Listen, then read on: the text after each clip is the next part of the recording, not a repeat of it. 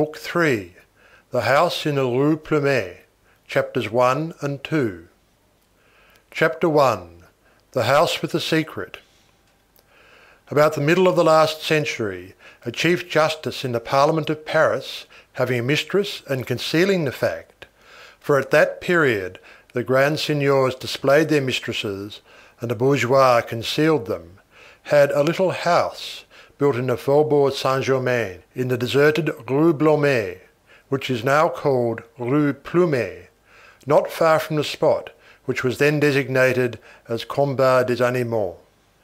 This house was composed of a single-storied pavilion, 2 rooms on the ground floor, 2 chambers on the first floor, a kitchen downstairs, a boudoir upstairs, an attic under the roof, the whole preceded by a garden with a large gate opening on the street. This garden was about 1.5 acres in extent.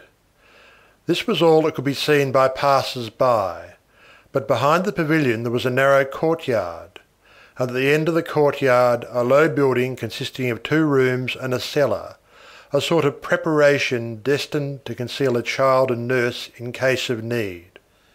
This building communicated in the rear by a masked door, which opened by a secret spring, with a long, narrow, paved, winding corridor open to the sky, hemmed in with 2 lofty walls, which, hidden with wonderful art, and lost, as it were, between garden enclosures and cultivated land, all of whose angles and detours it followed, ended in another door, also with a secret lock which opened 1/4 of a league away, almost in another quarter, in the solitary extremity of the Rue de Babylone. Through this the Chief Justice entered, so that even those who were spying on him and following him would merely have observed that the Justice betook himself every day in a mysterious way somewhere, and would never have suspected that to go to the Rue de Babylone was to go to the Rue Blomet. Thanks to clever purchases of land, the magistrate had been able to make a secret, sewer-like passage on his own property, and consequently without interference. Later on, he had sold in little parcels, for gardens and market gardens, the lots of ground adjoining the corridor, and the proprietors of these lots on both sides thought they had a party wall before their eyes, and did not even suspect the long paved ribbon winding between 2 walls amid their flower beds and their orchards. Only the birds beheld this curiosity. It is probable that the linnets and tomtits of the last century gossiped a great deal about the Chief Justice. The pavilion, built of stone in the taste of Mansard, wainscoted and furnished in the Watteau style, rocaille on the inside, old-fashioned on the outside, walled in with a triple hedge of flowers, had something discreet, coquettish, and solemn about it, as befits the caprice of love and magistracy. This house and corridor, which have now disappeared, were in existence 15 years ago. In '93 a coppersmith had purchased the house with the idea of demolishing it, but had not been able to pay the price. The nation made him bankrupt, so that it was the house which demolished the coppersmith. After that, the house remained uninhabited, and fell slowly to ruin, as does every dwelling to which the presence of man does not communicate life. It had remained fitted with its old furniture, was always for sale or to let, and the 10 or a dozen people who passed through the Rue Plumet were warned of the fact by a yellow and illegible bit of writing which had hung on the garden wall since 1819. Towards the end of the Restoration, these same passers-by might have noticed that the bill had disappeared, and that even the shutters on the first floor were open. The house was occupied, in fact. The windows had short curtains, a sign that there was a woman about. In the month of October, 1829, a man of a certain age had presented himself and had hired the house just as it stood, including, of course, the back building and the lane which ended in the Rue de Babylone. He had had the secret openings of the 2 doors to this passage repaired.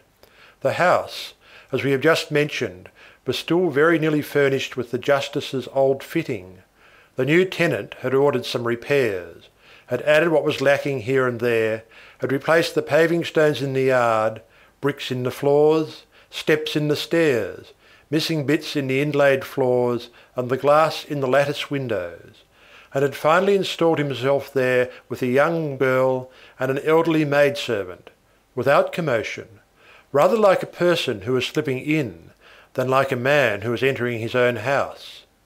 The neighbours did not gossip about him, for the reason that there were no neighbours. This unobtrusive tenant was Jean Valjean. The young girl was Cosette. The servant was a woman named Toussaint, whom Jean Valjean had saved from the hospital and from wretchedness, and who was elderly, a stammerer, and from the provinces, three qualities which had decided Jean Valjean to take her with him. He had hired the house under the name of M. Fauchelevent, independent gentleman. In all that has been related heretofore, the reader has doubtless been no less prompt than Thénardier to recognize Jean Valjean. Why had Jean Valjean quitted the convent of the Petit Picpus? What had happened? Nothing had happened. It will be remembered that Jean Valjean was happy in the convent, so happy that his conscience finally took the alarm. He saw Cosette every day. He felt paternity spring up and develop within him more and more. He brooded over the soul of that child.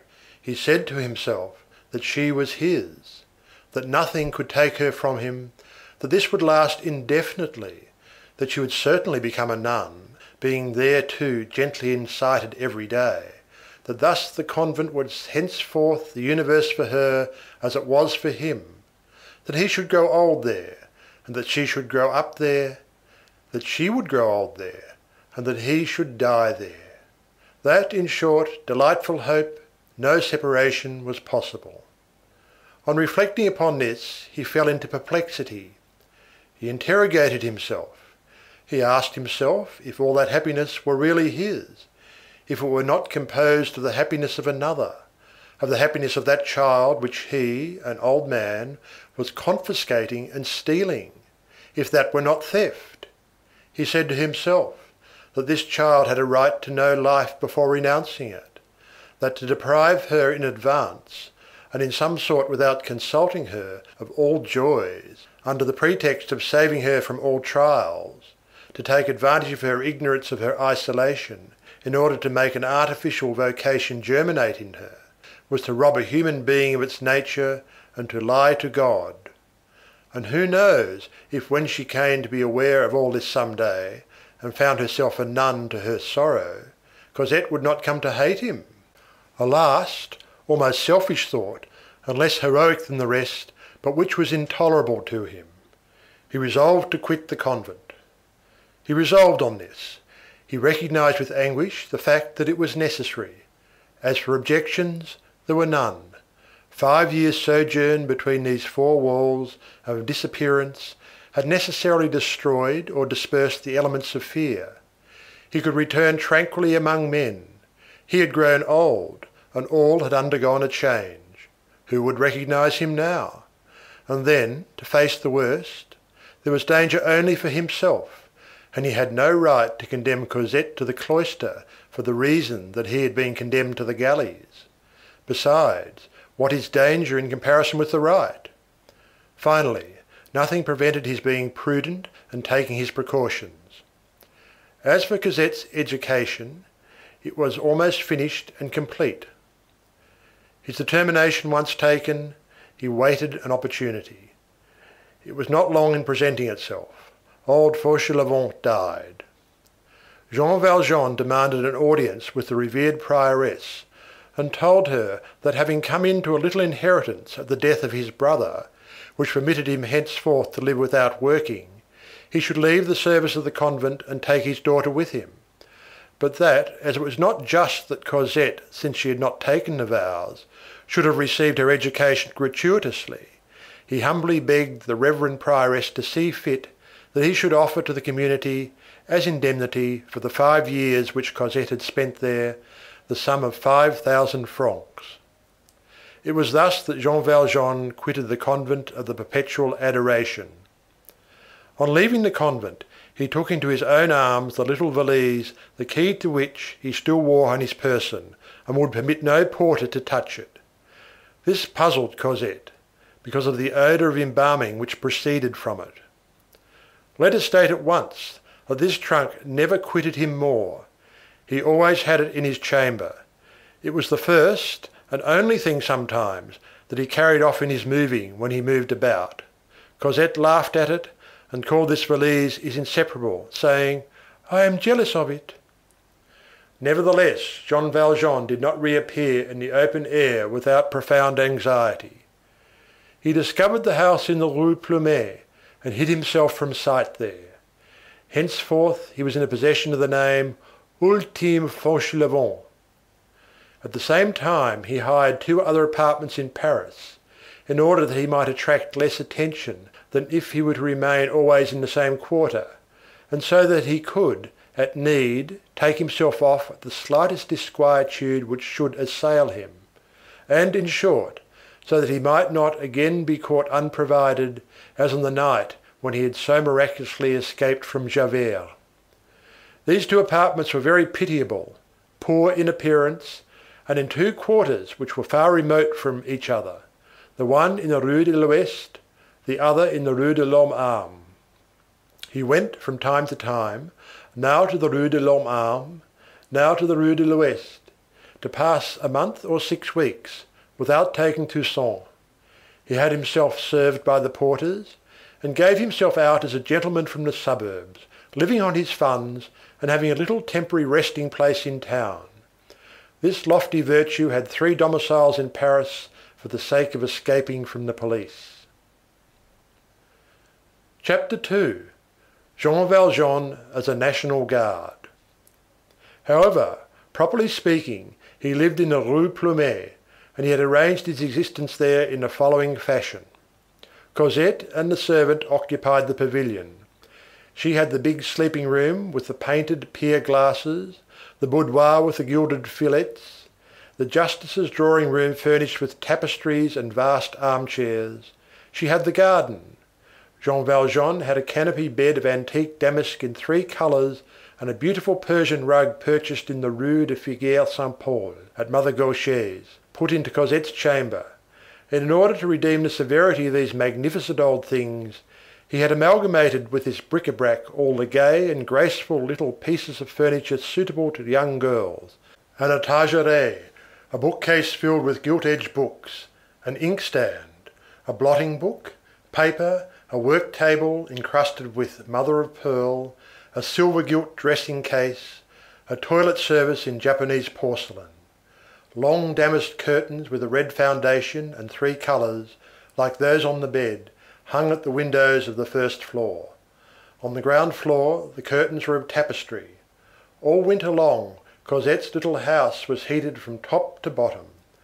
Jean Valjean inhabited the sort of porter's lodge which was situated at the end of the back courtyard, with a mattress on a folding bed, a white wood table, 2 straw chairs, an earthenware water jug, a few old volumes on a shelf, his beloved valise in one corner, and never any fire. He dined with Cosette, and he had a loaf of black bread on the table for his own use. When Toussaint came, he had said to her, "It is a young lady who is mistress of this house."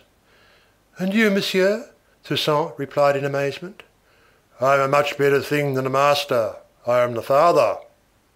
Cosette had been taught housekeeping in the convent, and she regulated their expenditure, which was very modest. Every day Jean Valjean put his arm through Cosette's and took her for a walk. He led her to the Luxembourg, to the least frequented walk, and every Sunday he took her to mass at Saint-Jacques-de-Haut-Pas, because that was a long way off. As it was a very poor quarter, he bestowed alms largely there, and the poor people surrounded him in church, which had drawn upon him Thénardier's epistle, "To the benevolent gentleman of the church of Saint-Jacques-de-Haut-Pas." He was fond of taking Cosette to visit the poor and the sick. No stranger ever entered the house in the Rue Plumet. Toussaint brought their provisions, and Jean Valjean went himself for water to a fountain near by on the boulevard. Their wood and wine were put into a half-subterranean hollow lined with rockwork, which lay near the Rue de Babylone, and which had formerly served the Chief Justice as a grotto, for at the epoch of follies and little houses, no love was without a grotto. In the door opening on the Rue de Babylone there was a box destined for the reception of letters and papers, only, as the three inhabitants of the pavilion in the Rue Plumet received neither papers nor letters, the entire usefulness of that box, formerly the go-between of a love affair and the confidant of a love-lorn lawyer, was now limited to the tax collector's notices and the summons of the guard, for M. Fauchelevent, independent gentleman, belonged to the National Guard. He had not been able to escape through the fine meshes of the census of 1831. The municipal information collected at the time had even reached the convent of the Petit Picpus, a sort of impenetrable and holy cloud, whence Jean Valjean had emerged in venerable guise and consequently worthy of mounting guard in the eyes of the town hall. 3 or 4 times a year Jean Valjean donned his uniform and mounted guard. He did this willingly, however. It was a correct disguise which mixed him with everyone and yet left him solitary. Jean Valjean had just attained his 60th birthday, the age of legal exemption, but he did not appear to be over 50. Moreover, he had no desire to escape his sergeant major nor to quibble with the Comte de la Baume. He possessed no civil status, he was concealing his name, he was concealing his identity, so he concealed his age, he concealed everything, and, as we have just said, he willingly did his duty as a National Guard. The sum of his ambition lay in resembling any other man who paid his taxes. This man had for his ideal within the angel, without the bourgeois. Let us note one detail, however.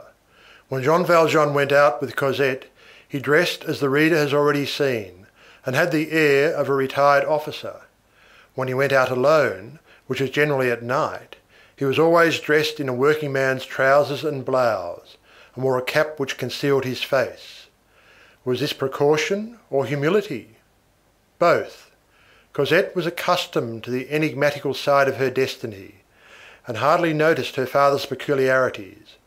As for Toussaint, she venerated Jean Valjean, and thought everything he did right. One day her butcher, who had caught a glimpse of Jean Valjean, said to her, "That's a queer fish." She replied, "He's a saint." Neither Jean Valjean, nor Cosette, nor Toussaint ever entered or emerged except by the door on the Rue de Babylone. Unless seen through the garden gate, it would have been difficult to guess that they lived in the Rue Plumet. That gate was always closed. Jean Valjean had left the garden uncultivated, in order not to attract attention. In this, possibly, he made a mistake. End of Book 3, Chapters 1 and 2. Recording by Algie Pug, Perth, Western Australia. Book 3, The House in the Rue Plumet, Chapters 3 and 4. Chapter 3, Foliis ac Frondibus. The garden thus left to itself for more than half a century had become extraordinary and charming. The passers-by of 40 years ago halted to gaze at it, without a suspicion of the secrets which it hid in its fresh and verdant depths. More than one dreamer of that epoch often allowed his thoughts and his eyes to penetrate indiscreetly between the bars of that ancient padlocked gate, twisted, tottering, fastened to 2 green and moss-covered pillars, and oddly crowned with a pediment of undecipherable arabesque.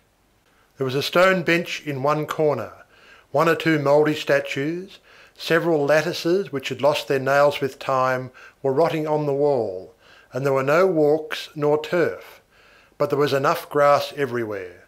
Gardening had taken its departure and nature had returned.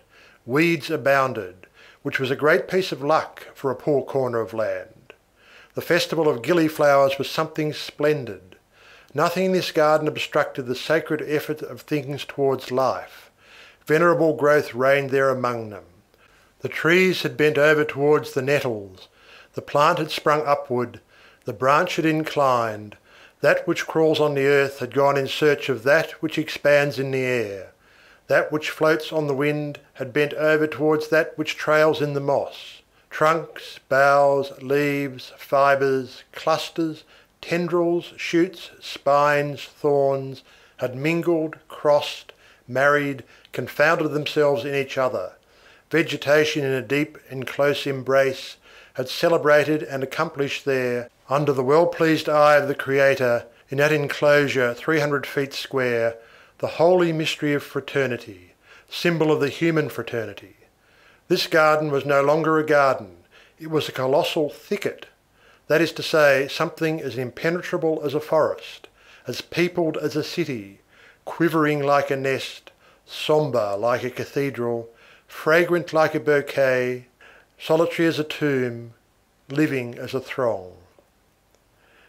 In Floreal this enormous thicket, free behind its gate and within its four walls, entered upon the secret labour of germination, quivered in the rising sun, almost like an animal which drinks in the breaths of cosmic love, and which feels the sap of April rising and boiling in its veins, and shakes to the wind its enormous wonderful green locks, sprinkled on the damp earth, on the defaced statues, on the crumbling steps of the pavilion, and even on the pavement of the deserted street, flowers like stars, dew like pearls, fecundity, beauty, life, joy, perfumes.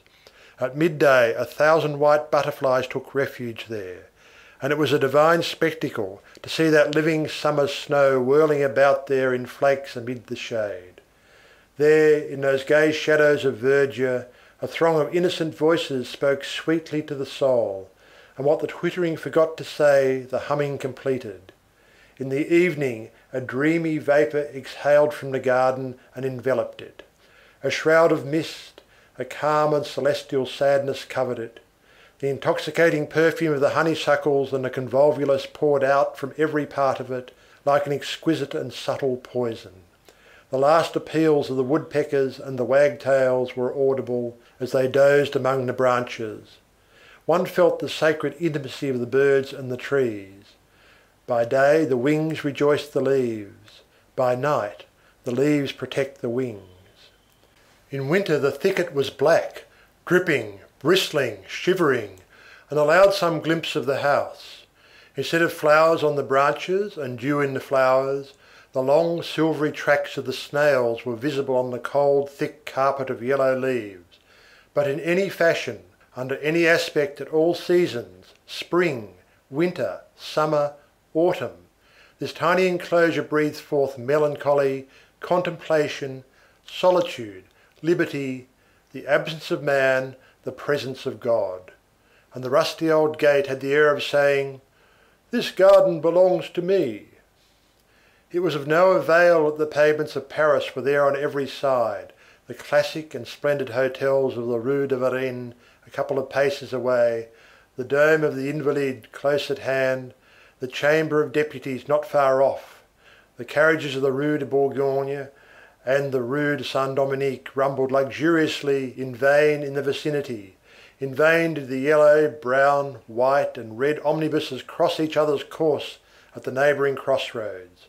The Rue Plumet was the desert, and the death of the former proprietors, the revolution which had passed over it, the crumbling away of ancient fortunes, absence, forgetfulness, 40 years of abandonment and widowhood, had sufficed to restore to this privileged spot ferns, mulleins, hemlock, yarrow, tall weeds, great crimped plants with large leaves of pale green cloth, lizards, beetles, uneasy and rapid insects, to cause to spring forth from the depths of the earth and to reappear between those four walls a certain indescribable and savage grandeur, and for nature, which disconcerts the petty arrangements of man, and which sheds herself always thoroughly where she diffuses herself at all, in the ant as well as in the eagle, to blossom out in a petty Parisian garden with as much rude force and majesty as in a virgin forest of the New World. Nothing is small, in fact. Anyone who is subject to the profound and penetrating influence of nature knows this. Although no absolute satisfaction is given to philosophy, either to circumscribe the cause or to limit the effect, the contemplator falls into those unfathomable ecstasies caused by these decompositions of force terminating in unity. Everything toils at everything. Algebra is applied to the cloud. The radiation of the star profits the rose. No thinker would venture to affirm that the perfume of the hawthorn is useless to the constellations. Who, then, can calculate the course of a molecule? How do we know that the creation of worlds is not determined by the fall of grains of sand? Who knows the reciprocal ebb and flow of the infinitely great and the infinitely little, the reverberations of causes in the precipices of being and the avalanches of creation? The tiniest worm is of importance. The great is little, the little is great. Everything is balanced in necessity. Alarming vision for the mind. There are wonderful relations between beings and things. In that inexhaustible whole, from the sun to the grub, nothing despises the other. All have need of each other. The light does not bear away terrestrial perfumes into the azure depths without knowing what it is doing. The night distributes stellar essences to the sleeping flowers. All birds that fly have round their leg the thread of the infinite. Germination is complicated with the bursting forth of a meteor and with the peck of a swallow cracking its egg, and it places on one level the birth of an earthworm and the advent of Socrates. Where the telescope ends, the microscope begins. Which of the two possesses the larger field of vision? Choose. A bit of mould is a pleiad of flowers, a nebula is an anthill of stars. The same promiscuousness, and yet more unprecedented, exists between the things of the intelligence and the facts of substance. Elements and principles mingle, combine, wed, multiply with each other, to such a point that the material and the moral world are brought eventually to the same clearness. The phenomenon is perpetually returning upon itself. In the vast cosmic exchanges the universal life goes and comes in unknown quantities, rolling entirely in invisible mystery over effluvia, employing everything, not losing a single dream, not a single slumber, sowing an animalcule here, crumbling to bits a planet there, oscillating and winding, making of light a force and of thought an element, disseminated and invisible, dissolving all except that geometrical point, the I, bringing everything back to the sole atom, expanding everything in God, entangling all activity from summit to base in the obscurity of a dizzy mechanism, attaching the flight of an insect to the movement of the earth, subordinating, who knows? Were it only by the identity of the law, the evolution of the comet in the firmament to the whirling of the infusoria in the drop of water. A machine is made of mind, enormous gearing, the prime motor of which is the gnat, and whose final wheel is the zodiac. Chapter 4. Change of Gate. It seemed that this garden, created in olden days to conceal wanton mysteries, had been transformed and become fitted to shelter chaste mysteries. There were no longer either arbours, or bowling greens, or tunnels, or grottos. There was a magnificent dishevelled obscurity falling like a veil over all. Paphos had been made over into Eden. It is impossible to say what element of repentance had rendered this retreat wholesome. This flower girl now offered her blossom to the soul. This coquettish garden, formerly decidedly compromised, had returned to virginity and modesty. A justice assisted by a gardener, a good man who thought that he was a continuation of Lamoignon, and another good man who thought that he was a continuation of Le Nôtre, had turned it about, cut, ruffled, decked, moulded it to gallantry. Nature had taken possession of it once more, had filled it with shade, and had arranged it for love. There was also in this solitude a heart which was quite ready. Love had only to show himself. He had here a temple composed of verdure, grass, moss, the sight of birds, tender shadows, agitated branches, and a soul made of sweetness, of faith, of candour, of hope, of aspiration, and of illusion. Cosette had left the convent when she was still almost a child. She was a little more than 14, and she was at the ungrateful age. We have already said that with the exception of her eyes, she was homely rather than pretty. She had no ungraceful feature, but she was awkward, thin, timid, and bold at once. A grown-up little girl, in short. Her education was finished, that is to say, she had been taught religion, and even and above all, devotion, then history, that is to say, the thing that bears that name in convents, geography, grammar, the participles, the kings of France, a little music, a little drawing, etc.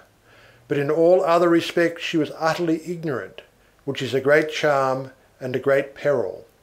The soul of a young girl should not be left in the dark. Later on, mirages that are too abrupt and too lively are formed there, as in a dark chamber.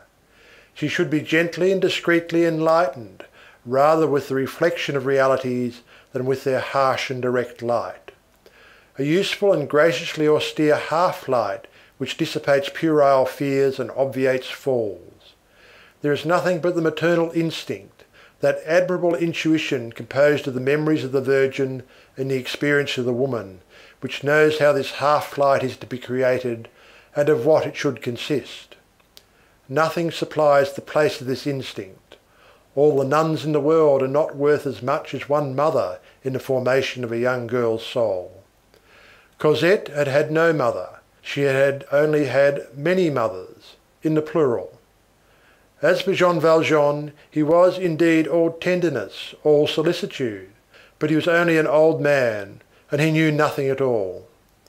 Now, in this work of education, in this grave matter of preparing a woman for life, what science is required to combat that vast ignorance which is called innocence? Nothing prepares a young girl for passions like the convent. The convent turns the thought in the direction of the unknown. The heart, thus thrown back upon itself, works downward within itself, since it cannot overflow, and grows deep, since it cannot expand. Hence visions, suppositions, conjectures, outlines of romances, a desire for adventures, fantastic constructions, edifices built wholly in the inner obscurity of the mind, sombre and secret abodes where the passions immediately find a lodgment as soon as the open gate permits them to enter. The convent is a compression which, in order to triumph over the human heart, should last during the whole life. On quitting the convent, Cosette could have found nothing more sweet and more dangerous than the house in the Rue Plumet. It was the continuation of solitude with the beginning of liberty, a garden that was closed, but a nature that was acrid, rich, voluptuous, and fragrant.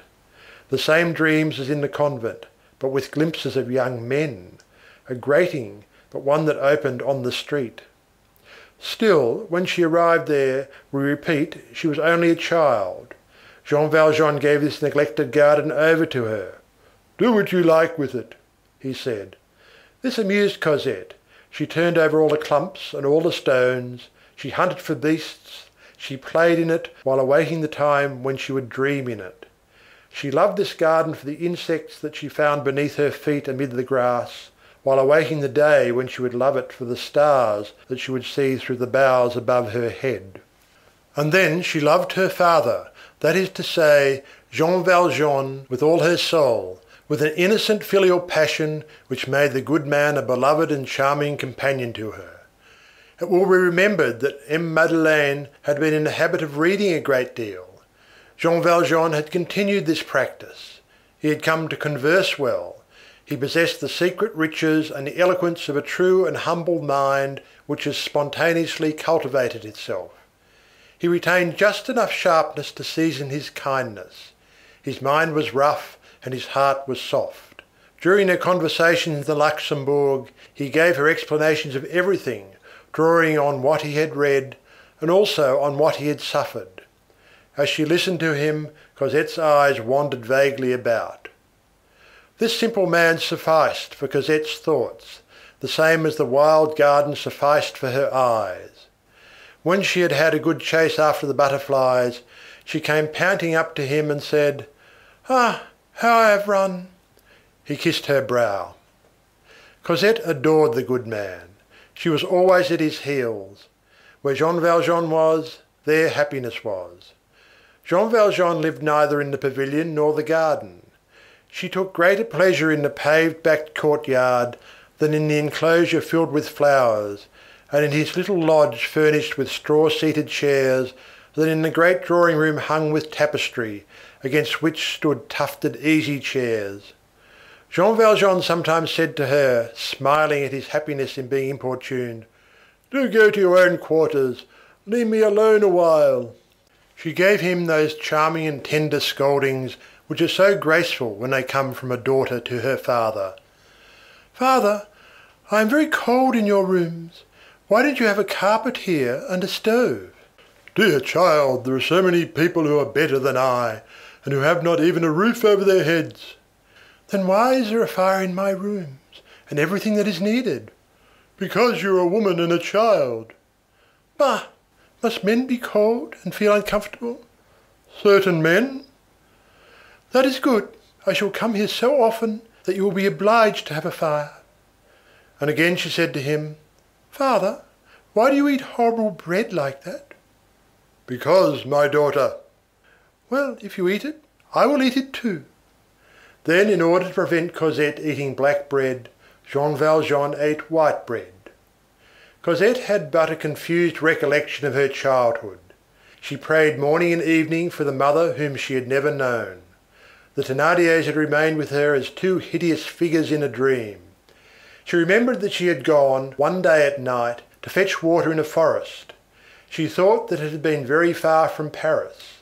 It seemed to her that she had begun to live in an abyss, and that it was Jean Valjean who had rescued her from it.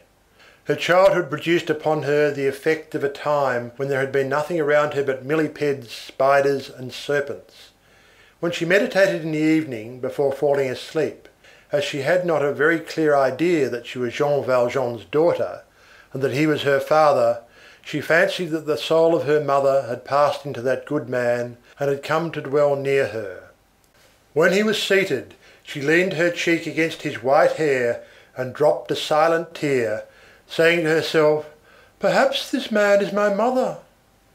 Cosette, although this is a strange statement to make in the profound ignorance of a girl brought up in a convent, maternity being also absolutely unintelligible to virginity, had ended by fancying that she had had as little mother as possible.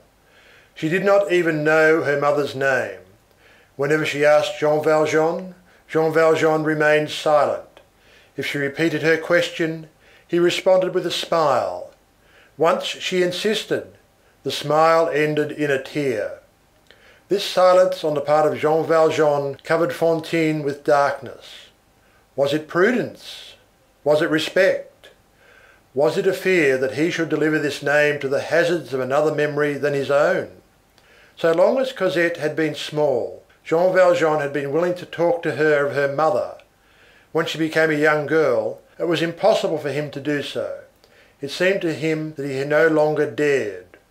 Was it because of Cosette? Was it because of Fantine? He felt a certain religious horror at letting that shadow enter Cosette's thought, and of placing a third in their destiny. The more sacred this shade was to him, the more did it seem that it was to be feared. He thought of Fantine, and felt himself overwhelmed with silence.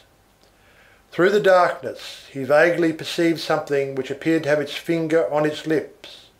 Had all the modesty which had been in Fantine, and which had violently quitted her during her lifetime, returned to rest upon her after her death, to watch in indignation over the peace of that dead woman, and in its shyness to keep her in her grave?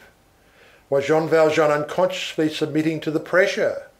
We who believe in death are not among the number who will reject this mysterious explanation. Hence the impossibility of uttering, even for Cosette, the name of Fantine. One day Cosette said to him, "Father, I saw my mother in a dream last night. She had two big wings. My mother must have been almost a saint during her life." "Through martyrdom," replied Jean Valjean. However, Jean Valjean was happy. When Cosette went out with him, she leaned on his arm, proud and happy, in the plenitude of her heart. Jean Valjean felt his heart melt within him with delight, at all these sparks of a tenderness so exclusive, so wholly satisfied with himself alone. The poor man trembled, inundated with angelic joy. He declared to himself ecstatically that this would last all their lives. He told himself that he really had not suffered sufficiently to merit so radiant a bliss, and he thanked God in the depth of his soul for having permitted him to be loved thus, he a wretch, by that innocent being. End of Book 3, Chapters 3 and 4. Recording by Algie Pug, Perth, Western Australia. Book 3, The House in the Rue Plumet. Chapter 5, The Rose Perceives that it is an Engine of War. One day, Cosette chanced to look at herself in her mirror, and she said to herself, "Really?" It seemed to her almost that she was pretty. This threw her in a singularly troubled state of mind. Up to that moment, she had never thought of her face. She saw herself in her mirror, but she did not look at herself. And then she had so often been told that she was homely. Jean Valjean alone said gently, "No, indeed. No, indeed." At all events, Cosette had always thought herself homely, and had grown up in that belief with the easy resignation of childhood. And here, all at once, was her mirror saying to her, as Jean Valjean had said, "No, indeed." That night she did not sleep. What if I were pretty, she thought. How odd it would be if I were pretty. And she recalled those of her companions whose beauty had produced a sensation in the convent, and she said to herself, "What? Am I to be like Mademoiselle so-and-so?" The next morning she looked at herself again, not by accident this time, and she was assailed with doubts. "Where did I get such an idea?" said she. "No, I am ugly." She had not slept well, that was all. Her eyes were sunken and she was pale. She had not felt very joyous on the preceding evening in the belief that she was beautiful, but it made her very sad not to be able to believe in it any longer. She did not look at herself again, and for more than a fortnight she tried to dress her hair with her back turned to the mirror. In the evening, after dinner, she generally embroidered in wool or did some convent needlework in the drawing-room, and Jean Valjean read beside her. Once she raised her eyes from her work, and she was rendered quite uneasy by the manner in which her father was gazing at her. On another occasion, she was passing along the street, and it seemed to her that someone behind her, whom she did not see, said, "A pretty woman, but badly dressed." "Bah," she thought, "he does not mean me. I am well dressed and ugly." She was then wearing a plush hat and her merino gown. At last, one day when she was in the garden, she heard poor old Toussaint saying, "Do you notice how pretty Cosette is growing, sir?" Cosette did not hear her father's reply, but Toussaint's words caused a sort of commotion within her. She fled from the garden, ran up to her room, flew to the looking-glass. It was 3 months since she had looked at herself, and gave vent to a cry. She had just dazzled herself. She was beautiful and lovely. She could not help agreeing with Toussaint and her mirror. Her figure was formed, her skin had grown white, her hair was lustrous, and unaccustomed splendor had been lighted in her blue eyes. The consciousness of her beauty burst upon her in an instant, like the sudden advent of daylight. Other people noticed it also. Toussaint had said so. It was evidently she of whom the passer-by had spoken. There could no longer be any doubt of that. She descended to the garden again, thinking herself a queen, imagining that she heard the birds singing, though it was winter, seeing the sky gilded, the sun among the trees, flowers in the thickets, distracted, wild, in inexpressible delight. Jean Valjean, on his side, experienced a deep and undefinable oppression at heart. In fact, he had, for some time past, been contemplating with terror that beauty which seemed to grow more radiant every day on Cosette's sweet face. The dawn that was smiling for all was gloomy for him. Cosette had been beautiful for a tolerably long time before she became aware of it herself. But from the very first day, that unexpected light which was rising slowly and enveloping the whole of the young girl's person wounded Jean Valjean's somber eye. He felt that it was a change in a happy life, a life so happy that he did not dare to move for fear of disarranging something. This man, who had passed through all manner of distresses, who was still all bleeding from the bruises of fate, who had been almost wicked, and who had become almost a saint, who, after having dragged the chains of the galleys, was now dragging the invisible but heavy chain of indefinite misery. This man whom the law had not released from its grasp, and who could be seized at any moment and brought back from the obscurity of his virtue to the broad daylight of public opprobrium. This man accepted all, excused all, pardoned all, and merely asked of Providence, of man, of the law, of society, of nature, of the world, one thing, that Cosette might love him, that Cosette might continue to love him, that God would not prevent the heart of the child from coming to him and from remaining with him. Beloved by Cosette, he felt that he was healed, rested, appeased, loaded with benefits, recompensed, crowned. Beloved by Cosette, it was well with him. He asked nothing more. Had anyone said to him, "Do you want anything better?" he would have answered, "No." God might have said to him, "Do you desire heaven?" And he would have replied, "I should lose by it." Everything which could affect this situation, if only on the surface, made him shudder like the beginning of something new. He had never known very distinctly himself what the beauty of a woman means, but he understood instinctively that it was something terrible. He gazed with terror on this beauty, which was blossoming out ever more triumphant and superb beside him, beneath his very eyes, on the innocent and formidable brow of that child, from the depths of her homeliness, of his old age, of his misery, of his reprobation. He said to himself, "How beautiful she is! What is to become of me?" There, moreover, lay the difference between his tenderness and the tenderness of a mother. What he beheld with anguish, a mother would have gazed upon with joy. The first symptoms were not long in making their appearance.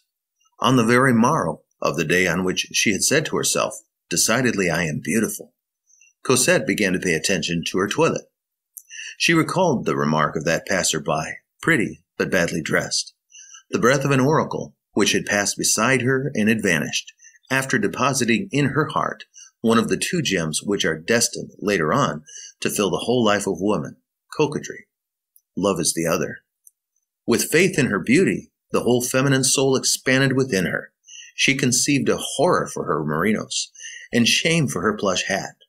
Her father had never refused her anything. She had once acquired the whole science of the bonnet, the gown, the mantle, the boot, the cuff, the stuff which is in fashion, the color which is becoming, that science which makes of the Parisian woman something so charming, so deep, and so dangerous. The words heady woman were invented for the Parisienne. In less than a month, little Cosette, an attaché of the Rue de Babylone, was not only one of the prettiest, but one of the best-dressed women in Paris, which means a great deal more. She would have liked to encounter her passer-by to see what he would say, and to teach him a lesson. The truth is that she was ravishing in every respect, and that she distinguished the difference between a bonnet from Giraud and one from Herbault in the most marvelous way. Jean Valjean watched these ravages with anxiety. He who felt that he could never do anything but crawl, walk at the most, beheld wings sprouting on Cosette. Moreover, from the mere inspection of Cosette's toilet, a woman would have recognized the fact that she had no mother. Certain little proprieties, certain special conventionalities were not observed by Cosette. A mother, for instance, would have told her that a young girl does not dress in damask.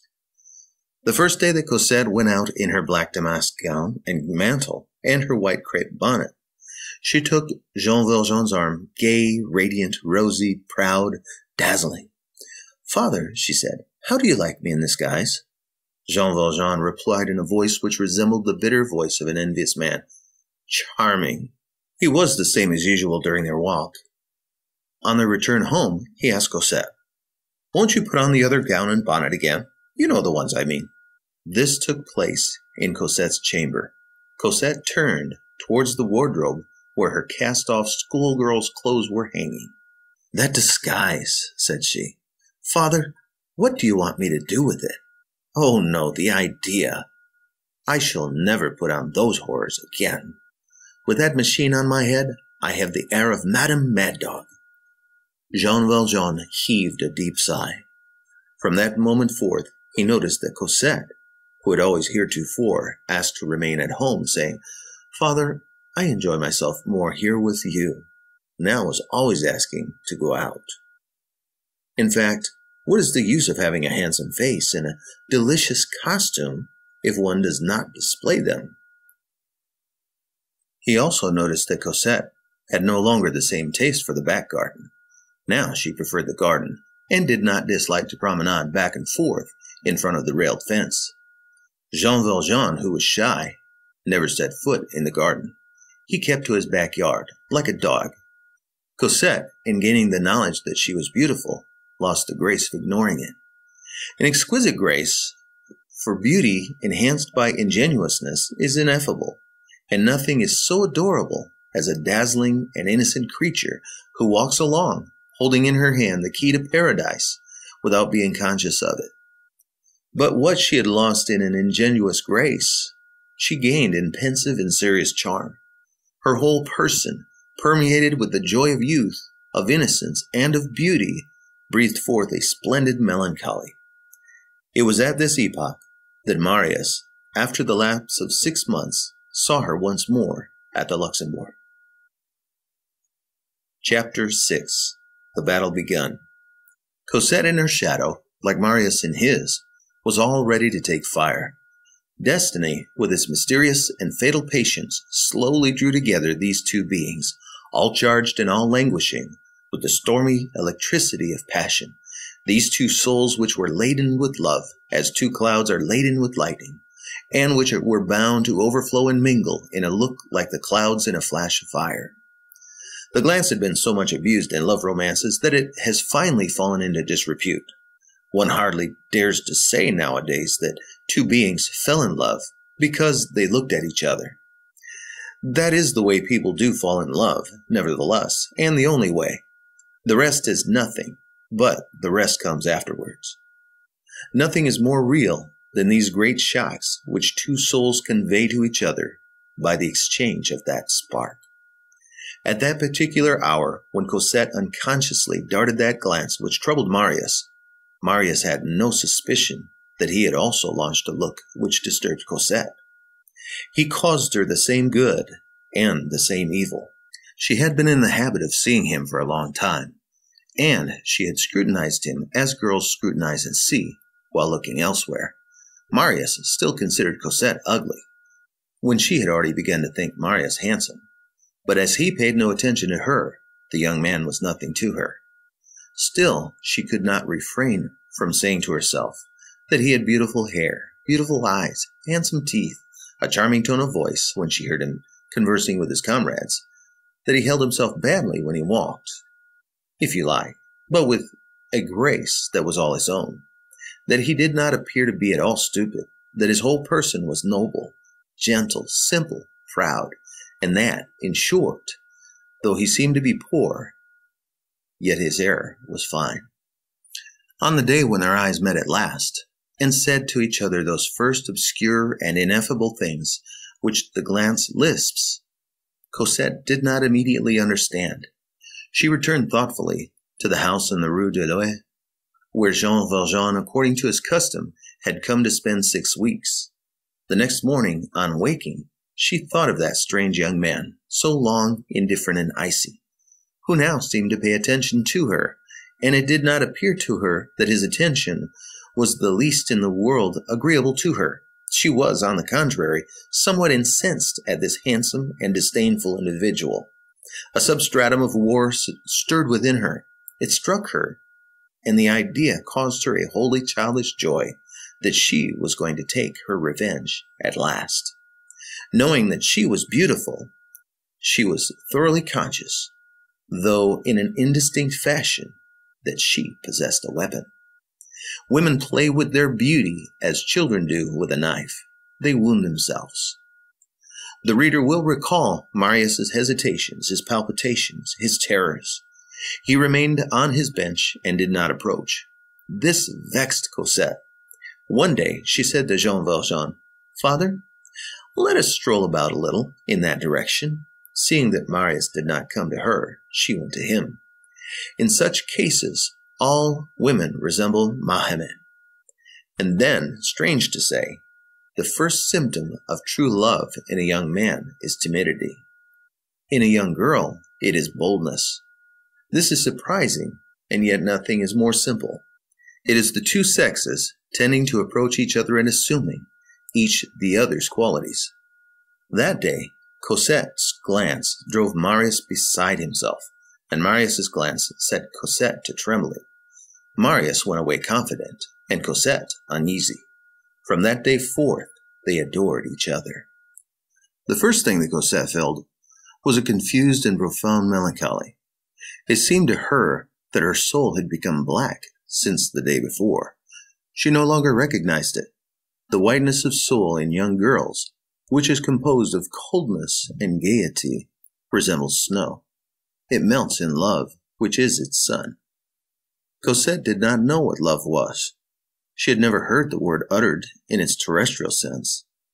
On the books of profane music which entered the convent, amour, love, was replaced by tambour, drum, or pandor. This created enigmas which exercised the imaginations of the big girls, such as, "Ah, how delightful is the drum," or, "Pity it is not a pandor." But Cosette had left the convent too early to have occupied herself much with the drum. Therefore, she did not know what name to give to what she now felt. Is anyone the less ill because one does not know the name of one's malady? She loved with all the more passion because she loved ignorantly. She did not know whether it was a good thing or a bad thing, useful or dangerous, eternal or temporary, allowable or prohibited. She loved. She would have been greatly astonished had anyone said to her, "You do not sleep? But that is forbidden. You do not eat? Why, that is very bad. You have oppressions and palpitations of the heart? That must not be. You blush and turn pale when a certain being clad in black appears at the end of a certain green walk? But that is abominable." She would not have understood, and she would have replied, "What fault is there of mine in a matter in which I have no power and of which I know nothing?" It turned out that the love which presented itself was exactly suited to the state of her soul. It was a sort of admiration at a distance, a mute contemplation, the deification of a stranger. It was the apparition of youth to youth, the dream of nights become a reality, yet remaining a dream, the longed-for phantom realized and made flesh at last, but having as yet neither name, nor fault, nor spot, nor exigence, nor defect. In a word, the distant lover who lingered in the ideal, a chimera but with a form. Any nearer and more palpable meeting would have alarmed Cosette at this first stage, when she was still half immersed in the exaggerated mists of the cloister. She had all the fears of children and all the fears of nuns combined. The spirit of the convent, with which she had been permeated for the space of 5 years, was still in the process of slow evaporation from her person and made everything tremble around her. In this situation, he was not a lover. He was not even an admirer. He was a vision. She set herself to adoring Marius as something charming, luminous, and impossible. As extreme innocence borders on extreme coquetry, she smiled at him with all frankness. Every day she looked forward to the hour for their walk with impatience. She found Marius there, she felt herself unspeakably happy, and thought in all sincerity that she was expressing her whole thought when she said to Jean Valjean, "What a delicious garden the Luxembourg is." Marius and Cosette were in the dark as to one another. They did not address each other. They did not salute each other. They did not know each other. They saw each other, and like the stars of heaven, which are separated by millions of leagues, they lived by gazing at each other.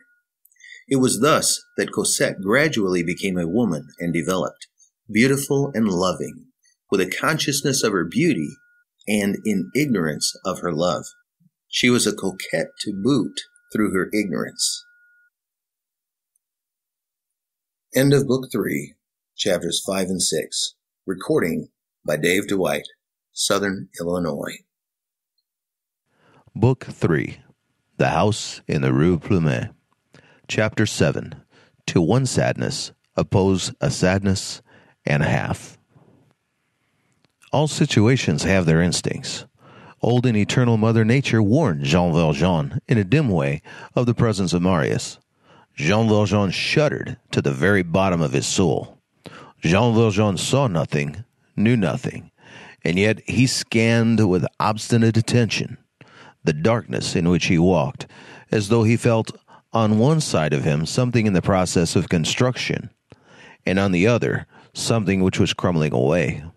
Marius, also warned, and, in accordance with the deep law of God, by that same Mother Nature, did all he could to keep out of sight of the Father.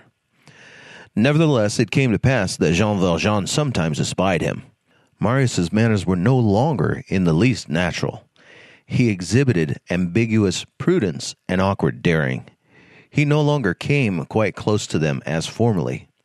He seated himself at a distance and pretended to be reading. Why did he pretend that? Formerly, he had come in his old coat. Now he wore his new one every day. Jean Valjean was not sure that he did not have his hair curled. His eyes were very queer. He wore gloves. In short, Jean Valjean cordially detested this young man. Cosette allowed nothing to be divined.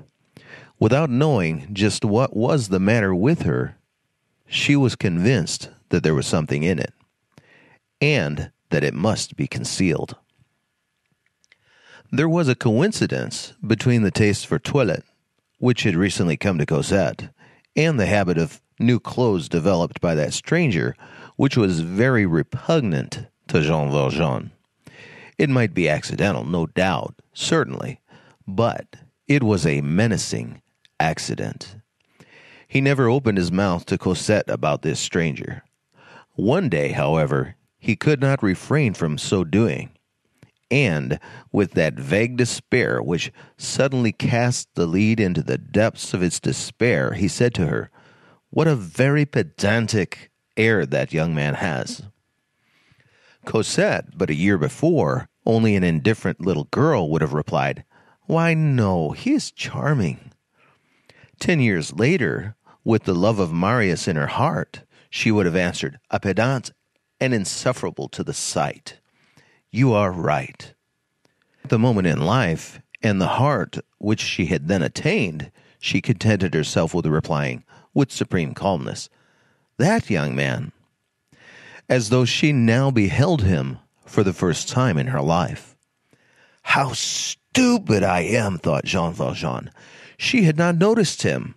It is I who have pointed him out to her. Oh, the simplicity of the old. Oh, the depth of children. It is one of the laws of those fresh years of suffering and trouble, of those vivacious conflicts between a first love and the first obstacles, that the young girl does not allow herself to be caught in any trap whatever, and that the young man falls into every one. Jean Valjean had instituted an undeclared war against Marius, which Marius, with the sublime stupidity of his passion and his age, did not divine. Jean Valjean laid a host of ambushes for him. He changed his hour, he changed his bench, he forgot his handkerchief, he came alone to the Luxembourg. Marius dashed headlong into all these snares, and to all the interrogation marks planted by Jean Valjean in his pathway. He ingenuously answered, yes. But Cosette remained immured in her apparent unconcern and her imperturbable tranquillity, so that Jean Valjean arrived at the following conclusion: that ninny is madly in love with Cosette, but Cosette does not even know that he exists. Nonetheless, did he bear in his heart a mournful tremor. The minute when Cosette would love might strike at any moment. Does not everything begin with indifference? Only once did Cosette make a mistake and alarm him. He rose from his seat to depart after a stay of 3 hours, and she said, "What? Already? Jean Valjean had not discontinued his trips to the Luxembourg, as he did not wish to do anything out of the way, and as, above all things, he feared to arouse Cosette.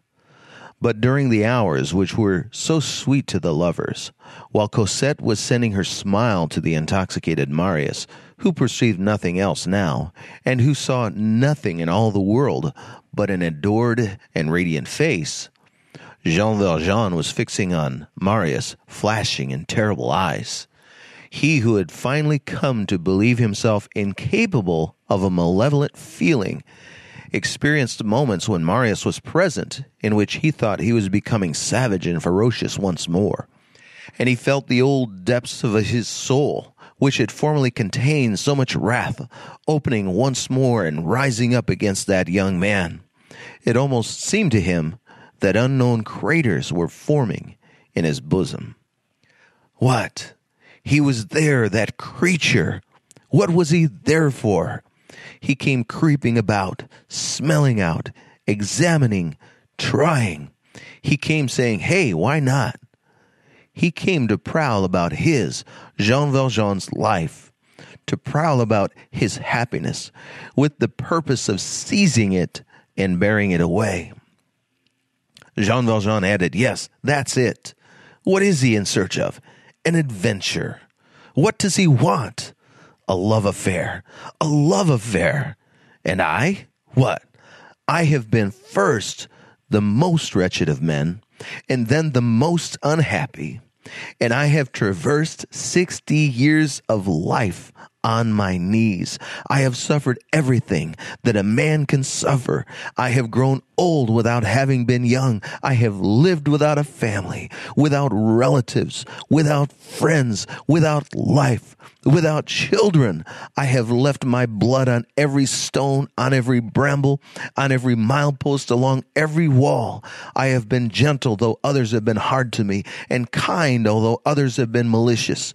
I have become an honest man once more, in spite of everything. I have repented of the evil that I have done, and have forgiven the evil that has been done to me. And at the moment when I receive my recompense, at the moment when it is all over, at the moment when I am just touching the goal, at the moment when I have what I desire, it is well, it is good, I have paid, I have earned it. All this is to take flight. All this will vanish, and I shall lose Cosette, and I shall lose my life, my joy, my soul, because it has pleased a great booby to come and lounge at the Luxembourg. Then his eyes filled with a sad and extraordinary gleam. It was no longer a man gazing at a man. It was no longer an enemy surveying an enemy. It was a dog scanning a thief. The reader knows the rest. Marius pursued his senseless course. One day, he followed Cosette to the Rue de l'E. Another day, he spoke to the porter. The porter on his side spoke and said to Jean Valjean, "Monsieur, who is that curious young man who is asking for you?" On the morrow, Jean Valjean bestowed on Marius that glance which Marius at last perceived. A week later, Jean Valjean had taken his departure. He swore to himself that he would never again set foot either in the Luxembourg or in the Rue de l'E. Cosette did not complain. She said nothing. She asked no questions. She did not seek to learn his reasons. She had already reached the point where she was afraid of being divined and of betraying herself. Jean Valjean had no experience of these miseries, the only miseries which are charming and the only ones with which he was not acquainted. The consequence was that he did not understand the grave significance of Cosette's silence. He merely noticed that she had grown sad, and he grew gloomy. On his side and on hers, inexperience had joined issue. Once he made a trial. He asked Cosette, "Would you like to come to the Luxembourg?" A ray illuminated Cosette's pale face. "Yes," said she. They went thither. 3 months had elapsed. Marius no longer went there. Marius was not there. On the following day, Jean Valjean asked Cosette again, "Would you like to come to the Luxembourg?" She replied, sadly and gently, "No."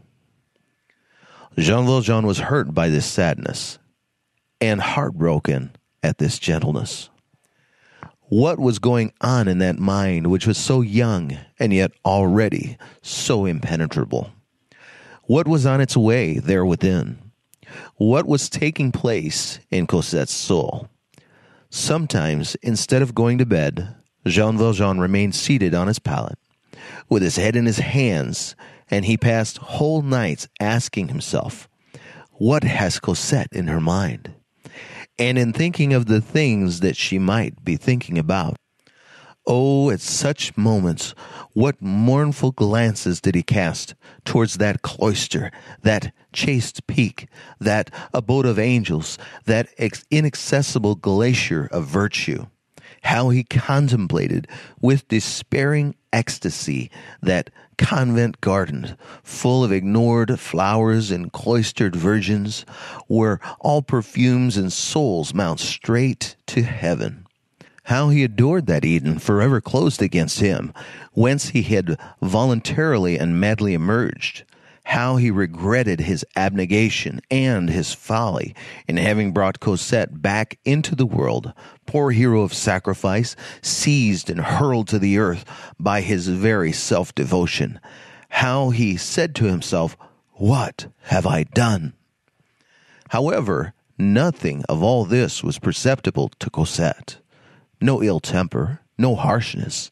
His face was always serene and kind.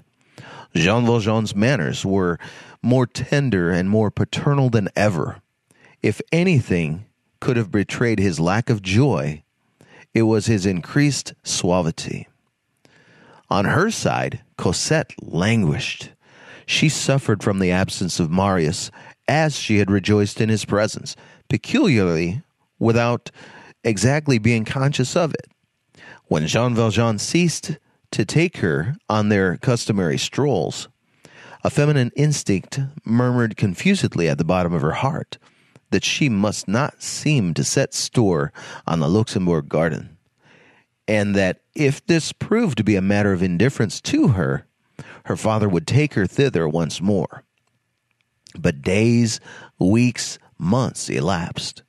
Jean Valjean had tacitly accepted Cosette's tacit consent. She regretted it. It was too late. So Marius had disappeared. All was over. The day on which she returned to the Luxembourg, Marius was no longer there. What was to be done? Should she ever find him again? She felt an anguish at her heart which nothing relieved, and which augmented every day. She no longer knew whether it was winter or summer, whether it was raining or shining, whether the birds were singing, whether it was the season for dahlias or daisies, whether the Luxembourg was now more charming than the Tuileries, whether the linen which the laundress brought home was starched too much or not enough, whether Toussaint had done her marketing well or ill. And she remained dejected, absorbed, attentive to but a single thought, her eyes vague and staring, as when one gazes by night at a black and fathomless spot where an apparition has vanished. However, she did not allow Jean Valjean to perceive anything of this except her pallor. She still wore her sweet face for him. The pallor sufficed, but too thoroughly, to trouble Jean Valjean. Sometimes he asked her, "What is the matter with you?" She replied, "There is nothing the matter with me." And after a silence, when she divined that he was sad also, she would add, "And you, father, is there anything wrong with you?" "With me? Nothing," said he.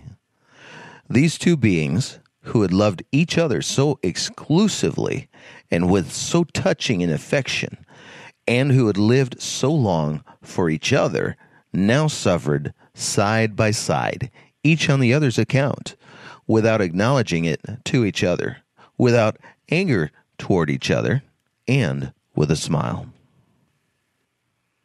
End of Book 3, Chapter 7. Recording by Dave Dwight, Southern Illinois. Book 3, The House in the Rue Plumet, Chapter 8, The Chain Gang. Jean Valjean was the more unhappy of the two. Youth, even in its sorrows, always possesses its own peculiar radiance.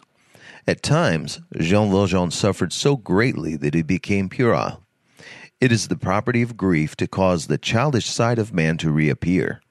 He had an inconquerable conviction that Cosette was escaping from him. He would have liked to resist, to retain her, to arouse her enthusiasm by some external and brilliant matter. These ideas, puerile, as we have just said, and at the same time senile, conveyed to him by their very childishness a tolerably just notion of the influence of gold lace on the imaginations of young girls. He once chanced to see a general on horseback in full uniform pass along the street. Comte Coutard, the commandant of Paris. He envied that gilded man. What happiness it would be, he said to himself, if he could put on that suit, which was an incontestable thing, and if Cosette could behold him thus, she would be dazzled. And when he had Cosette on his arm, and passed the gates of the Tuileries, the guard would present arms to him, and that would suffice for Cosette, and would dispel her idea of looking at young men. An unforeseen shock was added to these sad reflections. In the isolated life in which they led, and since they had come to dwell in the Rue Plumet, they had contracted one habit. They sometimes took a pleasure trip to see the sunrise, a mild species of enjoyment which befits those who are entering life and those who are quitting it. For those who love solitude, a walk in the early morning is equivalent to a stroll by night, with the cheerfulness of nature added. The streets are deserted and the birds are singing. Cosette, a bird herself, liked to rise early. These matutinal excursions were planned on the preceding evening. He proposed, and she agreed. It was arranged like a plot. They set out before daybreak, and these trips were so many small delights for Cosette. These innocent eccentricities pleased young people. Jean Valjean's inclination led him, as we have seen, to the least frequented spots, to solitary nooks, to forgotten places. There then existed, in the vicinity of the barriers of Paris, a sort of poor meadows, which were almost confounded with the city, where grew in summer sickly grain, and which in autumn, after the harvest had been gathered, presented the appearance not of having been reaped, but peeled. Jean Valjean loved to haunt these fields. Cosette was not bored there. It meant solitude to him and liberty to her. There she became a little girl once more. She could run and almost play. She took off her hat, laid it on Jean Valjean's knees, and gathered bunches of flowers. She gazed at the butterflies on the flowers, but did not catch them. Gentleness and tenderness are born with love, and the young girl who cherishes within her breast a trembling and fragile ideal has mercy on the wing of a butterfly. She wove garlands of poppies, which she placed on her head, and which, crossed and penetrated with sunlight, glowing until they flamed, formed for her rosy face a crown of burning embers. Even after their life had grown sad, they kept up their custom of early strolls. One morning in October, therefore, tempted by the serene perfection of the autumn of 1831, they set out and found themselves at break of day near the Barrière du Maine. It was not dawn, it was daybreak, a delightful and stern moment.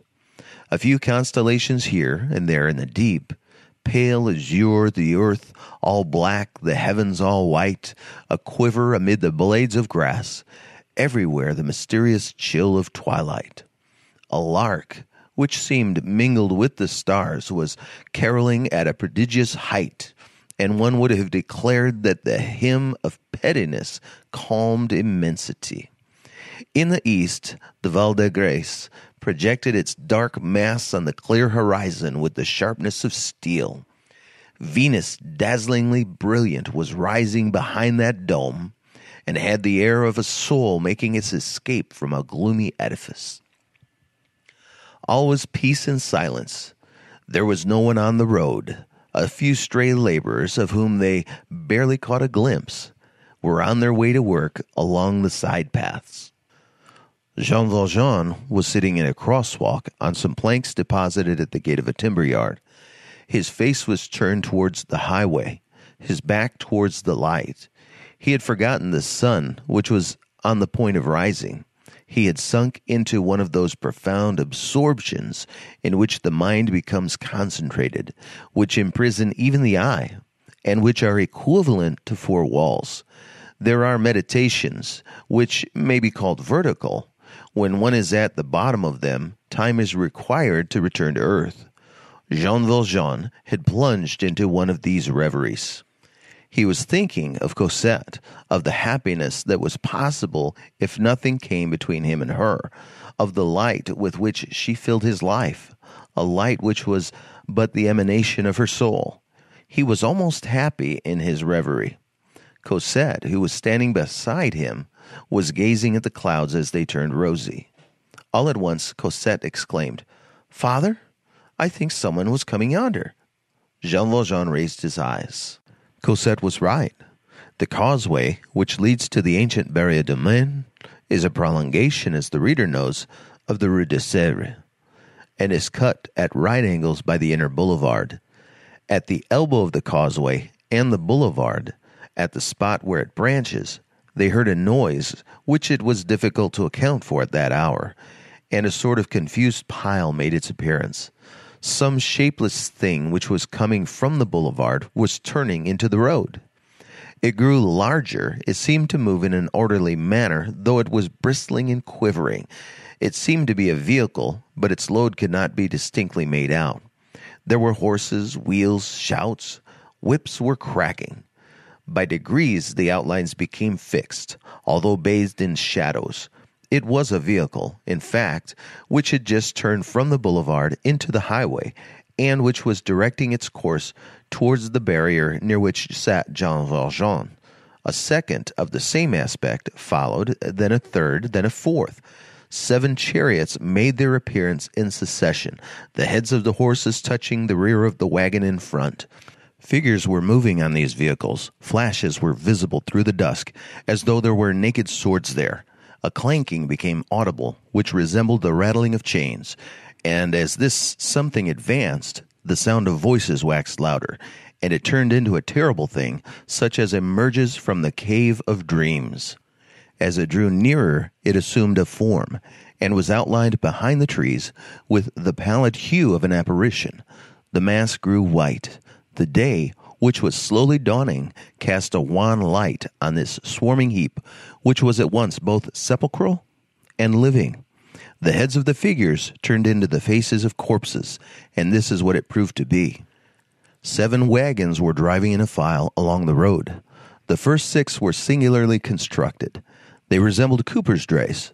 They consisted of long ladders placed on 2 wheels and forming barrows at their rear extremities. Each dray, or rather let us say each ladder, was attached to 4 horses harnessed tandem. On these ladders, strange clusters of men were being drawn. In the faint light, these men were to be divined rather than seen. 24 on each vehicle, 12 on a side, back to back, facing the passers-by, their legs dangling in the air. This was the manner in which these men were traveling, and behind their backs they had something which clanked, and which was a chain, and on their necks something which shone, and which was an iron collar. Each man had his collar, but the chain was for all, so that if these 24 men had occasion to alight from the dray and walk, they were seized with a sort of inexorable unity, and were obliged to wind over the ground with the chain for a backbone, somewhat after the fashion of millipeds. In the back and front of each vehicle, 2 men with muskets stood erect, each holding one end of the chain under his foot. The iron necklets were square.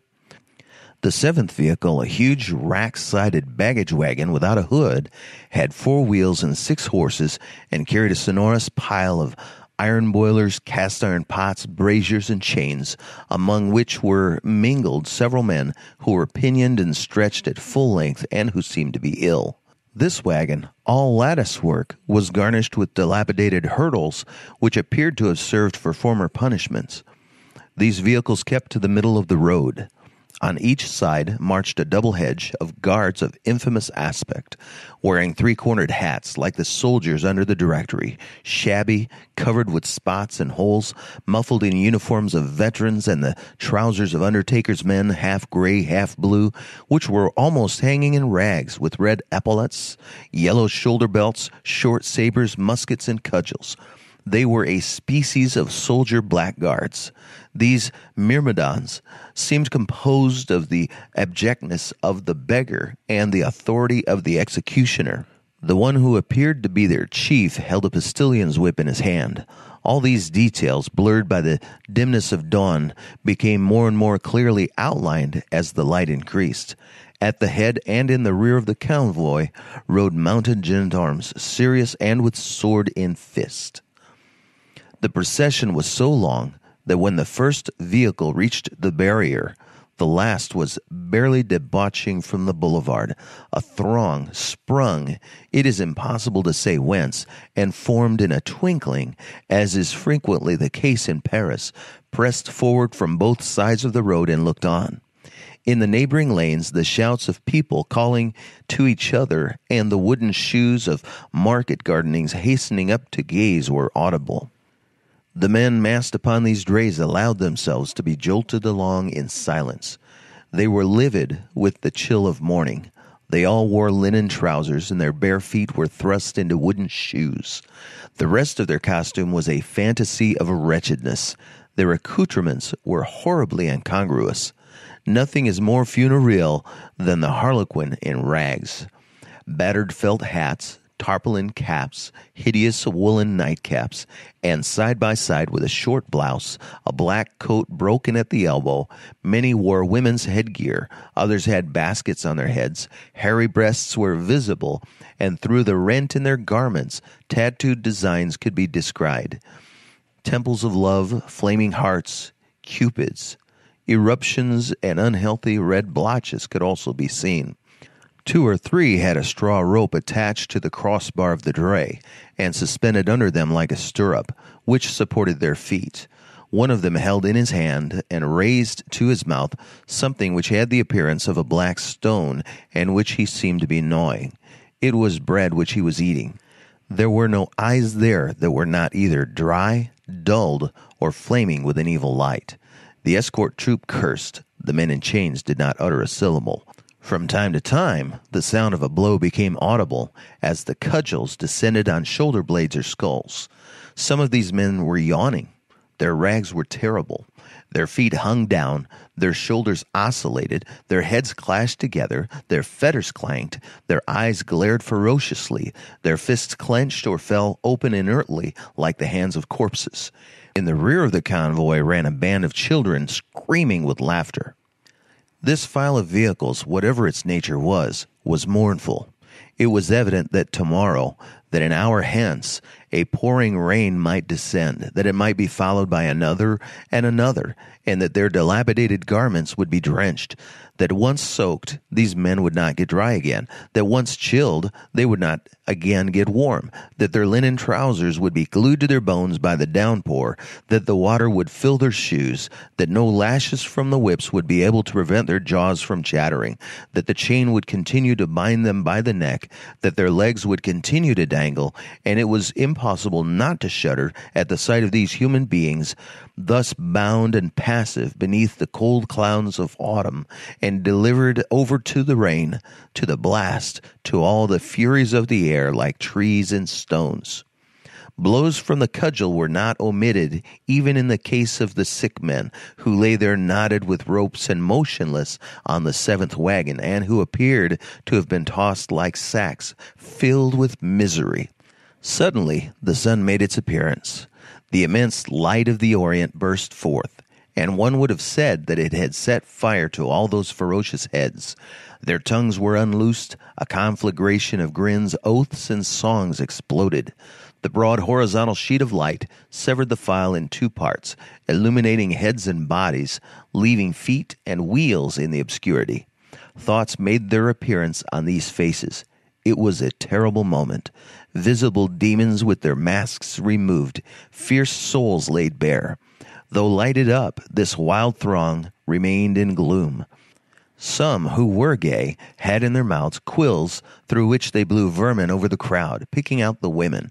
The dawn accentuated these lamentable profiles with the blackness of its shadows.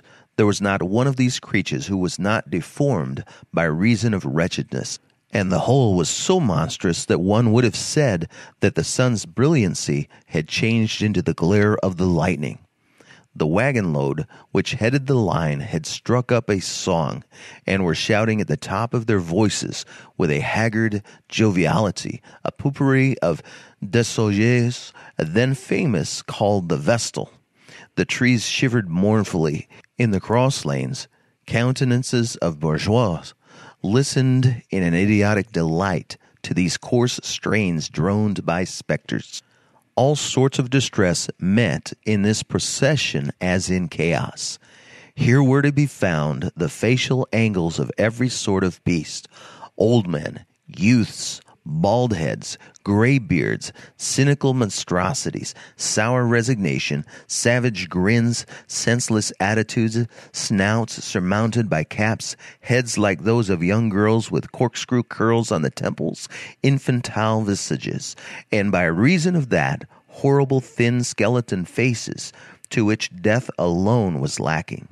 On the first cart was a Negro, who had been a slave in all probability, and who could make a comparison of his chains. The frightful leveler from below, shame, had passed over these brows. At that degree of abasement, the last transformations were suffered by all in their extremest depths, and ignorance, converted into dullness, was the equal of intelligence converted into despair. There was no choice possible between these men who appeared to the eye as the flower of the mud. It was evident that the person who had the ordering of that unclean procession had not classified them. These beings had been fettered and coupled pell-mell in alphabetical disorder, probably, and loaded haphazard on those carts. Nevertheless, horrors, when grouped together, always end by evolving a result. All additions of wretched men give a sum total. Each chain exhaled a common soul, and each dray load has its own physiognomy. By the side of the one where they were singing, there was one where they were howling, a third where they were begging. One could be seen in which they were gnashing their teeth. Another load menaced the spectators. Another blasphemed God. The last was as silent as the tomb. Dante would have thought that he beheld his 7 circles of hell on the march of the damned to their tortures, performed in sinister wise, not on the formidable and flaming chariot of the apocalypse, but what was more mournful than that, on the gibbet cart. One of the guards, who had a hook on the end of his cudgel, made a pretense from time to time of stirring up this mass of human filth. An old woman in the crowd pointed them out to her little boy 5 years old, and said to him, "Rascal, let that be a warning to you." As the songs and blasphemies increased, the man who appeared to be the captain of the escort cracked his whip, and at that signal a fearful dull and blind flogging, which produced the sound of hail, fell upon the 7 drayloads. Many roared and foamed at the mouth, which redoubled the delight of the street urchins who had hastened up, a swarm of flies on these wounds. Jean Valjean's eyes had assumed a frightful expression. They were no longer eyes. They were those deep and glassy objects which replace the glance in the case of certain wretched men, which seem unconscious of reality, and in which flames the reflection of terrors and of catastrophes. He was not looking at a spectacle. He was seeing a vision. He tried to rise, to flee, to make his escape. He could not move his feet. Sometimes the things that you see seize upon you and hold you fast.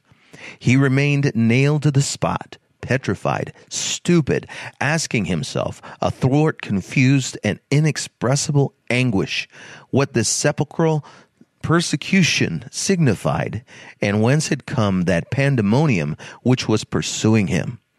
All at once he raised his hand to his brow, a gesture habitual to those whose memory suddenly returns.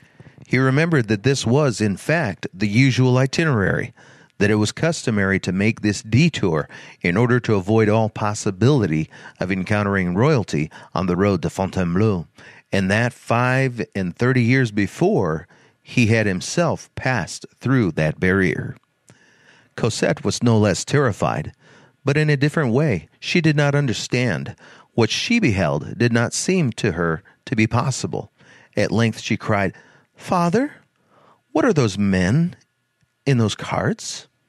Jean Valjean replied, "Convicts." "Whither are they going?" "To the galleys."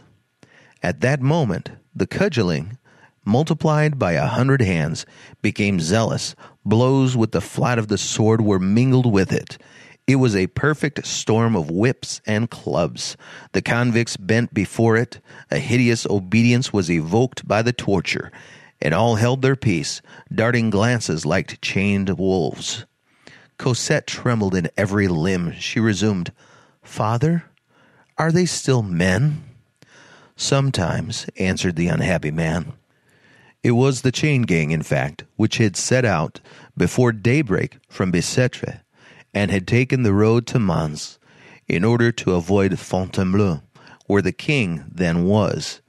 This caused the horrible journey to last 3 or 4 days longer, but torture may surely be prolonged with the object of sparing the royal personage a sight of it. Jean Valjean returned home utterly overwhelmed.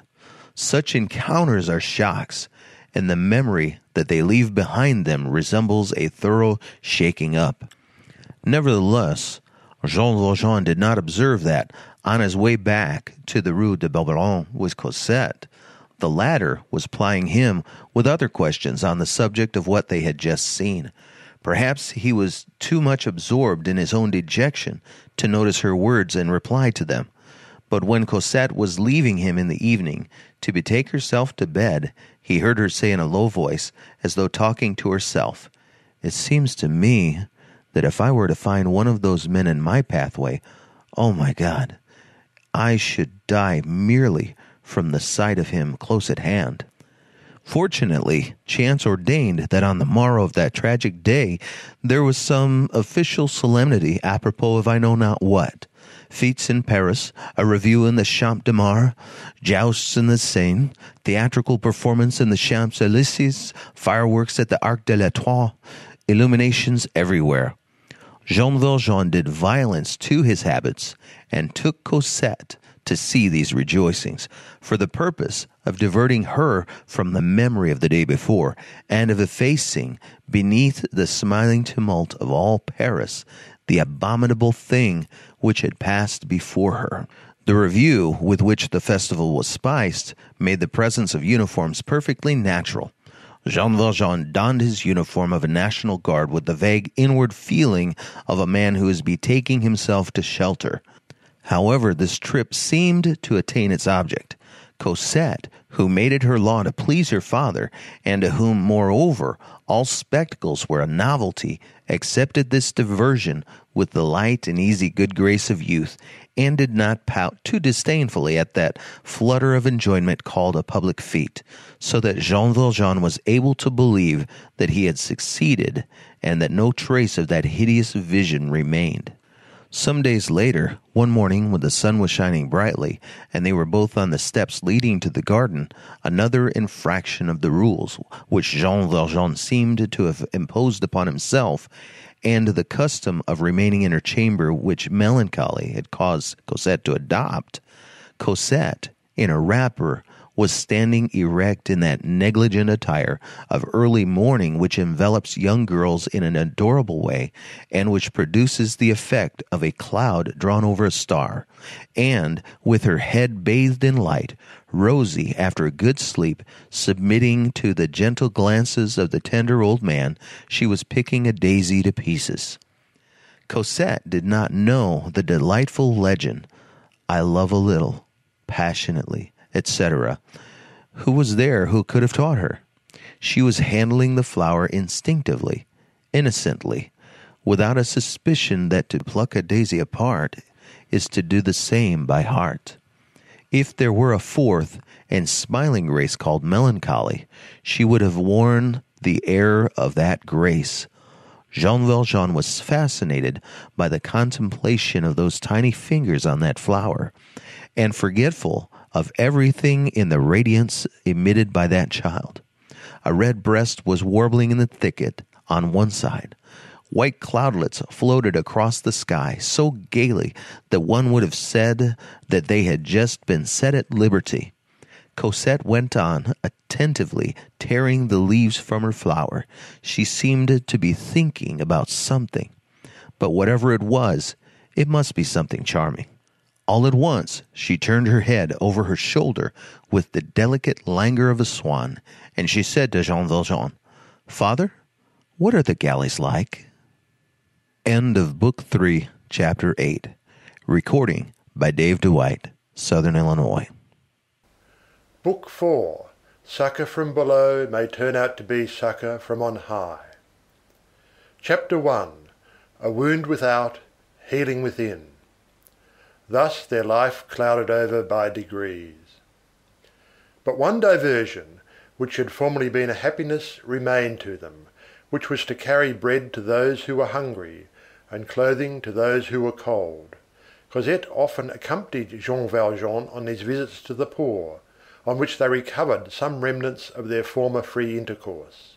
And sometimes, when the day had been a good one, and they had assisted many in distress, and cheered and warmed many little children, Cosette was rather merry in the evening. It was at this epoch that they paid their visit to the Jondrette den. On the day following that visit, Jean Valjean made his appearance in the pavilion in the morning, calm as was his wont, but with a large wound on his left arm, which was much inflamed, and very angry, which resembled a burn, and which he explained in some way or other. This wound resulted in his being detained in the house for a month with fever. He would not call in the doctor. When Cosette urged him, "Call the dog doctor," said he.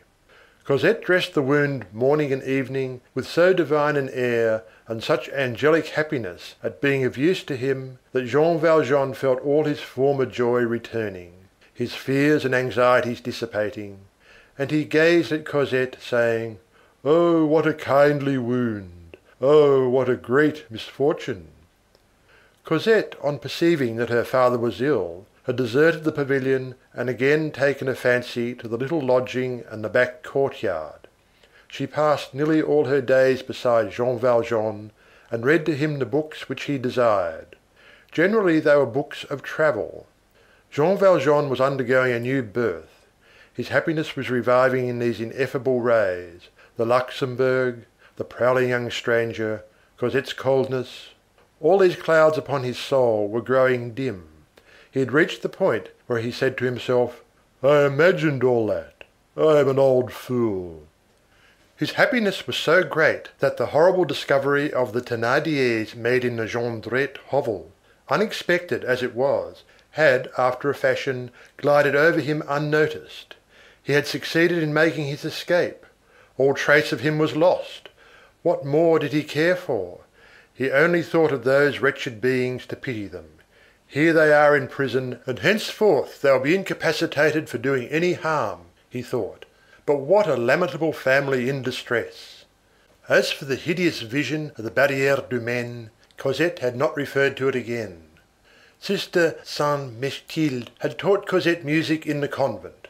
Cosette had the voice of a linnet with a soul, and sometimes in the evening, in the wounded man's humble abode, she warbled melancholy songs which delighted Jean Valjean. Spring came. The garden was so delightful at that season of the year that Jean Valjean said to Cosette, "You never go there. I want you to stroll in it." "As you like, father," said Cosette. And for the sake of obeying her father, she resumed her walks in the garden, generally alone, for, as we have mentioned, Jean Valjean, who was probably afraid of being seen through the fence, hardly ever went there. Jean Valjean's wound had created a diversion. When Cosette saw that her father was suffering less, that he was convalescing, and that he appeared to be happy, she experienced a contentment which she did not even perceive, so gently and naturally had it come. Then, it was in the month of March, the days were growing longer, the winter was departing, the winter always bears away with it a portion of our sadness. Then came April, that daybreak of summer, fresh as dawn always is, gay like every childhood. A little inclined to weep at times like the new-born being that it is. In that month, nature has charming gleams which pass from the sky, from the trees, from the meadows and the flowers into the heart of man. Cosette was still too young to escape the penetrating influence of that April joy which bore so strong a resemblance to herself. Insensibly, and without her suspecting the fact, the blackness departed from her spirit. In spring, sad souls grow light, as light falls into cellars at midday. Cosette was no longer sad. However, though this was so, she did not account for it to herself. In the morning, about 10 o'clock after breakfast, when she had succeeded in enticing her father into the garden for a quarter of an hour, and when she was pacing up and down in the sunlight in front of the steps, supporting his left arm for him, she did not perceive that she laughed every moment, and that she was happy. Jean Valjean, intoxicated, beheld her growing fresh and rosy once more. "Oh, what a good wound!" he repeated in a whisper, and he felt grateful to the Thénardiers. His wound once healed, he resumed his solitary twilight strolls. It is a mistake to suppose that a person can stroll alone in that fashion in the uninhabited regions of Paris without meeting with some adventure. Chapter 2. Mother Plutarque finds no difficulty in explaining a phenomenon. One evening, little Gavroche had had nothing to eat. He remembered that he had not dined on the preceding day either. This was becoming tiresome. He resolved to make an effort to secure some supper. He strolled out beyond the Salpêtrière into deserted regions. That is where windfalls are to be found. Where there is no one always finds something. He reached a settlement which appeared to him to be the village of Austerlitz. On one of his preceding lounges he had noticed there an old garden haunted by an old man and an old woman, and in that garden a passable apple tree. Beside the apple tree stood a sort of fruit house, which was not securely fastened, and where one might contrive to get an apple. One apple is a supper. One apple is life. That which was Adam's ruin might prove Gavroche's salvation. The garden abutted on a solitary unpaved lane, bordered with brushwood, while awaiting the arrival of houses. The garden was separated from it by a hedge. Gavroche directed his steps towards this garden. He found the lane, he recognized the apple tree, he verified the fruit house, he examined the hedge. A hedge means merely one stride. The day was declining. There was not even a cat in the lane. The hour was propitious. Gavroche began the operation of scaling the hedge, then suddenly paused. Someone was talking in the garden. Gavroche peeped through one of the breaks in the hedge. A couple of paces distant, at the foot of the hedge on the other side, exactly at the point where the gap which he was meditating would have been made, there was a sort of recumbent stone which formed a bench, and on this bench was seated the old man of the garden, while the old woman was standing in front of him. The old woman was grumbling. Gavroche, who was not very discreet, listened. "Monsieur Mabeuf," said the old woman. "Mabeuf," thought Gavroche, "that name is a perfect farce." The old man, who was thus addressed, did not stir. The old woman repeated, "Monsieur Mabeuf." The old man, without raising his eyes from the ground, made up his mind to answer, "What is it, Mother Plutarque?" "Mother Plutarque," thought Gavroche, "another farcical name." Mother Plutarque began again, and the old man was forced to accept the conversation. "The landlord is not pleased." "Why?" "We owe 3/4 rent. In 3 months we shall owe him for 4/4. He says that he will turn you out to sleep." "I will go." "The greengrocer insists on being paid. She will no longer leave her faggots. What will you warm yourself with this winter? We shall have no wood." "There is the sun." "The butcher refuses to give credit. He will not have us buy any more meat." "That is quite right. I do not digest meat well. It is too heavy." "What shall we have for dinner?" "Bread." "The baker demands a settlement and says, 'No money, no bread.'" "That is well." "What will you eat?" "We have apples in the apple room." "But, monsieur, we can't live like that without money." "I have none." The old woman went away. The old man remained alone. He fell into thought. Gavroche became thoughtful also. It was almost dark. The first result of Gavroche's meditation was that instead of scaling the hedge, he crouched down under it. The branches stood apart a little at the foot of the thicket. "Come," exclaimed Gavroche mentally, "here's a nook." And he curled up in it. His back was almost in contact with Father Mabeuf's bench. He could hear the octogenarian breathe. Then, by way of dinner, he tried to sleep. It was a cat-nap, with one eye open. While he dozed, Gavroche kept on the watch. The twilight pallor of the sky blanched the earth, and the lane formed a livid line between 2 rows of dark bushes. All at once, in this whitish band, 2 figures made their appearance. One was in front, the other some distance in the rear. "Here come 2 creatures," muttered Gavroche. The first form seemed to be some elderly bourgeois, who was bent and thoughtful, dressed more than plainly, and who was walking slowly because of his age, and strolling about in the open evening air. The second was straight, firm, slender. It regulated its pace by that of the first, but in the voluntary slowness of its gait, suppleness and agility were discernible. This figure had also something fierce and disquieting about it. The whole shape was that of what was then called an elegant. The hat was of good shape, the coat black, well cut, probably of fine cloth and well fitted in at the waist. The head was held erect with a sort of robust grace, and beneath the hat the pale profile of a young man could be made out in the dim light. The profile had a rose in its mouth. This second form was well known to Gavroche. It was Montparnasse. He could have told nothing about the other, except that he was a respectable old man. Gavroche immediately began to take observations. One of these 2 pedestrians evidently had a project connected with the other. Gavroche was well placed to watch the course of events. The bedroom had turned into a hiding place at a very opportune moment. Montparnasse, on the hunt at such an hour, in such a place, betokened something threatening. Gavroche felt his gamin's heart move with compassion for the old man. What was he to do? Interfere? One weakness coming to the aid of another. It would be merely a laughing matter for Montparnasse. Gavroche did not shut his eyes to the fact that the old man, in the first place, and the child in the second, would make but 2 mouthfuls for that redoubtable ruffian 18 years of age. While Gavroche was deliberating, the attack took place, abruptly and hideously. The attack of the tiger on the wild ass, the attack of the spider on the fly. Montparnasse suddenly tossed away his rose, bounded upon the old man, seized him by the collar, grasped and clung to him, and Gavroche with difficulty restrained a scream.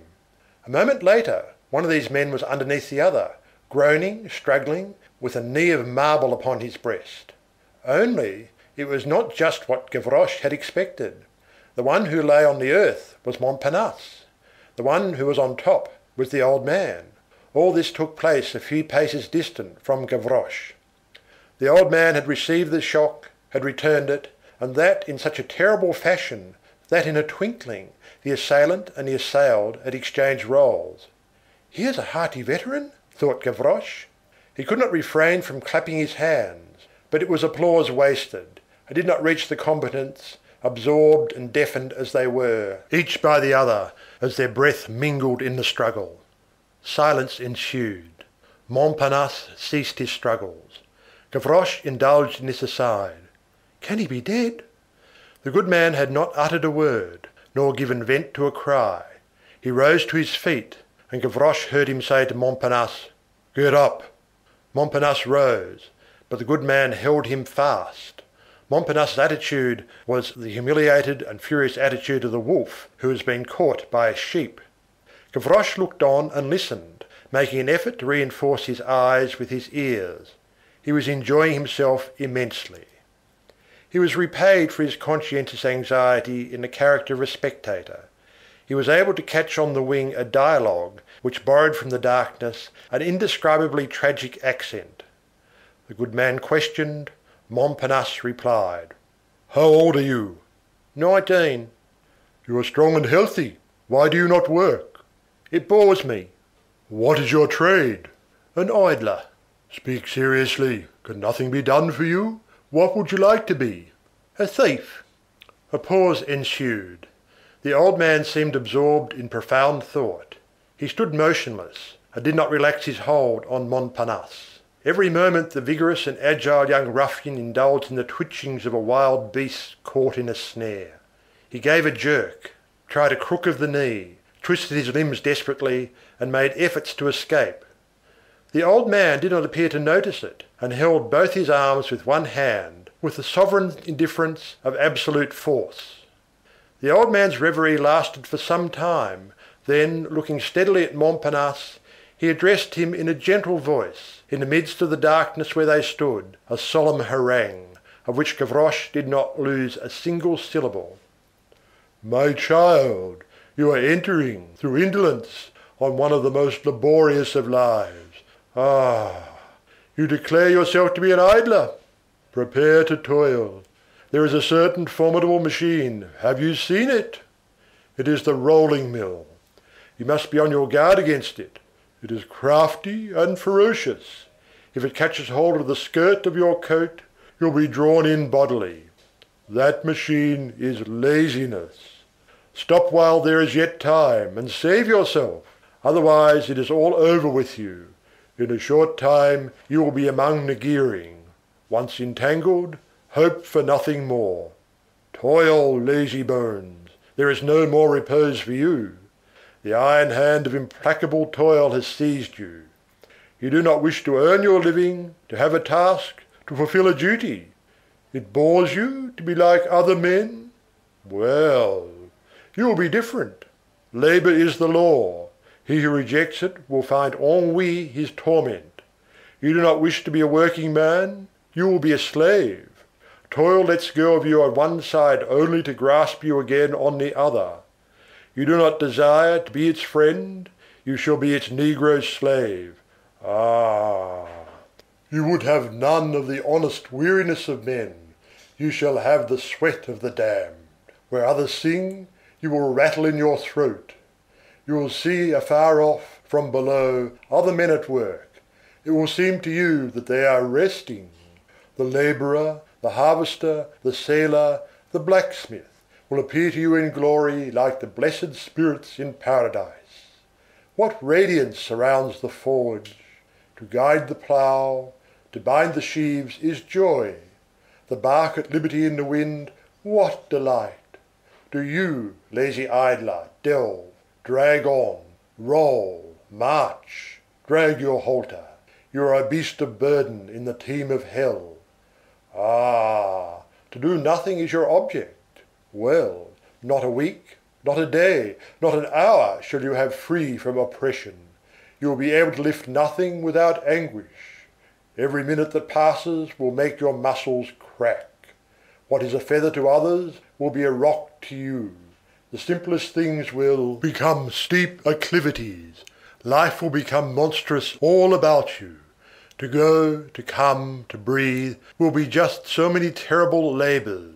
Your lungs will produce on you the effect of weighing 100 pounds. Whether you shall walk here rather than there will become a problem that must be solved. Anyone who wants to go out simply gives his door a push, and there he is in the open air. If you wish to go out, you will be obliged to pierce your wall. What does everyone who wants to step into the street do? He goes downstairs. You will tear up your sheets, little by little, you will make of them a rope, then you will climb out of your window, and you will suspend yourself by that thread over an abyss, and it will be night, amid storm, rain, and hurricane. And if the rope is too short, but one way of descending will remain to you, to fall, to drop haphazard into the gulf from an unknown height. On what? On what is beneath, on the unknown. Or you will crawl up a chimney flue at the risk of burning, or you will creep through a sewer pipe at the risk of drowning. I do not speak of the holes you will be obliged to mask, of the stones which you will have to take up and replace 20 times a day, of the plaster that you will have to hide in your straw pallet. A lock presents itself. The bourgeois has in his pocket a key made by a locksmith. If you wish to pass out, you will be condemned to execute a terrible work of art. You will take a large sou, you will cut it into 2 plates. With what tools? You will have to invent them. That is your business. Then you will hollow out the interior of these plates, taking great care of the outside, and you will make on the edges a thread, so that they can be adjusted one upon the other like a box in its cover. The top and bottom, thus screwed together, nothing will be suspected. To the overseers it will be only a sou. To you it will be a box. What will you put in this box? A small bit of steel. A watch spring in which you have cut teeth and which will form a saw. With this saw, long as a pin and concealed in a sou, you will cut the bolt of the lock, you will sever the bolts, the padlock of your chain, and the bar at your window, and the fetter on your leg.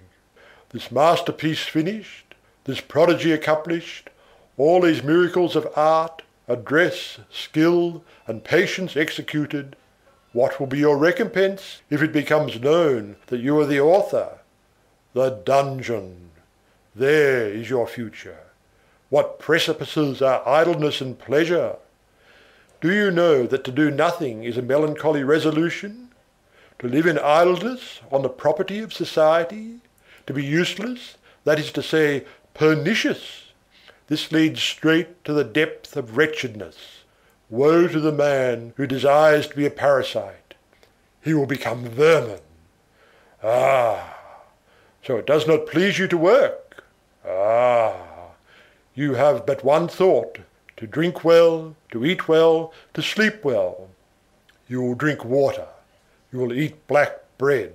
You will sleep on a plank with a fetter whose cold touch you will feel on your flesh all night long, riveted to your limbs. You will break those fetters. You will flee. That is well. You will crawl on your belly through the brushwood, and then you will eat grass like the beasts of the forest. And you will be recaptured, and then you will pass years in a dungeon, riveted to a wall, groping for your jug that you may drink, gnawing at a horrible loaf of darkness which dogs would not touch, eating beans that the worms have eaten before you.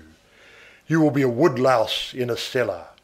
Ah, have pity on yourself, you miserable young child, who was sucking at nurse less than 20 years ago, and who have, no doubt, a mother still alive. I conjure you, listen to me, I entreat you. You desire fine black cloth, varnished shoes, to have your hair curled and sweet-smelling oils on your locks, to please low women, to be handsome. You will be shaven clean, and you will wear a red blouse and wooden shoes. You want rings on your fingers. You will have an iron necklet on your neck.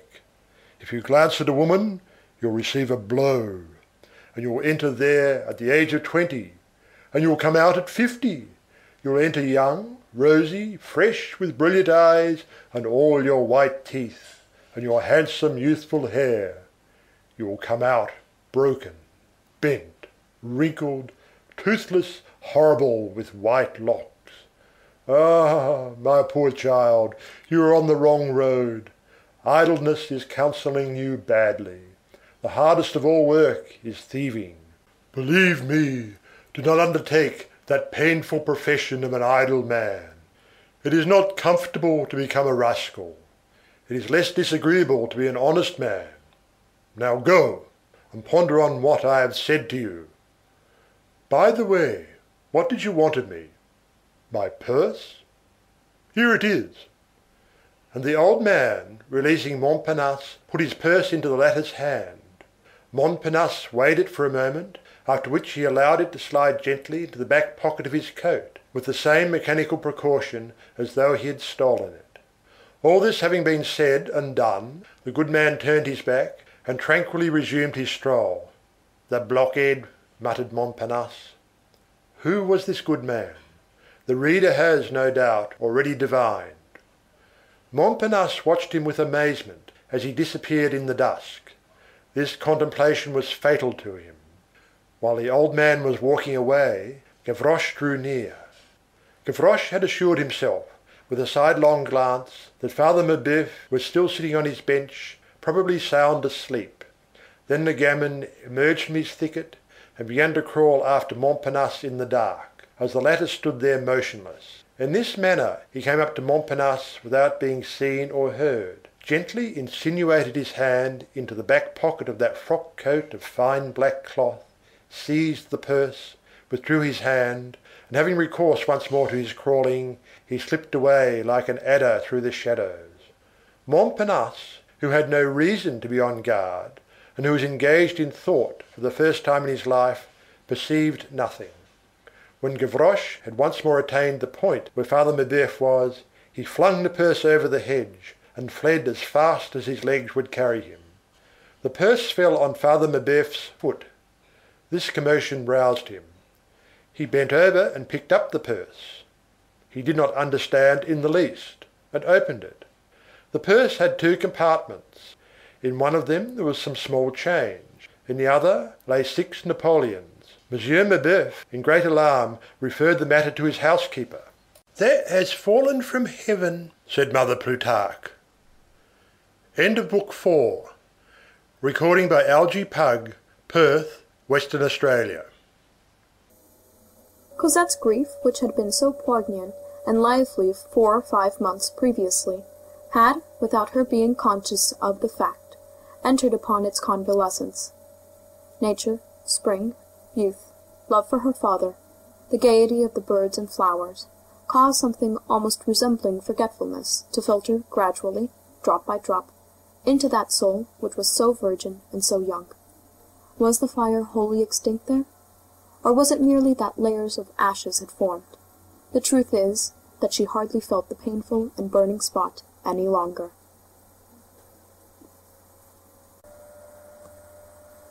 One day she suddenly thought of Marius.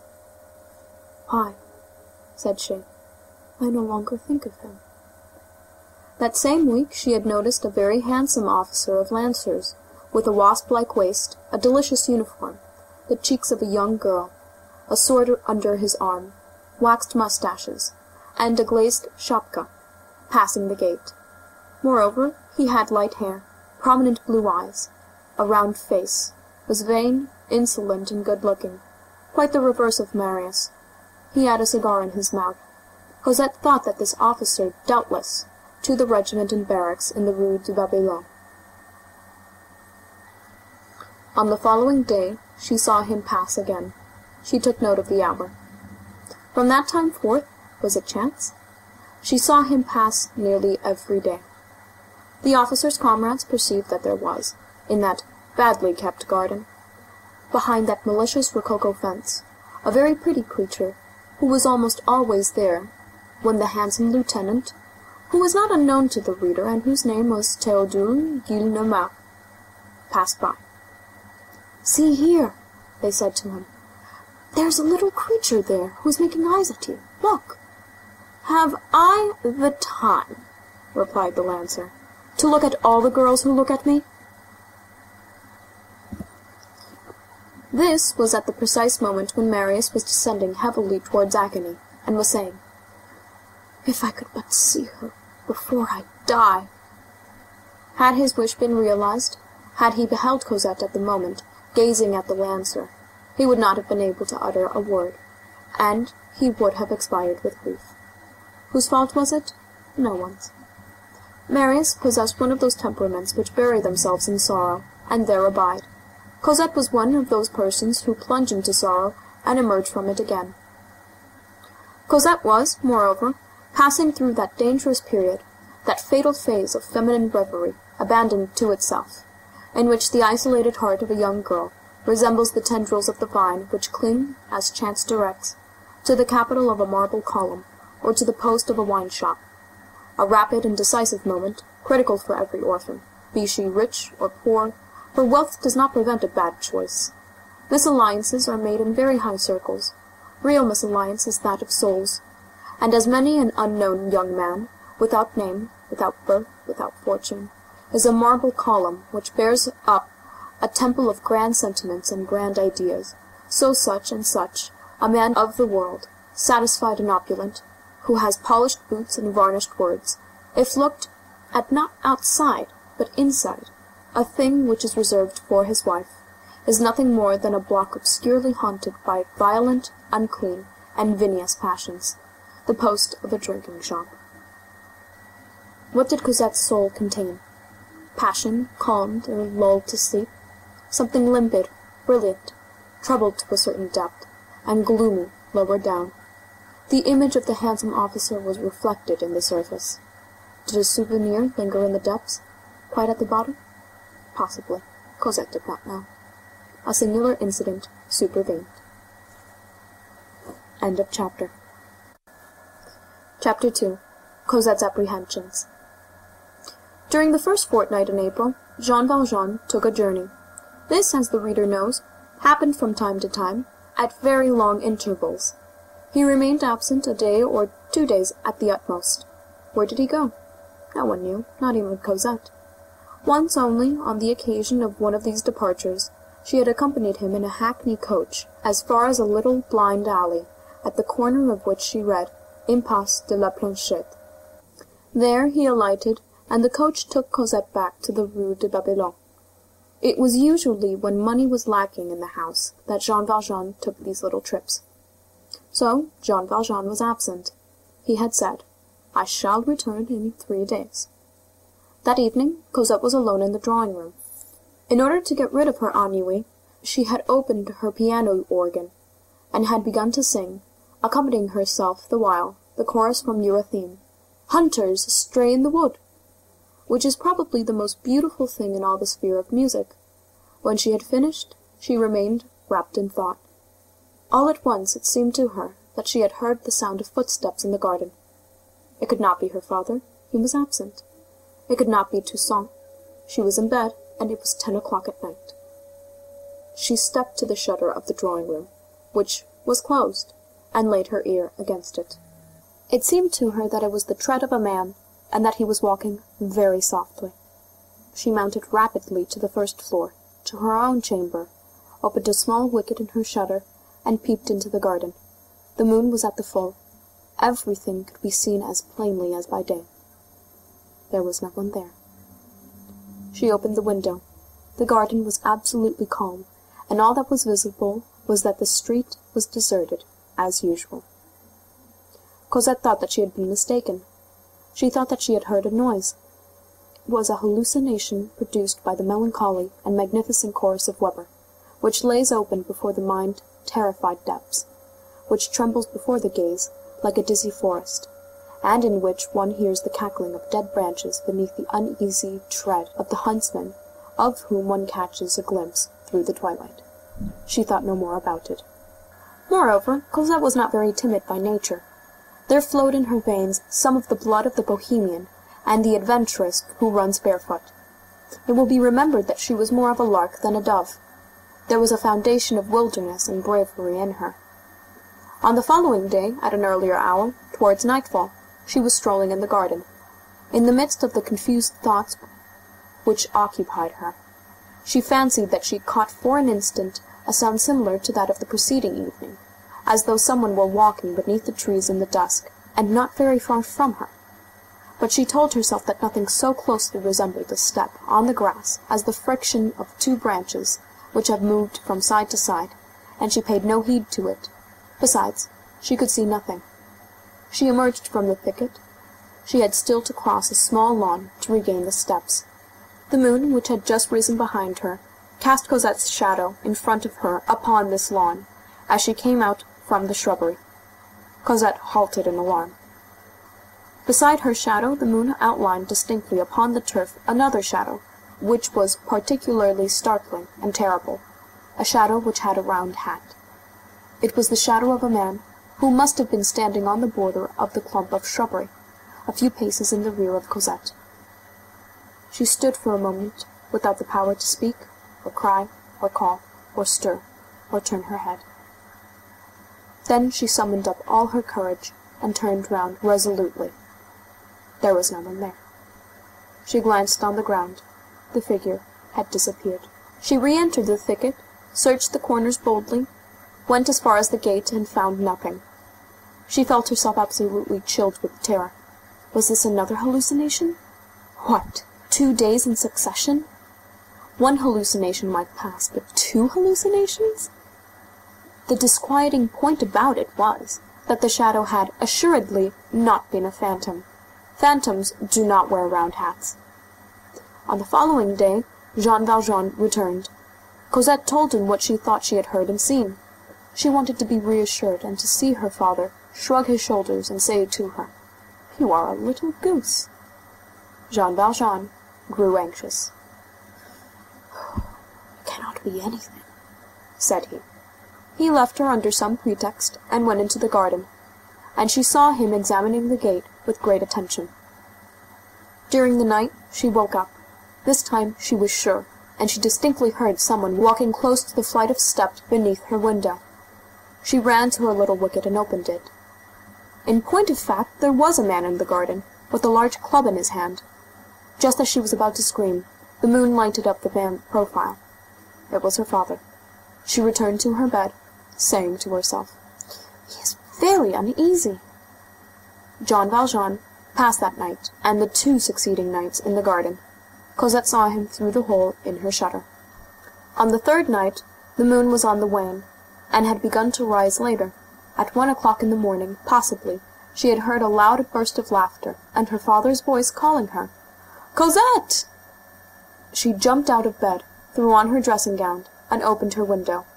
Her father was standing on the grass plot below. "I have waked you for the purpose of reassuring you," said he. "Look, there is your shadow with the round hat." And he pointed out to her on the turf a shadow cast by the moon, and which did indeed bear a considerable resemblance to the spectre of a man wearing a round hat. It was the shadow produced by a chimney-pipe of sheet iron, with a hood, which rose above a neighboring roof. Cosette joined in his laughter. All her lugubrious suppositions were allayed, and the next morning, as she was at breakfast with her father, she made merry over the sinister garden, haunted by shadows of iron chimney-pots. Jean Valjean became quite tranquil once more. As for Cosette, she did not pay much attention to the question whether the chimney-pot was really in the direction of the shadow which she had seen, or thought she had seen, and whether the moon had been in the same spot in the sky. She did not question herself as to the peculiarity of a chimney-pot which is afraid of being caught in the act, and which retires when someone looks at its shadow, for the shadow had taken alarm when Cosette had turned round, and Cosette had thought herself very sure of this. Cosette's serenity was fully restored. The proof appeared to her to be complete, and it quite vanished from her mind. Whether there could possibly be anyone walking in the garden during the evening or at night. A few days later, however, a fresh incident occurred. End of chapter. Book 5, the end of which does not resemble the beginning. Chapter 3, enriched with commentaries by Toussaint.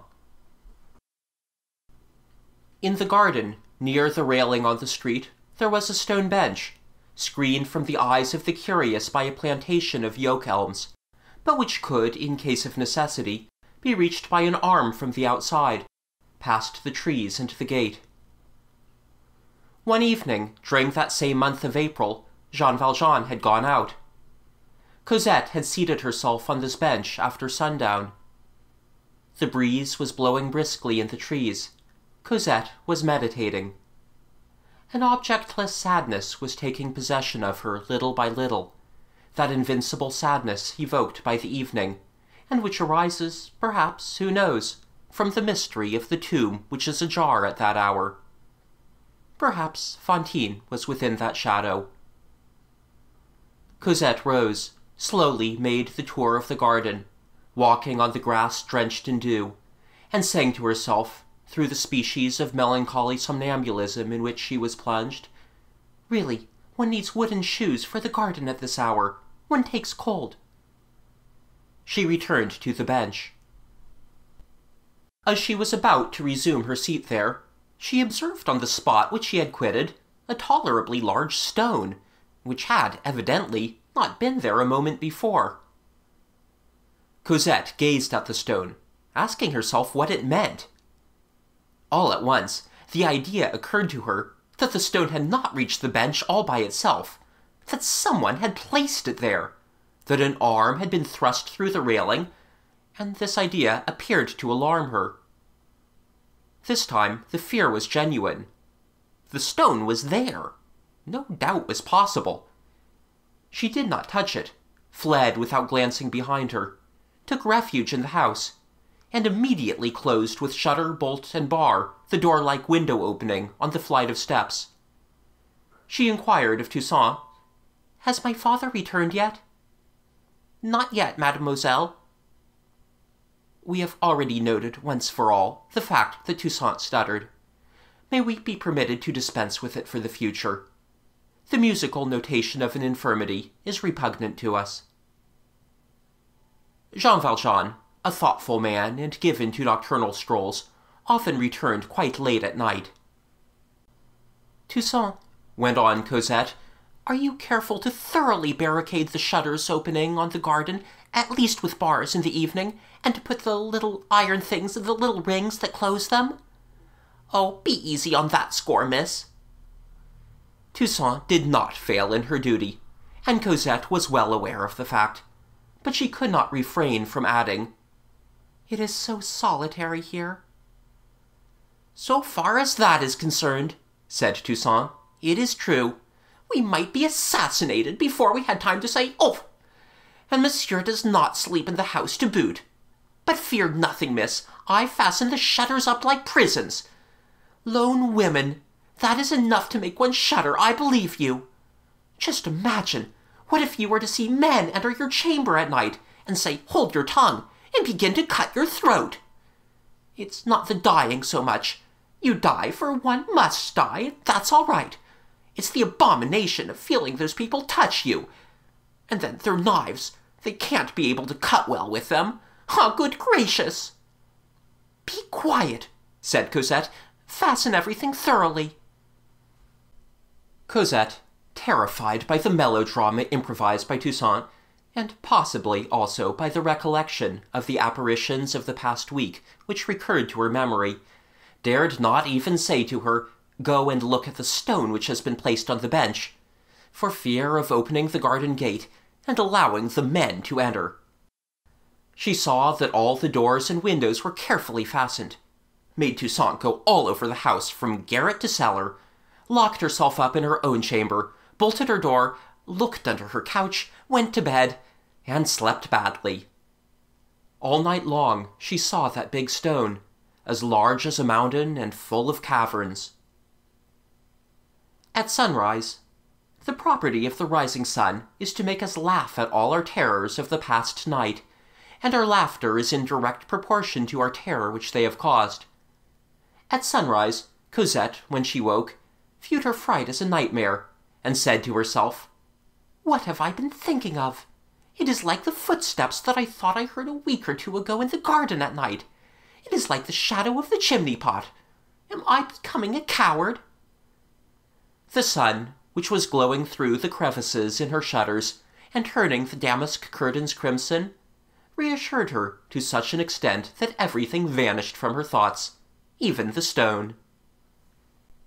"There was no more a stone on the bench than there was a man in a round hat in the garden.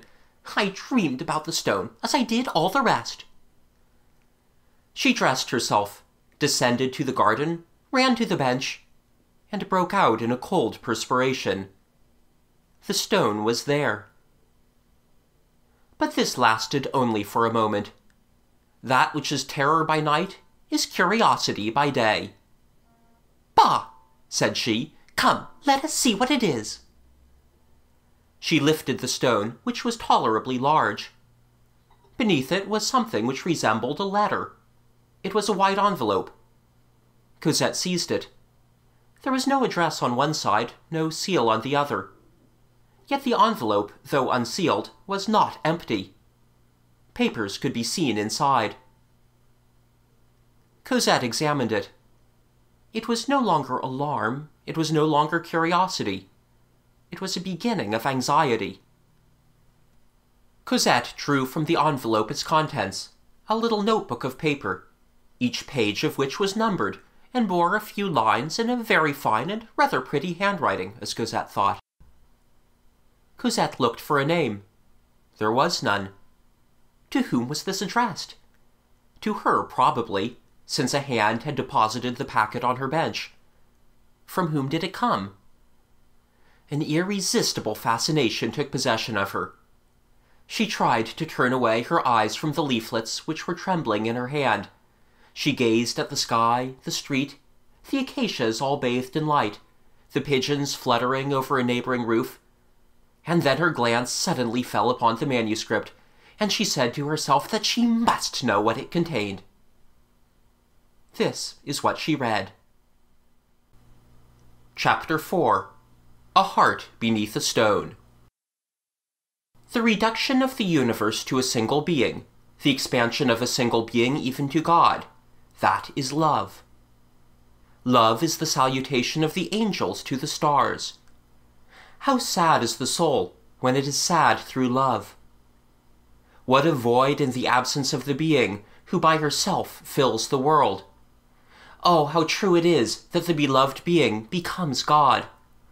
One could comprehend that God might be jealous of this, had not God the Father of all evidently made creation for the soul, and the soul for love.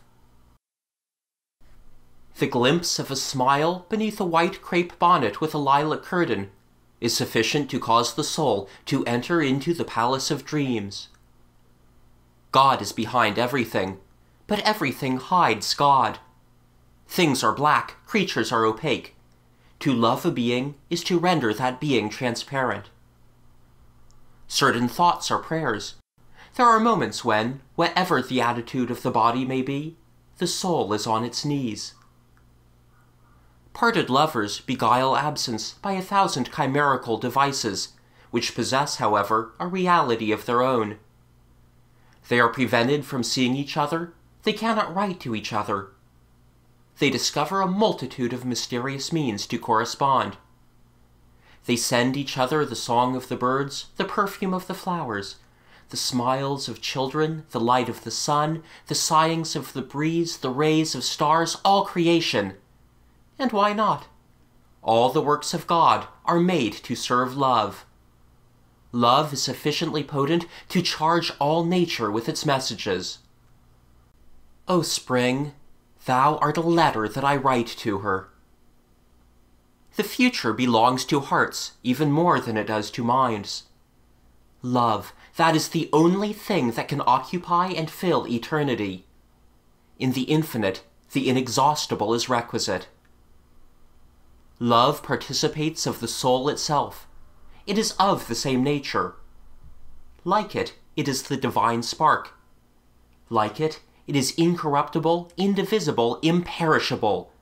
It is a point of fire that exists within us, which is immortal and infinite, which nothing can confine, and which nothing can extinguish. We feel it burning even to the very marrow of our bones, and we see it beaming in the very depths of heaven. O love, adorations! Voluptuousness of two minds which understand each other, of two hearts which exchange with each other, of two glances which penetrate each other. You will come to me, will you not, bliss? Strolls by twos in the solitudes, blessed and radiant days. I have sometimes dreamed that from time to time Ours detached themselves from the lives of the angels and came here below to traverse the destinies of men. God can add nothing to the happiness of those who love, except to give them endless duration. After a life of love, an eternity of love is in fact an augmentation.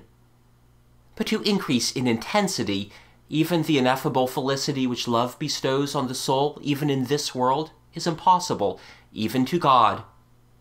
God is the plenitude of heaven. Love is the plenitude of man. You look at a star for two reasons, because it is luminous and because it is impenetrable. You have beside you a sweeter radiance and a greater mystery, woman. All of us, whoever we may be, have our respirable beings. We lack air and we stifle. Then we die. To die for lack of love is horrible, suffocation of the soul. When love has fused and mingled two beings in a sacred and angelic unity, the secret of life has been discovered so far as they are concerned. They are no longer anything more than the two boundaries of the same destiny. They are no longer anything but the two wings of the same spirit. Love soar. On the day when a woman, as she passes before you, emits light as she walks, you are lost, you love. But one thing remains for you to do, to think of her so intently that she is constrained to think of you. What love commences can be finished by God alone.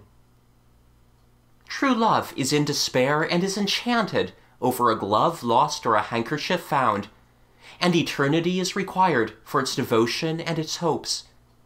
It is composed both of the infinitely great and the infinitely little. If you are a stone, be adamant. If you are a plant, be the sensitive plant. If you are a man, be love. Nothing suffices for love. We have happiness, we desire paradise. We possess paradise, we desire heaven. O ye who love each other, all this is contained in love. Understand how to find it there. Love has contemplation as well as heaven, and more than heaven, it has voluptuousness. Does she still come to the Luxembourg? No, sir. This is the church where she attends Mass, is it not? She no longer comes here. Does she still live in this house? She has moved away. Where has she gone to dwell? She did not say. What a melancholy thing, not to know the address of one's soul. Love has its childishness. Other passions have their pettinesses. Shame on the passions which belittle man, honor to the one which makes a child of him. There is one strange thing, do you know it? I dwell in the night. There is a being who carried off my sky when she went away. Oh, would that we were lying side by side in the same grave, hand in hand, and from time to time in the darkness, gently caressing a finger. That would suffice for my eternity. Ye who suffer because ye love, love yet more. To die of love is to live in it. Love, a somber and starry transfiguration, is mingled with this torture. There is ecstasy in agony. O joy of the birds! It is because they have nests that they sing. Love is a celestial respiration of the air of paradise.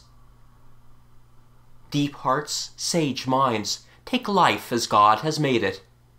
It is a long trial, an incomprehensible preparation for an unknown destiny. This destiny, the true one, begins for a man with the first step inside the tomb. Then something appears to him, and he begins to distinguish the definitive. The definitive, meditate upon that word. The living perceive the infinite. The definitive permits itself to be seen only by the dead. In the meanwhile, love and suffer, hope and contemplate. Woe, alas, to him who shall have loved only bodies, forms, appearances! Death will deprive him of all. Try to love souls, you will find them again. I encountered in the street a very poor young man who was in love. His hat was old, his coat was worn, his elbows were in holes. Water trickled through his shoes, and the stars through his soul. What a grand thing it is to be loved! What a far grander thing it is to love! The heart becomes heroic by dint of passion. It is no longer composed of anything but what is pure. It no longer rests on anything that is not elevated and great. An unworthy thought can no more germinate in it than a nettle on a glacier. The serene and lofty soul, inaccessible to vulgar passions and emotions, dominating the clouds and the shades of this world, its follies, its lies, its hatreds, its vanities, its miseries, inhabits the blue of heaven, and no longer feels anything but profound and subterranean shocks of destiny, as the crests of mountains feel the shocks of earthquake. If there did not exist someone who loved, the sun would become extinct. End of Book 5, Chapter 4. Book 5, the end of which does not resemble the beginning. Chapter 5, Cosette after the letter. As Cosette read, she gradually fell into thought. At the very moment when she raised her eyes from the last line of the notebook, the handsome officer passed triumphantly in front of the gate. It was his hour. Cosette thought him hideous. She resumed her contemplation of the book. It was written in the most charming of chirography, thought Cosette, in the same hand, but with divers inks, sometimes very black, again whitish, as when ink has been added to the inkstand, and consequently on different days. It was, then, a mind which had unfolded itself there, sigh by sigh, irregularly, without order, without choice, without object, haphazard. Cosette had never read anything like it. This manuscript, in which she already perceived more light than obscurity, produced upon her the effect of a half-opened sanctuary. Each one of these mysterious lines shone before her eyes and inundated her heart with a strange radiance. The education which she had received had always talked to her of the soul, and never of love, very much as one might talk of the firebrand and not the flame. This manuscript of 15 pages suddenly and sweetly revealed to her all of love, sorrow, destiny, life, eternity, the beginning, the end. It was as if a hand had opened and suddenly flung upon her a handful of rays of light. In these few lines she felt a passionate, ardent, generous, honest nature, a sacred will, an immense sorrow, and an immense despair, a suffering heart, an ecstasy fully expanded. What was this manuscript? A letter. A letter without name, without address, without date, without signature, pressing and disinterested, an enigma composed of truths, a message of love made to be brought by an angel and read by a virgin, an appointment made beyond the bounds of earth, the love letter of a phantom to a shade. It was an absent one, tranquil and dejected, who seemed ready to take refuge in death, and who sent to the absent love, his lady, the secret of fate, the key of life, love. This had been written with one foot in the grave and one finger in heaven. These lines, which had fallen one by one on the paper, were what might be called drops of soul. Now, from whom could these pages come? Who could have penned them? Cosette did not hesitate for a moment. One man only. He! Day had dawned once more in her spirit. All had reappeared. She felt an unheard-of joy and a profound anguish. It was he who had written. He was there. It was he whose arm had been thrust through that railing. While she was forgetful of him, he had found her again. But had she forgotten him? No, never. She was foolish to have thought so for a single moment. She had always loved him, always adored him. The fire had been smothered and had smothered for a time, but she saw all plainly now. It had but made headway, and now it had burst forth afresh, and had inflamed her whole being. This notebook was like a spark which had fallen from that other soul into hers. She felt the conflagration starting up once more. She imbued herself thoroughly with every word of the manuscript. "Oh, yes," said she. "How perfectly I recognize all that." That is what I had already read in his eyes. As she was finishing it for the third time, Lieutenant Théodule passed the gate once more, and rattled his spurs upon the pavement. Cosette was forced to raise her eyes.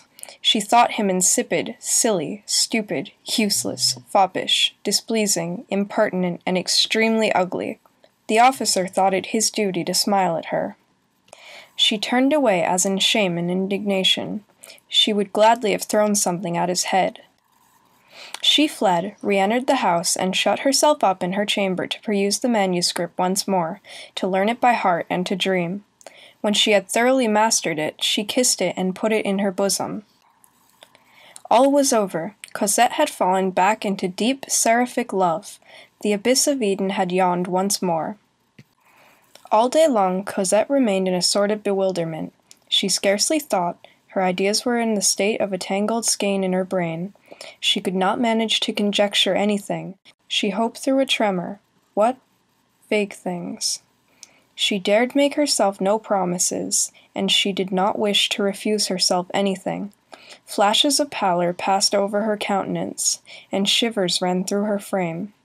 It seemed to her, at intervals, that she was entering the land of chimeras. She said to herself, "Is this reality?" Then she felt of the dear paper within her bosom under her gown. She pressed it to her heart. She felt its angles against her flesh. And if Jean Valjean had seen her at the moment, he would have shuddered in the presence of that luminous and unknown joy, which overflowed from beneath her eyelids. "Oh, yes," she thought, "it is certainly he. This comes from him and is for me." And she told herself that an intervention of angels, a celestial dance, had given him back to her. O transfiguration of love, O dreams! That celestial dance, that intervention of the angels, was a pellet of bread tossed by one thief to another thief, from the Charlemagne courtyard to the Lion's Ditch, over the roofs of La Force. End of Chapter 5. Chapter 6. Old people are made to go out opportunely. When evening came, Jean Valjean went out. Cosette dressed herself.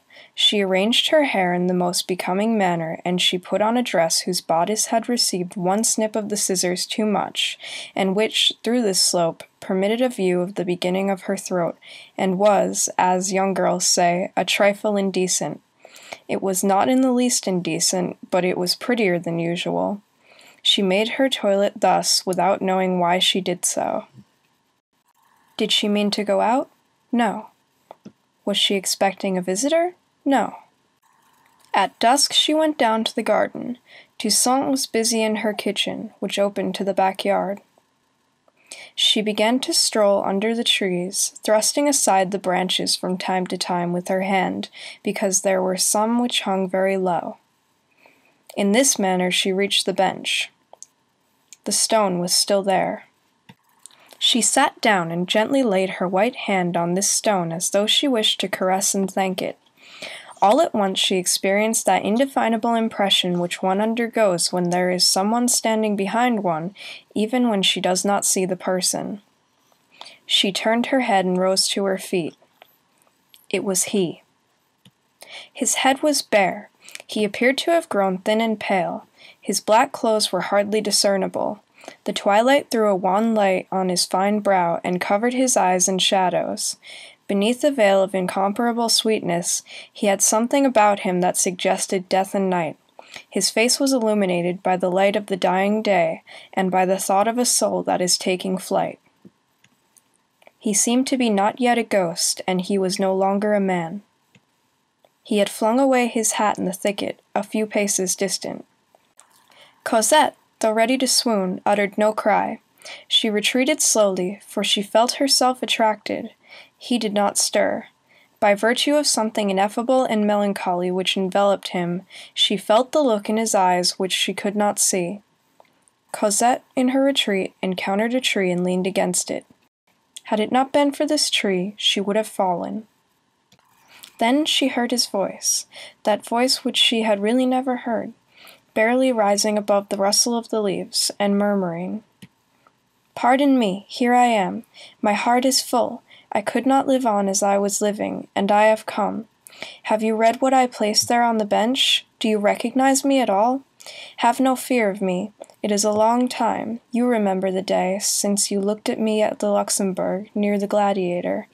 And the day when you passed before me, it was on the 16th of June and the 2nd of July. It is nearly a year ago. I have not seen you for a long time. I inquired at the woman who let the chairs, and she told me that she no longer saw you. You lived in the Rue de l'Ouest, on the 3rd floor, in the front apartments of a new house. You see that I know. I followed you. What else was there for me to do? And then you disappeared. I thought I saw you pass once, while I was reading the newspapers under the arcade of the Odéon. I ran after you, but no, it was a person who had a bonnet like yours. At night I came hither. Do not be afraid, no one sees me. I come to gaze upon your windows near at hand. I walk very softly, so that you may not hear, for you might be alarmed. The other evening I was behind you, you turned round, I fled. Once I heard you singing. I was happy. Did it affect you because I heard you singing through the shutters? That could not hurt you. No, it is not so? You see, you are my angel. Let me come sometimes. I think that I am going to die. If you only knew. I adore you. Forgive me. I speak to you, but I do not know what I am saying. I may have displeased you. Have I displeased you? Oh, my mother, she said. And she sank down as though on the point of death. He grasped her. She fell. He took her in his arms. He pressed her close, without knowing what he was doing. He supported her as though he was tottering himself. It was as though his brain were full of smoke. Lightnings darted between his lips. His ideas vanished. It seemed to him that he was accomplishing some religious act, and that he was committing a profanation. Moreover, he had not the least passion for this lovely woman whose force he felt against his breast. He was beside himself with love. She took his hand and laid it on her heart. He felt the paper there. He stammered, "You love me, then?"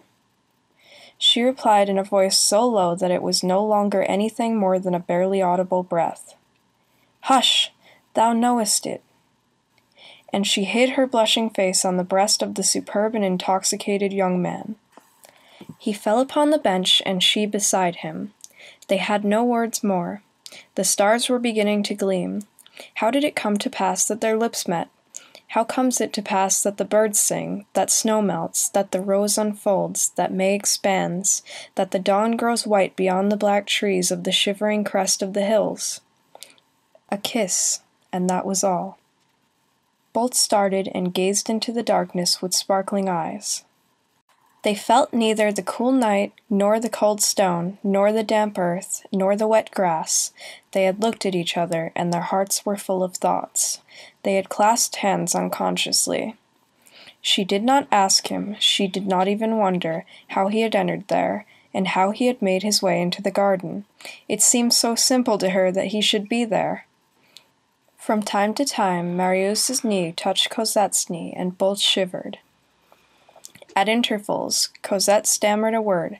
Her soul fluttered on her lips like a drop of dew on a flower. Little by little they began to talk to each other. Effusion followed silence, which is fullness. The night was serene and splendid overhead. These two beings, pure as spirits, told each other everything. Their dreams, their intoxications, their ecstasies, their chimeras, their weaknesses, how they had adored each other from afar, how they had longed for each other, their despair when they had ceased to see each other. They confided to each other in an ideal intimacy, which nothing could augment, their most secret and most mysterious thoughts. They related to each other, with candid faith in their illusions, all that love, youth, and the remains of childhood which still lingered about them, suggested to their minds. Their two hearts poured themselves out into each other in such wise that at the expiration of a quarter of an hour, it was the young man who had the young girl's soul, and the young girl who had the young man's soul. Each became permeated with the other. They were enchanted with each other. They dazzled each other. When they had finished, when they had told each other everything, she laid her head on his shoulder and asked him, "What is your name?" "My name is Marius," said he. "And yours?" "My name is Cosette." End of Book 5, Chapter 6. Book 6, Little Gavroche. Chapter 1, The Malicious Playfulness of the Wind. Since 1823, when the tavern of Montfermeil was on its way to shipwreck and was being gradually engulfed, not in the abyss of bankruptcy, but in the cesspool of petty debts, the Thénardier pair had had 2 other children, both males. That made 5, 2 girls and 3 boys. Madame Thénardier had got rid of the last 2, while they were still young and very small, with remarkable luck. Got rid of is the word. There was but a mere fragment of nature in that woman, a phenomenon, by the way, of which there is more than one example extant. Like the Maréchale de la Mothe Houdancourt, the Thénardier was a mother to her daughters only. There her maternity ended. Her hatred of the human race began with her own sons. In the direction of her sons, her evil disposition was uncompromising, and her heart had a lugubrious wall in that quarter. As the reader has seen, she detested the eldest. She cursed the other 2. Why? Because. The most terrible of motives, the most unanswerable of retorts. Because. "I have no need of a litter of squalling brats," said this mother. Let us explain how the Thénardiers had succeeded in getting rid of their last 2 children, and even in drawing profit from the operation. The woman Magnon, who was mentioned a few pages further back, was the same one who had succeeded in making old Gillenormand support the 2 children which she had had. She lived on the Quai des Célestins, at the corner of this ancient street of the Petit Musc, which afforded her the opportunity of changing her evil repute into good odour. The reader will remember the great epidemic of croup which ravaged the river districts of the Seine in Paris 35 years ago, and of which science took advantage to make experiments on a grand scale as to the efficacy of inhalations of alum, so beneficially replaced at the present day by the external tincture of iodine. During this epidemic, the Magnon lost both her boys, who were still very young, one in the morning, the other in the evening of the same day. This was a blow. These children were precious to their mother. They represented 80 francs a month. These 80 francs were punctually paid in the name of Monsieur Gillenormand, by collector of his rents, Monsieur Barge, a retired tipstaff in the Rue des Rois de Sicile. The children dead, the income was at an end. The Magnon sought an expedient. In that dark freemasonry of evil, of which she formed a part, everything is known, all secrets are kept, and all lend mutual aid. Magnon needed 2 children. The Thénardiers had 2. The same sex, the same age. A good arrangement for the one, a good investment for the other. The little Thénardiers became little Magnons. Magnon quitted the Quai de la Célestine and went to live in the Rue Clocheperce. In Paris, the identity which binds an individual to himself is broken between one street and another. The registry office, being in no way warned, raised no objections, and the substitution was effected in the most simple manner in the world. Only, the Thénardier extracted for this loan of her children 10 francs a month, which Magnon promised to pay, and which she actually did pay. It is unnecessary to add that Monsieur Gillenormand continued to perform his compact. He came to see the children every 6 months. He did not perceive the change. "Monsieur," Magnon said to him, "how much they resemble you!" Thénardier, to whom avatars were easy, seized this occasion to become Jondrette. his 2 daughters and Gavroche, had hardly had time to discover that they had 2 little brothers. When a certain degree of misery is reached, one is overpowered with a sort of spectral indifference, and one regards human beings as though they were spectres. Your nearest relations are often no more for you than vague shadowy forms, barely outlined against a nebulous background of life, and easily confounded again with the invisible. On the evening of the day when she handed over her 2 little ones to Magnon, with express intention of renouncing them forever, the Thénardier had felt, or had appeared to feel, a scruple. She said to her husband, "But this is abandoning our children." Thénardier, masterful and phlegmatic, cauterized the scruple with this saying, "Jean-Jacques Rousseau did even better." From scruples, the mother proceeded to uneasiness. "But what if the police were to annoy us? Tell me, Monsieur Thénardier, is what we have done permissible?" Thénardier replied, "Everything is permissible. No one will see anything but true blue in it. Besides, no one has any interest in looking closely after children who have not a sou." Magnon was a sort of fashionable woman in the sphere of crime. She was careful about her toilet. She shared her lodgings, which were furnished in an affected and wretched style, with a clever Gallicized English thief. This Englishwoman, who had become a naturalized Parisienne, recommended by very wealthy relations, intimately connected with the medals in the library and Mademoiselle Mar's diamonds, became celebrated later on in judicial accounts. She was called Mamselle Miss.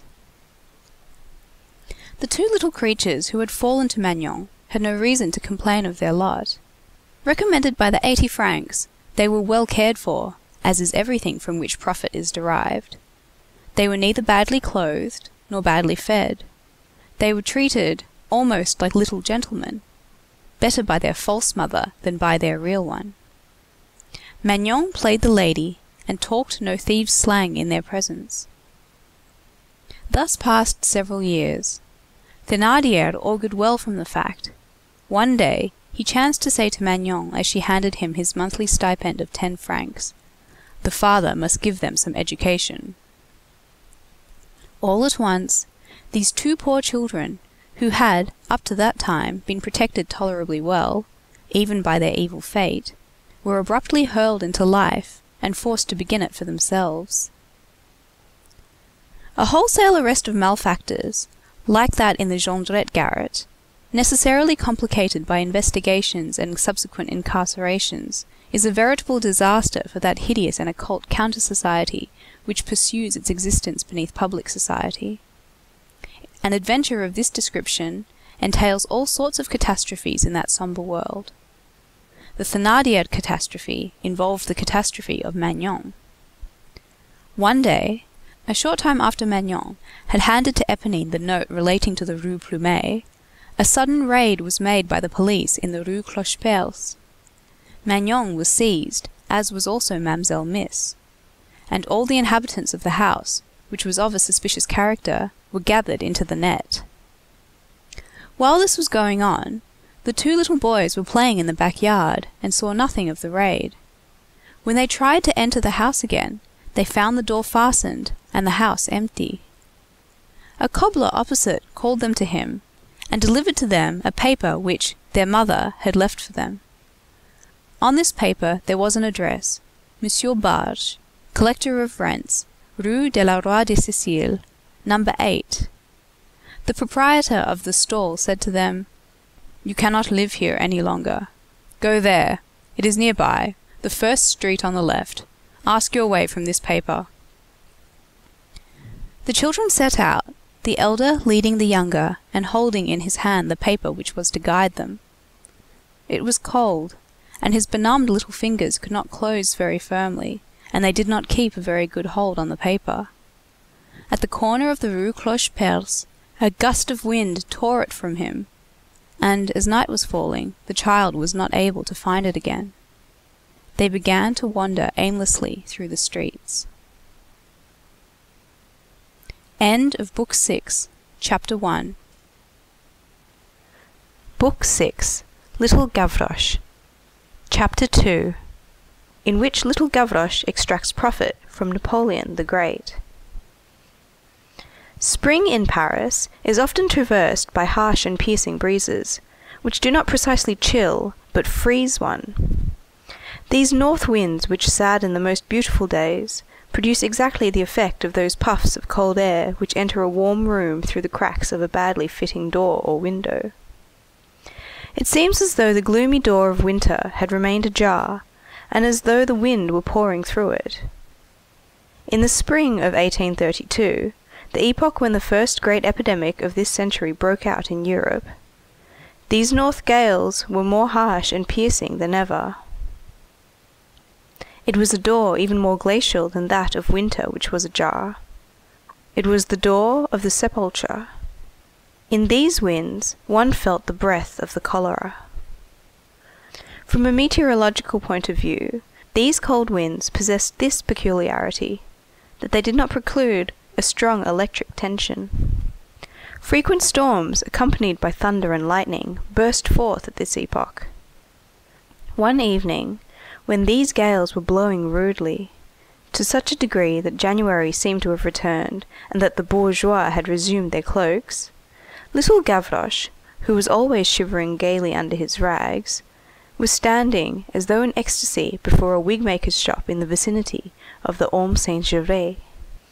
He was adorned with a woman's woolen shawl, picked up no one knows where, and which he had converted into a neck comforter.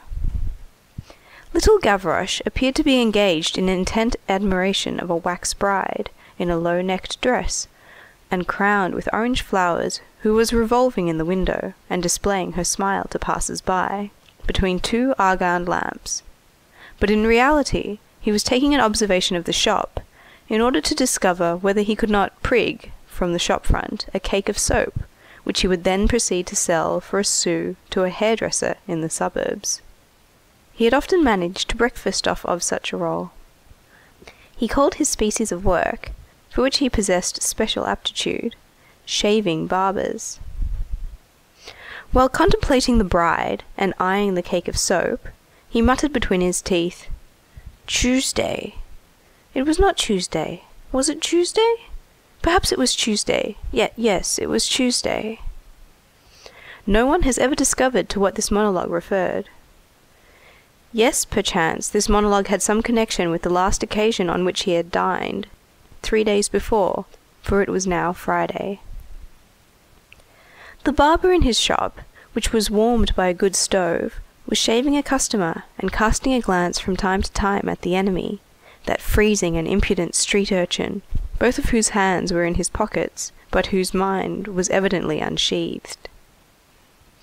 While Gavroche was scrutinizing the shop window and the cakes of Windsor soap, 2 children of unequal stature, very neatly dressed and still smaller than himself, one apparently 7 years of age, the other 5, timidly turned the handle and entered the shop, with a request for something or other, alms possibly, in a plaintive murmur which resembled a groan rather than a prayer. They both spoke at once, and their words were unintelligible because sobs broke the voice of the younger, and the teeth of the elder were chattering with cold. The barber wheeled round with a furious look, and without abandoning his razor, thrust back the elder with his left hand, and the younger with his knee, and slammed his door, saying, "The idea of coming in and freezing everybody for nothing!" The 2 children resumed their march in tears. In the meantime, a cloud had risen.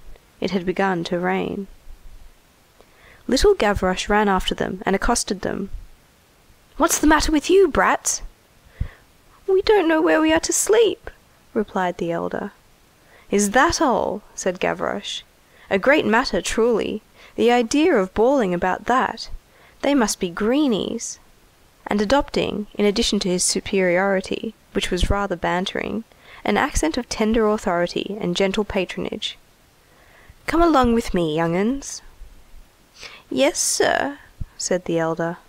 And the 2 children followed him as they would have followed an archbishop. They had stopped crying. Gavroche led them up the Rue Saint-Antoine in the direction of the Bastille. As Gavroche walked along, he cast an indignant backward glance at the barber's shop. "That fellow has no heart, the whiting," he muttered. "He's an Englishman." A woman who caught sight of these three marching in a file, with Gavroche at their head, burst into noisy laughter. This laugh was wanting in respect towards the group. "Good day, Mademoiselle Omnibus," said Gavroche to her. An instant later, the wig-maker occurred to his mind once more, and he added, "I am making a mistake in the beast. He's not a whiting, he's a serpent. Barber, I'll go and fetch a locksmith, and I'll have a bell hung to your tail."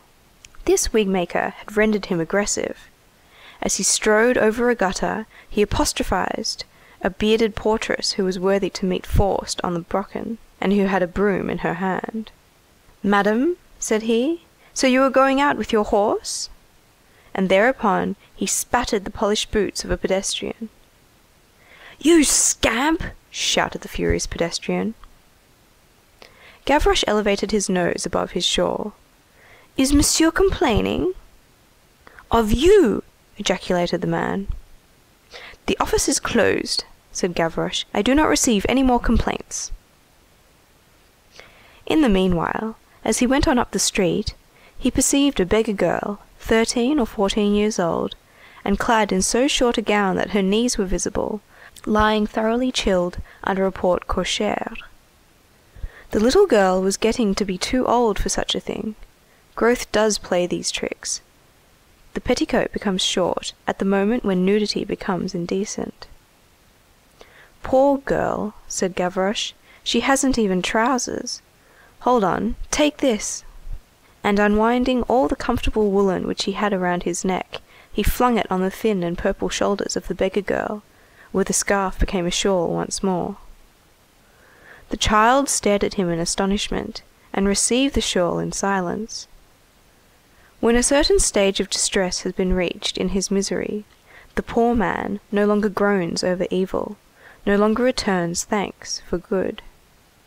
That done, "Brrr," said Gavroche, who was shivering more than Saint Martin, for the latter retained one half of his cloak.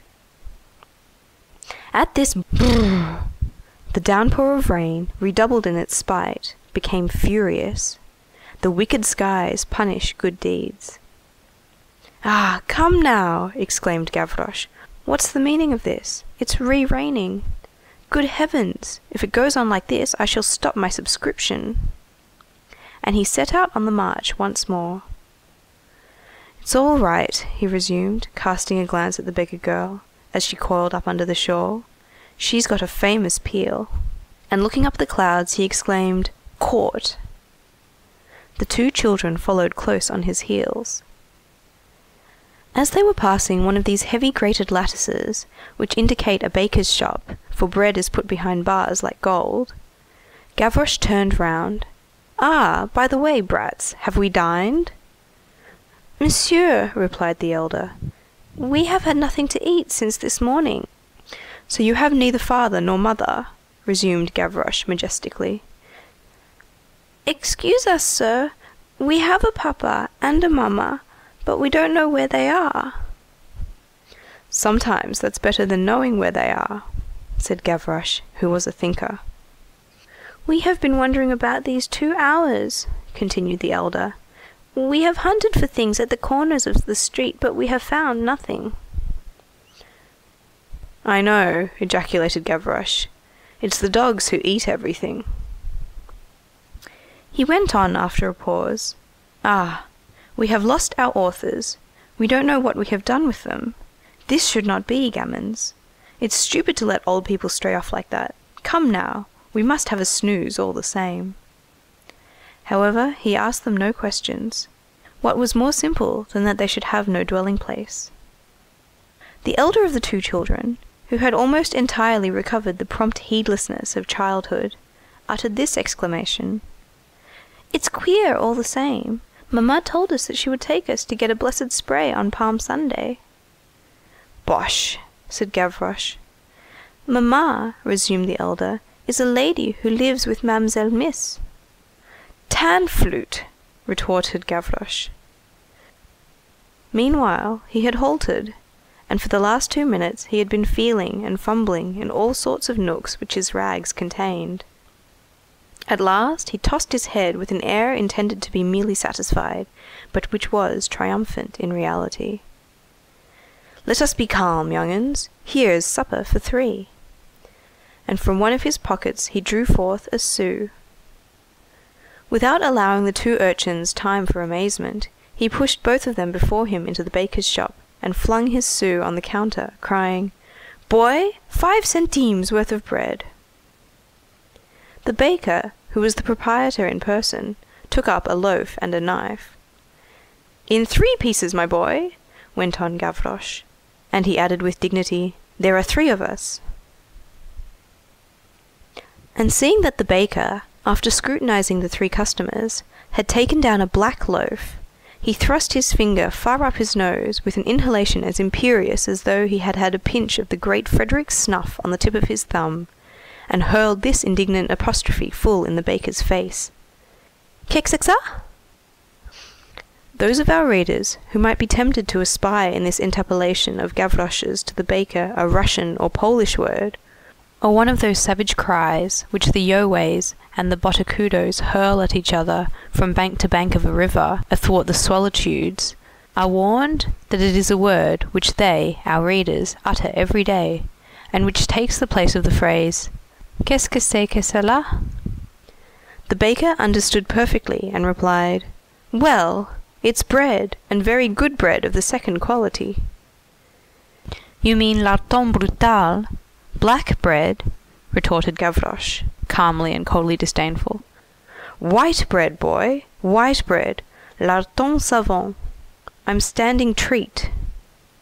The baker could not repress a smile, and as he cut the white bread, he surveyed them in a compassionate way which shocked Gavroche. "Come now, baker's boy," said he, "what are you taking our measure like that for?" All 3 of them placed end to end would have hardly made a measure. When the bread was cut, the baker threw the sou into his drawer, and Gavroche said to the 2 children, "Grub away." The little boys stared at him in surprise. Gavroche began to laugh. "Ah, hello, that's so.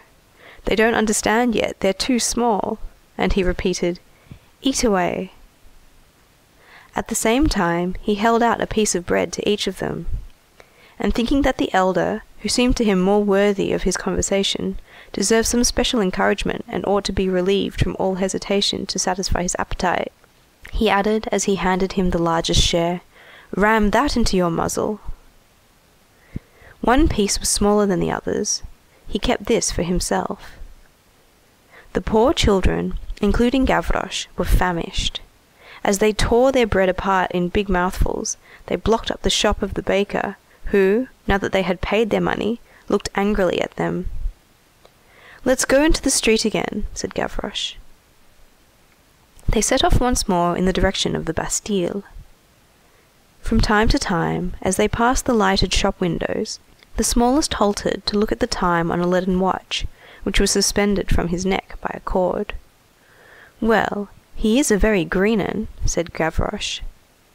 Then, becoming thoughtful, he muttered between his teeth, "All the same, if I had charge of the babes, I'd lock 'em up better than that."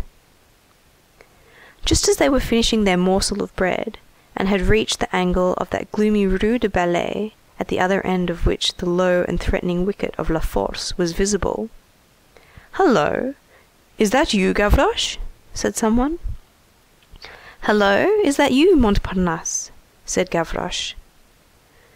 A man had just accosted the street urchin, and the man was no other than Montparnasse in disguise, with blue spectacles, but recognizable to Gavroche. "The bow-wows!" went on Gavroche. "You've got a hide the colour of a linseed plaster, and blue specs like a doctor. You're putting on style, 'pon my word." "Hush!" ejaculated Montparnasse. "Not so loud." And he drew Gavroche hastily out of range of the lighted shops. The 2 little ones followed mechanically, holding each other by the hand. When they were ensconced under the arch of a porte cochère, sheltered from the rain and from all eyes. "Do you know where I'm going?" demanded Montparnasse. To the Abbey of Ascend with Regret, replied Gavroche. Joker. And Montparnasse went on, I'm going to find Babet. Ah, exclaimed Gavroche, so her name is Babet. Montparnasse lowered his voice. Not she, he. Ah, Babet. Yes, Babet. I thought he was buckled. He has undone the buckle, replied Montparnasse, and he rapidly related to the gamin how, on the morning of that very day, Babet, having been transferred to La Conciergerie, had made his escape by turning to the left instead of the right in the police office. Gavroche expressed his admiration for this skill. What a dentist, he cried. Montparnasse added a few details as to Babet's flight, and ended with, Oh, that is not all. Gavroche, as he listened, had seized a cane that Montparnasse held in his hand, and mechanically pulled at the upper part, and the blade of a dagger made its appearance. Ah, he exclaimed, pushing the dagger back in haste, you have brought along your gendarme disguised as a bourgeois. Montparnasse winked. The deuce, resumed Gavroche, so you're going to have a bout with the bobbies? You can't tell, replied Montparnasse with an indifferent air. It's always a good thing to have a pin about one. Gavroche persisted. What are you up to tonight? Again, Montparnasse took a grave tone and said, mouthing every syllable, Things. And abruptly changing the conversation, By the way. What? Something happened the other day. Fancy. I met a bourgeois. He makes me a present of a sermon and his purse. I put it in my pocket. A minute later, I feel in my pocket. There's nothing there. Except the sermon, said Gavroche. But you, went on Montparnasse, where are you bound for now? Gavroche pointed to his two protégés and said, I'm going to put these infants to bed. Whereabouts is the bed? At my house. Where is your house? At my house. So you have a lodging? Yes, I have. And where is your lodging? In the Elephant, said Gavroche. Montparnasse, though not naturally inclined to astonishment, could not restrain an exclamation. In the Elephant? Well, yes, in the Elephant, retorted Gavroche. Qu'est-ce ça? This is another word of the language which no one writes and which everyone speaks. Qu'est-ce ça signifies, Qu'est-ce que c'est que cela? What's the matter with that? The urchin's profound remark called Montparnasse to calmness and good sense. He appeared to return to better sentiments with regard to Gavroche's lodging. Of course, said he. Yes, the Elephant. Is it comfortable there? Very, said Gavroche. It's really bully there. There ain't any draughts as there are under the bridges. How do you get in? Oh, I get in. So there is a hole? Demanded Montparnasse. Parbleu, I should say so. But you mustn't tell. It's between the forelegs. The bobbies haven't seen it. And you climb up? Yes, I understand. A turn of the hand, crick-crack, and it's all over. No one there. After a pause, Gavroche added, I shall have a ladder for these children. Montparnasse burst out laughing. Where the devil did you pick up those young uns? Gavroche replied with great simplicity, They are some brats that a wig-maker made me a present of. Meanwhile, Montparnasse had fallen to thinking. You recognized me very readily, he muttered. He took from his pocket two small objects which were nothing more than two quills wrapped in cotton, and thrust one up each of his nostrils. This gave him a different nose. That changes you, remarked Gavroche. You are less homely so. You ought to keep them on all the time. Montparnasse was a handsome fellow, but Gavroche was a tease. Seriously, demanded Montparnasse, how do you like me so? The sound of his voice was different also. In a twinkling, Montparnasse had become unrecognizable. Oh, do play Polichinelle for us, exclaimed Gavroche. The two children, who had not been listening up to this point, being occupied themselves in thrusting their fingers up their noses, drew near at this time and stared at Montparnasse with dawning joy and admiration. Unfortunately, Montparnasse was troubled. He laid his hand on Gavroche's shoulder and said to him, emphasizing his words, "Listen to what I tell you, boy. If I were on the square with my dog, my knife, and my wife, and if you were to squander 10 sous on me, I wouldn't refuse to work. But this isn't Shrove Tuesday." This odd phrase produced a singular effect on the gamin. He wheeled round hastily, darted his little sparkling eyes about him with profound attention, and perceived a police sergeant standing with his back to them a few paces off. Gavroche allowed an "Ah, good!" to escape him, but immediately suppressed it, and shaking Montparnasse's hand, "Well, good evening," said he. "I'm off to my elephant with my brats. Supposing that you should need me some night, you can come and hunt me up there. I lodge on the entresol. There is no porter. You will inquire for Monsieur Gavroche." "Very good," said Montparnasse. And they parted, Montparnasse betaking himself in the direction of the Grève, and Gavroche towards the Bastille.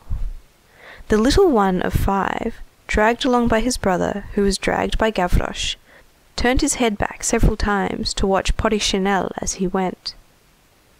The ambiguous phrase, by means of which Montparnasse had warned Gavroche of the presence of the policeman, contained no other talisman than the assonance dig, repeated 5 or 6 times in different forms. This syllable, dig, uttered alone or artistically mingled with the words of a phrase, means, "Take care, we can no longer talk freely." There was, besides, in Montparnasse's sentence, a literary beauty which was lost upon Gavroche. That is, mon dog, ma dague, et ma digue, a slang expression of the Temple, which signifies my dog, my knife, and my wife, greatly in vogue among clowns and the red tails, in the great century when Molière wrote and Callot drew. 20 years ago, there was still to be seen in the southwest corner of the Place de la Bastille, near the basin of the canal, excavated in the ancient ditch of the fortress prison, a singular monument which has already been effaced from the memories of Parisians, and which deserved to leave some trace, for it was the idea of a member of the Institute, the General-in-Chief of the Army of Egypt. We say monument, although it was only a rough model, but this model itself, a marvellous sketch, the grandiose skeleton of an idea of Napoleon's, which successive gusts of wind have carried away and thrown on each occasion, still further from us, had become historical, and had acquired a certain definiteness which contrasted with its provisional aspect. It was an elephant 40 feet high, constructed of timber and masonry, bearing on its back a tower which resembled a house, formerly painted green by some dauber, and now painted black by heaven, the wind, and time. In this deserted and unprotected corner of the place, the broad brow of the colossus, his trunk, his tusks, his tower, his enormous crupper, his 4 feet, like columns, produced at night, under the starry heavens, a surprising and terrible form. It was a sort of symbol of popular force. It was sombre, mysterious, and immense. It was some mighty, visible phantom, one knew not what, standing erect beside the invisible spectre of the Bastille. Few strangers visited this edifice. No passer-by looked at it. It was falling into ruins. Every season the plaster which detached itself from its sides formed hideous wounds upon it.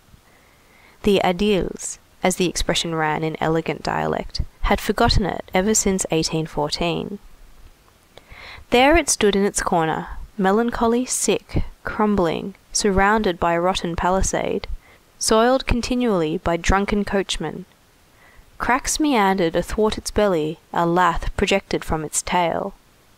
Tall grass flourished between its legs, and, as the level of the place had been rising all around it for a space of 30 years, by that slow and continuous movement which insensibly elevates the soil of large towns, it stood in a hollow, and it looked as though the ground were giving way beneath it. It was unclean, despised, repulsive, and superb. Ugly in the eyes of the bourgeois, melancholy in the eyes of the thinker. There was something about it of the dirt which is on the point of being swept out, and had something of the majesty which is on the point of being decapitated. As we have said, at night, its aspect changed. Night is the real element of everything that is dark. As soon as twilight descended, the old elephant became transfigured. He assumed a tranquil and redoubtable appearance in the formidable serenity of the shadows. Being of the past, he belonged to the night, and obscurity was in keeping with his grandeur.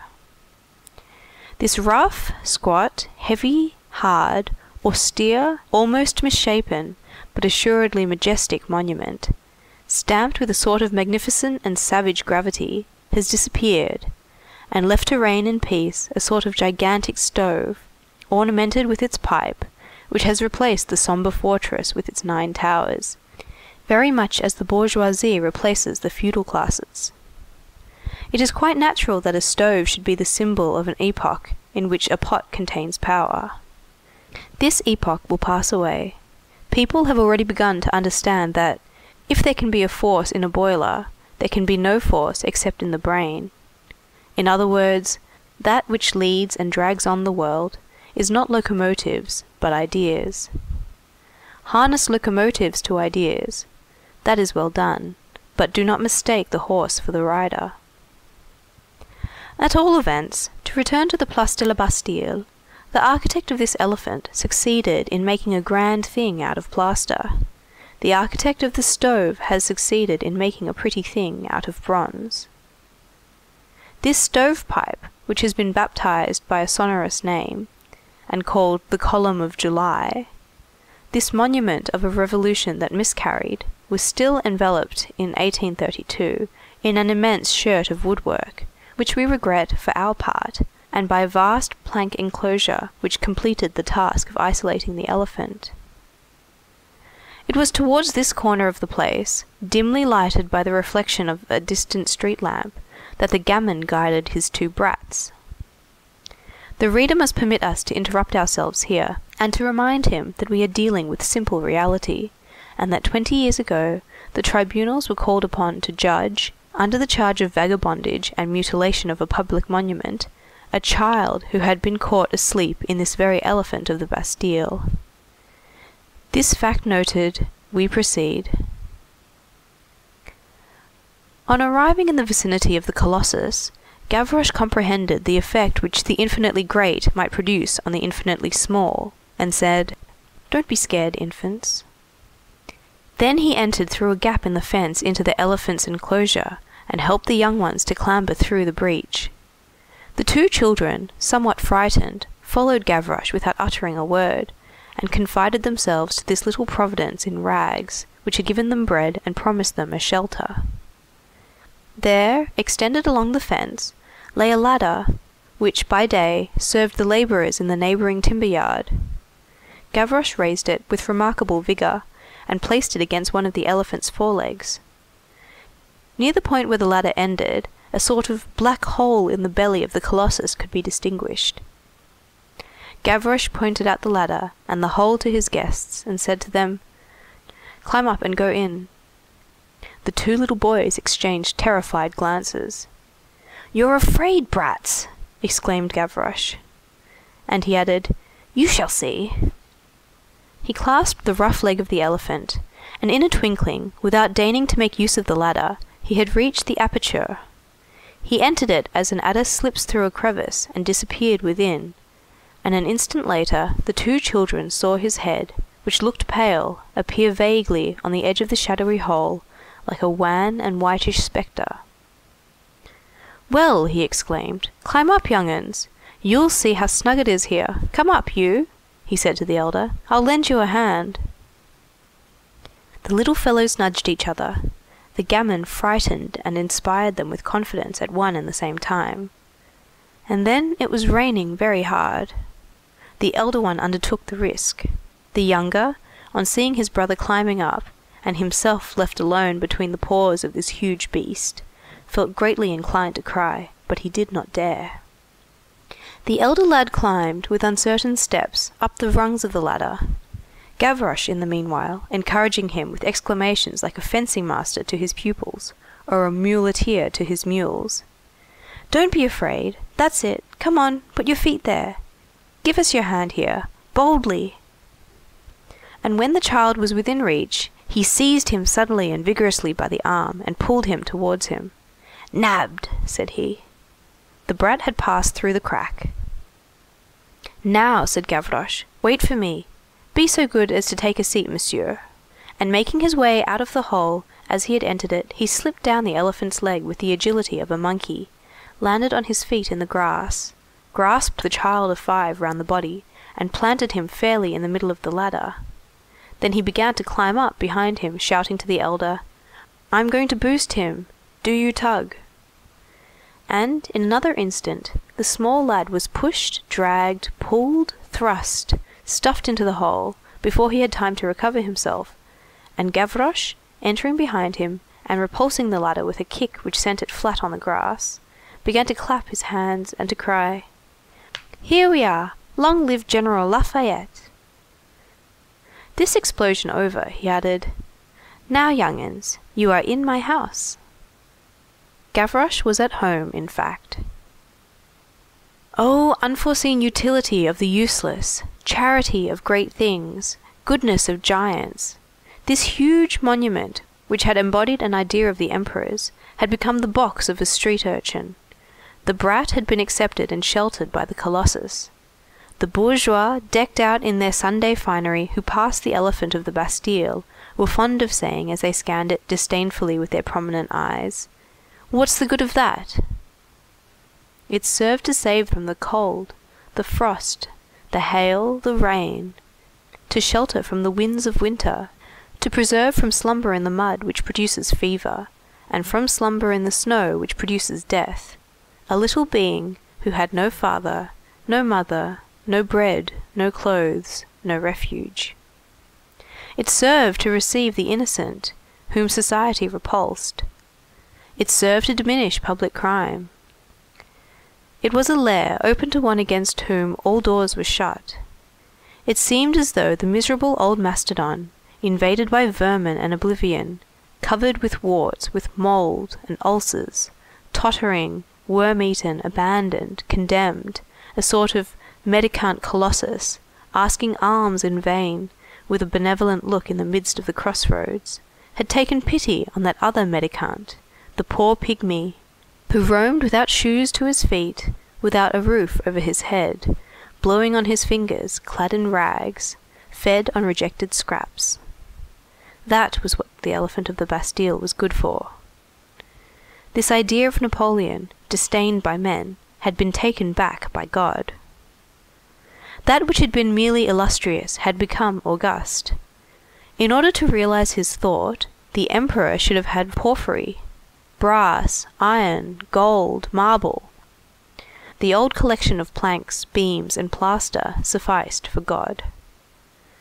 The emperor had had the dream of a genius in that titanic elephant, armed, prodigious, with trunk uplifted, bearing its tower and scattering on all sides its merry and vivifying waters.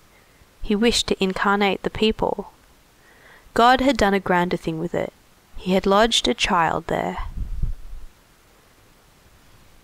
The hole through which Gavroche had entered was a breach which was hardly visible from the outside, being concealed, as we have stated, beneath the elephant's belly, and so narrow that it was only cats and homeless children who could pass through it. "Let's begin," said Gavroche, "by telling the porter that we are not at home." And plunging into the darkness with the assurance of a person who is well acquainted with his apartments, he took a plank and stopped up the aperture. Again Gavroche plunged into the obscurity. The children heard the crackling of the match thrust into the phosphoric bottle. The chemical match was not yet in existence. At that epoch, the fumade steel represented progress. A sudden light made them blink. Gavroche had just managed to ignite one of those bits of cord dipped in resin which are called cellar rats. The cellar rat, which emitted more smoke than light, rendered the interior of the elephant confusedly visible. Gavroche's two guests glanced about them, and the sensation which they experienced was something like that which one would feel if shut up in the great tun of Heidelberg, or, better still, like what Jonah must have felt in the biblical belly of the whale. An entire and gigantic skeleton appeared enveloping them. Above, a long brown beam, whence started at regular distances massive, arching ribs, represented the vertebral column with its sides. Stalactites of plaster depended from them like entrails, and vast spiders' webs stretching from side to side formed dirty diaphragms. Here and there, in the corners, were visible large blackish spots, which had the appearance of being alive, and which changed places rapidly with an abrupt and frightened movement. Fragments which had fallen from the elephant's back into his belly had filled up the cavity, so that it was possible to walk upon it as on a floor. The smaller child nestled up against his brother, and whispered to him, "It's black." This remark drew an exclamation from Gavroche. The petrified air of the two brats rendered some shock necessary. "What's that you're gabbling about there?" he exclaimed. "Are you scoffing at me? Are you turning up your noses? Do you want the Tuileries? Are you brutes? Come, say. I warn you that I don't belong to the regiment of simpletons. Ah, come now, are you brats from the Pope's establishment?" A little roughness is good in cases of fear. It is reassuring. The two children drew close to Gavroche. Gavroche, paternally touched by this confidence, passed from grave to gentle, and addressing the smaller, "Stupid," said he, accenting the insulting word with a caressing intonation. "It's outside that it is black. Outside it's raining. Here it does not rain. Outside it's cold. Here there's not an atom of wind. Outside there are heaps of people. Here there's no one. Outside there ain't even the moon. Here there's my candle, confound it." The two children began to look upon the apartment with less terror, but Gavroche allowed them no more time for contemplation. "Quick," said he, and he pushed them towards what they were very glad to be able to call the end of the room. There stood his bed. Gavroche's bed was complete, that is to say, it had a mattress, a blanket, and an alcove with curtains. The mattress was a straw mat, the blanket a rather large strip of grey woolen stuff, very warm and almost new. This is what the alcove consisted of. 3 rather long poles, thrust into and consolidated with the rubbish which formed the floor, that is to say, the belly of the elephant, 2 in front and 1 behind, and united by a rope at their summits, so as to form a pyramidal bundle. This cluster supported a trellis work of brass wire, which was simply placed upon it, but artistically applied, and held by fastenings of iron wire, so that it enveloped all 3 holes. A row of heavy stones kept this network down to the floor so that nothing could pass under it. This grating was nothing else than a piece of the brass screens with which aviaries are covered in menageries. Gavroche's bed stood as in a cage behind this net. The whole resembled an Esquimaux tent. This trellis work took the place of curtains. Gavroche moved aside the stones which fastened the net down in front, and the 2 folds of the net which lapped over each other fell apart. "Down on all fours, brats," said Gavroche. He made his guests enter the cage with great precaution, then he crawled in after them, pulling the stones together, and closed the opening hermetically again. All 3 had stretched out on the mat. Gavroche still had the cellar rat in his hand. "Now," said he, "go to sleep. I'm going to suppress the candelabra." "Monsieur," the elder of the brothers asked Gavroche, pointing to the netting, "what's that for?" "That," answered Gavroche gravely, "is for the rats. Go to sleep." Nevertheless, he felt obliged to add a few words of instruction for the benefit of these young creatures, and he continued, "It's a thing from the Jardin des Plantes. It's used for fierce animals. There's a whole shop full of them there. All you've got to do is to climb over a wall, crawl through a window, and pass through a door. You can get as much as you want." As he spoke, he wrapped the younger one up bodily in a fold of the blanket, and the little one murmured, "Oh, how good that is! It's warm!" Gavroche cast a pleased eye on the blanket. "That's from the Jardin des Plantes, too," said he. "I took that from the monkeys." And, pointing out to the eldest the mat on which he was lying, a very thick and admirably made mat, he added, "That belonged to the giraffe." After a pause, he went on, "The beasts had all these things. I took them away from them. It didn't trouble them. I told them, 'It's for the elephant.'" He paused, then resumed, "You crawl over the walls, and you don't care a straw for the government. So there now." The two children gazed with timid and stupefied respect on this intrepid and ingenious being, a vagabond like themselves, isolated like themselves, frail like themselves, who had something admirable and all-powerful about him, who seemed supernatural to them, and whose physiognomy was composed of all the grimaces of an old mountebank, mingled with the most ingenious and charming smiles. "Monsieur," ventured the elder timidly, "you are not afraid of the police, then?" Gavroche contented himself with replying, "Brat! Nobody says police, they say bobbies." The smaller had his eyes wide open, but he said nothing. As he was on the edge of the mat, the elder being in the middle, Gavroche tucked the blanket round him as a mother might have done, and heightened the mat under his head with old rags, in such a way as to form a pillow for the child. Then he turned to the elder. "Hey, we're jolly comfortable here, ain't we?" "Ah, yes," replied the elder, gazing at Gavroche with the expression of a saved angel. The two poor little children who had been soaked through began to grow warm once more. "Ah, by the way," continued Gavroche, "what were you bawling about?"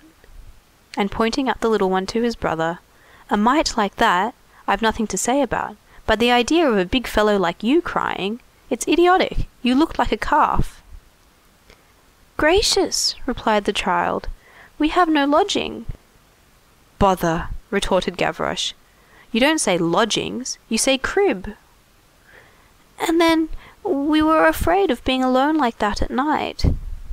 "You don't say night, you say darkmans." "Thank you, sir," said the child. "Listen," went on Gavroche, "you must never bawl again over anything. I'll take care of you. You shall see what fun we'll have. In summer, we'll go to the Glacière with Navet, one of my pals. We'll bathe in the Gare. We'll run stark naked in front of the rafts on the bridge at Austerlitz. That makes the laundresses raging. They scream, they get mad, and if you only knew how ridiculous they are. We'll go and see the man-skeleton. And then I'll take you to the play. I'll take you to see Frédéric Lemaitre. I have tickets, I know some of the actors. I even played in a piece once. There were a lot of us fellas, and we ran under a cloth, and that made the sea. I'll get you an engagement at my theatre. We'll go to see the savages. They ain't real, those savages ain't. They wear pink tights that go all in wrinkles, and you can see where their elbows have been darned with white. Then we'll go to the opera. We'll get in with the hired applauders. The opera clerk is well managed. I wouldn't associate with the clerk on the boulevard. At the opera, just fancy, some of them pay 20 sous, but they're ninnies.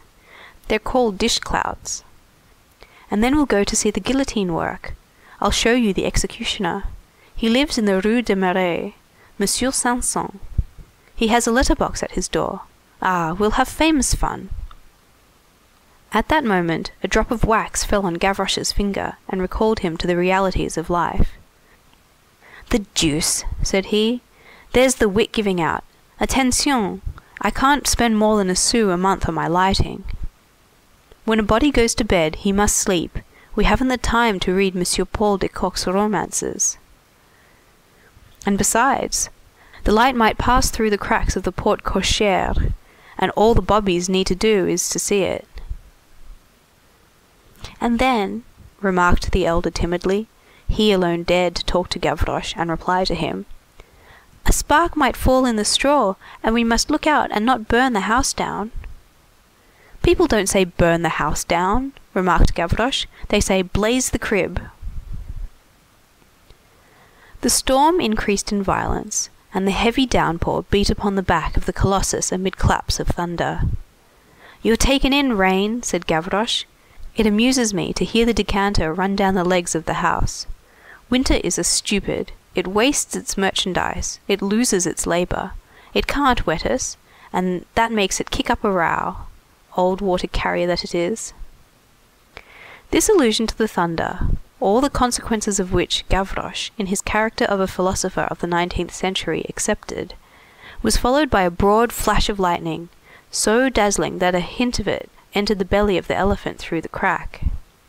Almost at the same instant, the thunder rumbled with great fury. The two little creatures uttered a shriek, and started up so eagerly that the network came near being displaced. But Gavroche turned his bold face to them, and took advantage of the clap of thunder to burst into a laugh. "Calm down, children. Don't topple over the edifice. That's fine, first-class thunder, all right. That's no slouch of a streak of lightning. Bravo for the good God. Deuce take it. It's almost as good as it is at the Ambigu."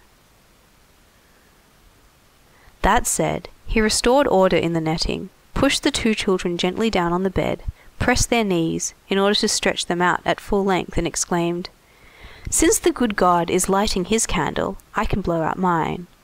Now, babes, now, my young humans, you must shut your peepers. It's very bad not to sleep. It'll make you swallow the strainer, or as they say, in fashionable society, stink in the gullet.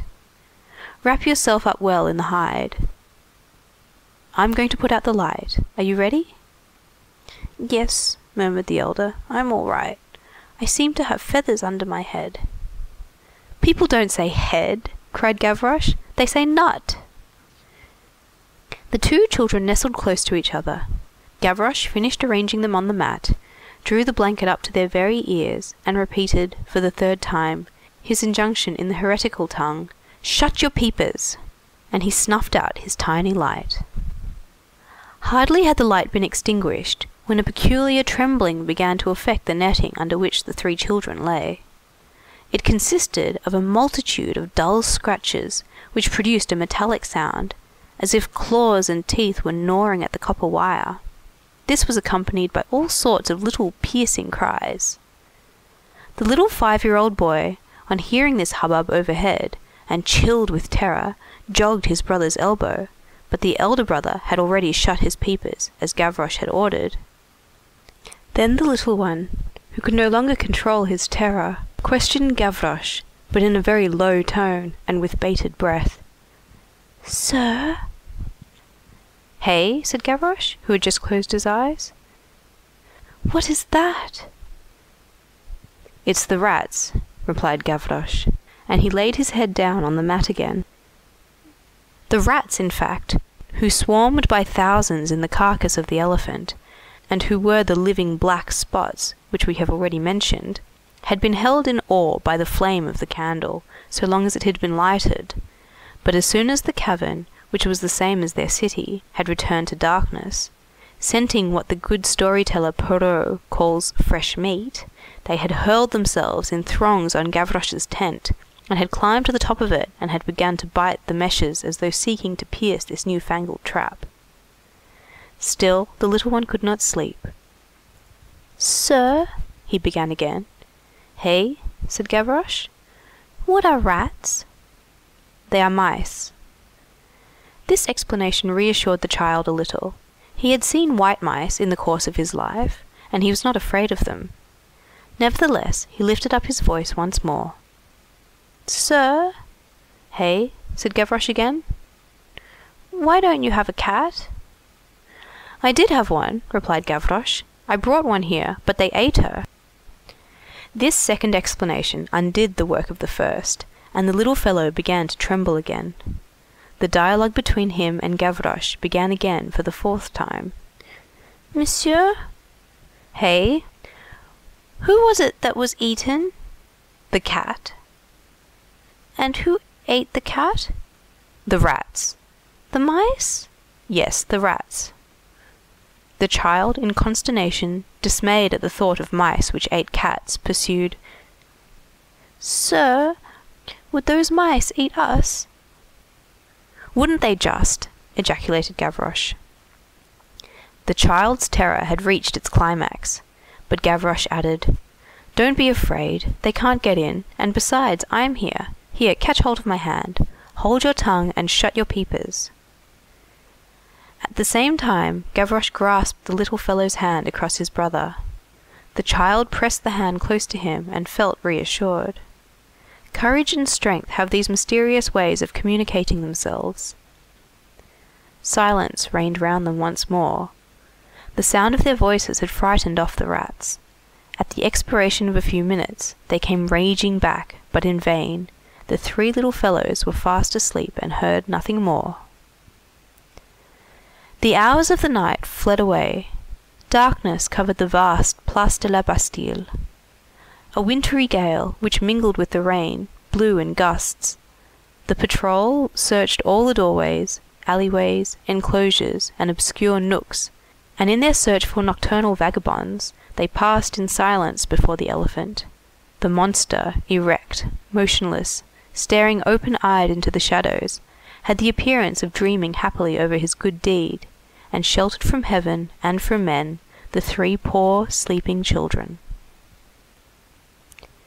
In order to understand what is about to follow, the reader must remember that, at that epoch, the Bastille guard-house was situated at the other end of the square, and that what took place in the vicinity of the elephant could neither be seen nor heard by the sentinel. Towards the end of that hour which immediately precedes the dawn, a man turned from the Rue Saint-Antoine at a run, made the circuit of the enclosure of the Column of July, and glided between the palings until he was underneath the belly of the elephant. If any light had illuminated that man, it might have been divined from the thorough manner in which he was soaked that he had passed the night in the rain. Arrived beneath the elephant, he uttered a peculiar cry, which did not belong to any human tongue, and which a paroquet alone could have imitated. Twice he repeated this cry, of whose orthography the following barely conveys an idea. "Kirikikyo!" At the second cry, a clear, young, merry voice responded from the belly of the elephant. "Yes!" Almost immediately, the plank which closed the hole was drawn aside, and gave passage to a child, who descended the elephant's leg and fell briskly near the man. It was Gavroche. The man was Montparnasse. As for his cry of "Kirikikyo," that was, doubtless, what the child had meant when he had said, "You will ask for Monsieur Gavroche."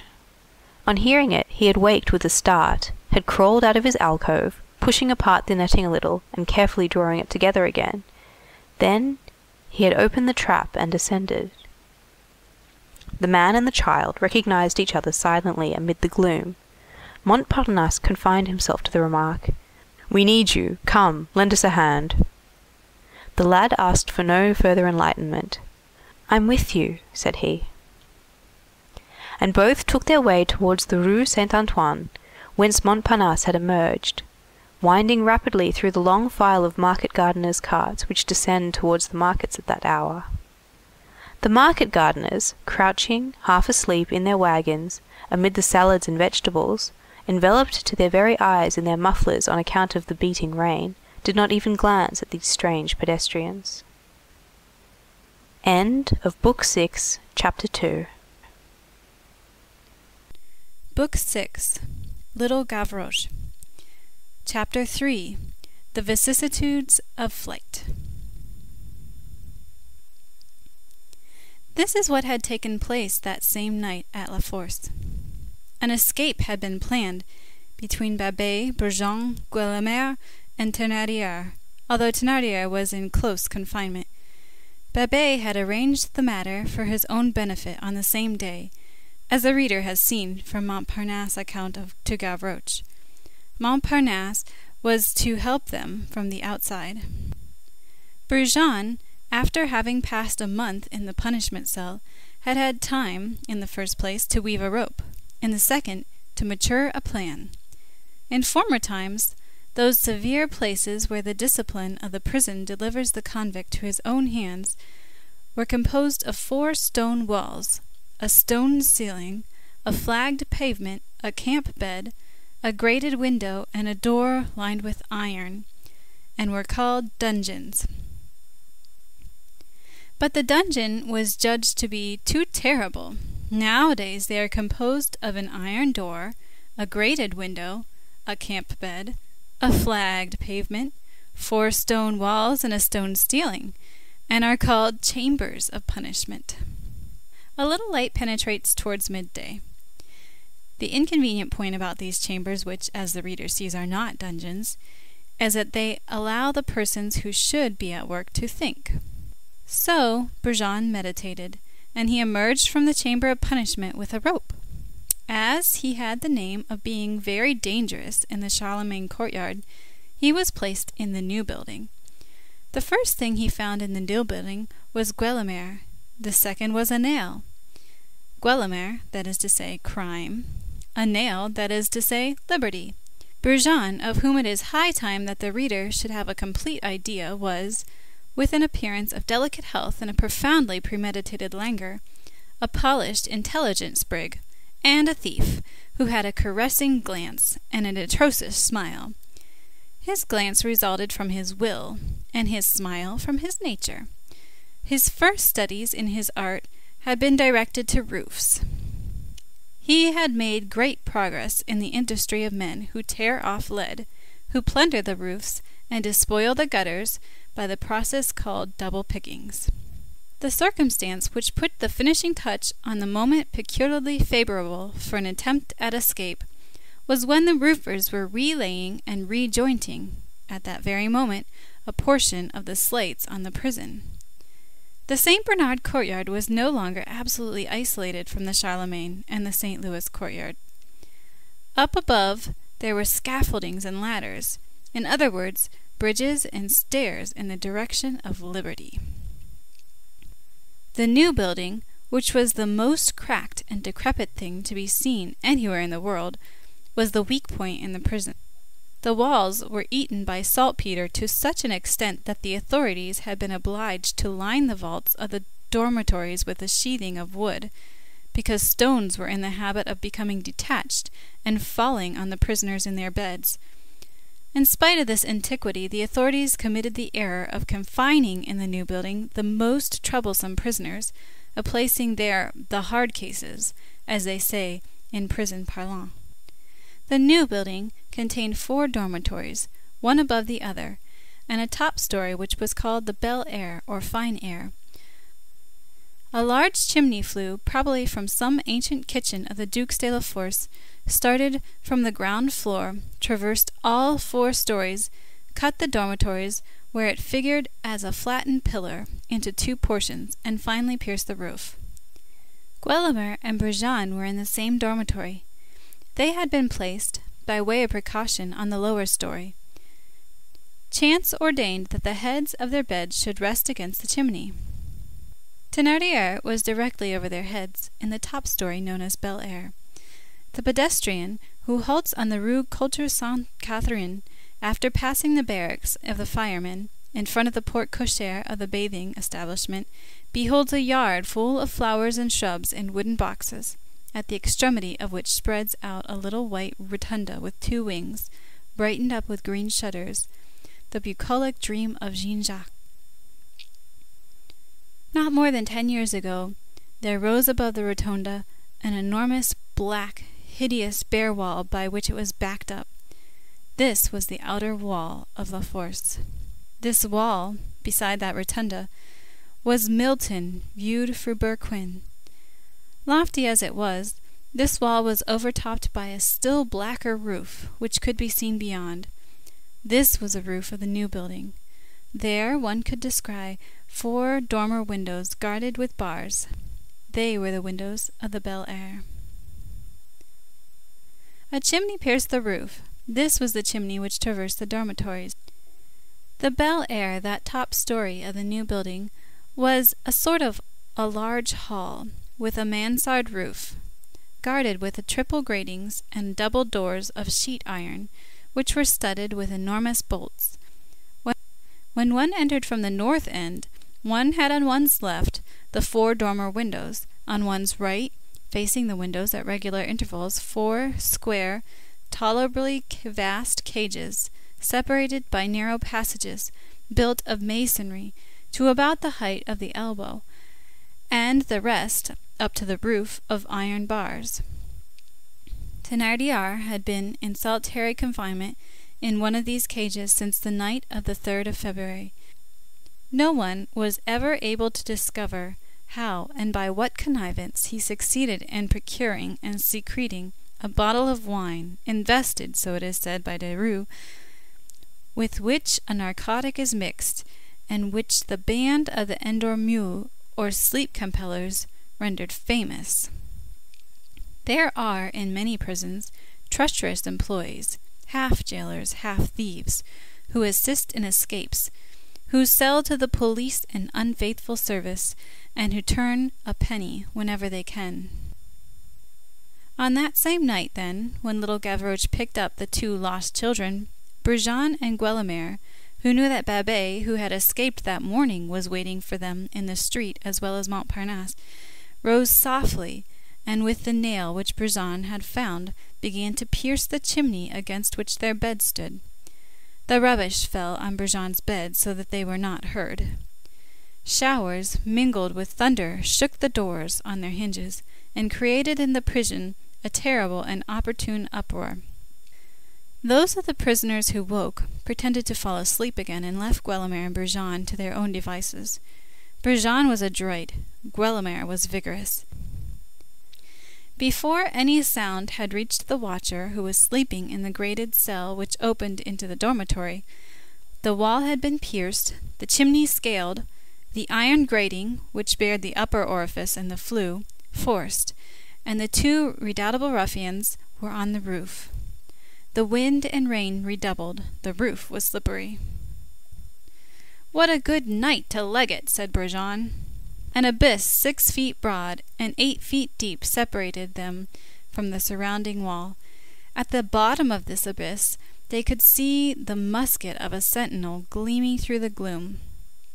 They fastened on one end of the rope which Brujon had spread in his dungeon to the stumps of the iron bars which they had just wrenched off, flung the other over the outer wall, crossed the abyss at one bound, clung to the coping of the wall, got astride of it, let themselves slip one after the other along the rope upon a little roof which touches the bath-house, pulled their rope after them, jumped down into the courtyard of the bath-house, traversed it, pushed open the porter's wicket, beside which hung his rope, pulled this, opened the porte-cochere, and found themselves in the street. 3/4 of an hour had not elapsed since they had risen in bed, in the dark, nail in hand, and their project in their heads. A few moments later they had joined Babet and Montparnasse, who were prowling about the neighborhood. They had broken their rope in pulling it after them, and a bit of it remained attached to the chimney on the roof. They had sustained no other damage, however, than that of scratching nearly all the skin off their hands. That night Thénardier was warned, without anyone being able to explain how, and was not asleep. Towards 1 o'clock in the morning, the night being very dark, he saw 2 shadows passing along the roof, in the rain and squalls, in front of the dormer window, which was opposite his cage. One halted at the window long enough to dart in a glance. This was Brujon. Thénardier recognized him and understood. This was enough. Thénardier, rated as a burglar, and detained as a measure of precaution under the charge of organizing a nocturnal ambush with armed force, was kept in sight. The sentry, who was relieved every 2 hours, marched up and down in front of his cage with a loaded musket. The Bel Air was lighted by a skylight. The prisoner had on his feet fetters weighing 50 pounds. Every day at 4 o'clock in the afternoon, a jailer, escorted by 2 dogs, this was still in vogue at that time, entered his cage, deposited beside his bed a loaf of black bread weighing 2 pounds, a jug of water, a bowl filled with rather thin bouillon, in which swam a few Mayagan beans, inspected his irons and tapped the bars, This man and his dog made 2 visits during the night. Thénardier had obtained permission to keep a sort of iron bolt which he used to spike his bread into a crack in the wall, in order to preserve it from the rats, as he said. As Thénardier was kept in sight, no objection had been made to this spike. Still, it was remembered afterward that one of the jailers had said, "It would be better to let him have only a wooden spike." At 2 o'clock in the morning the sentinel, who was an old soldier, was relieved and replaced by a conscript.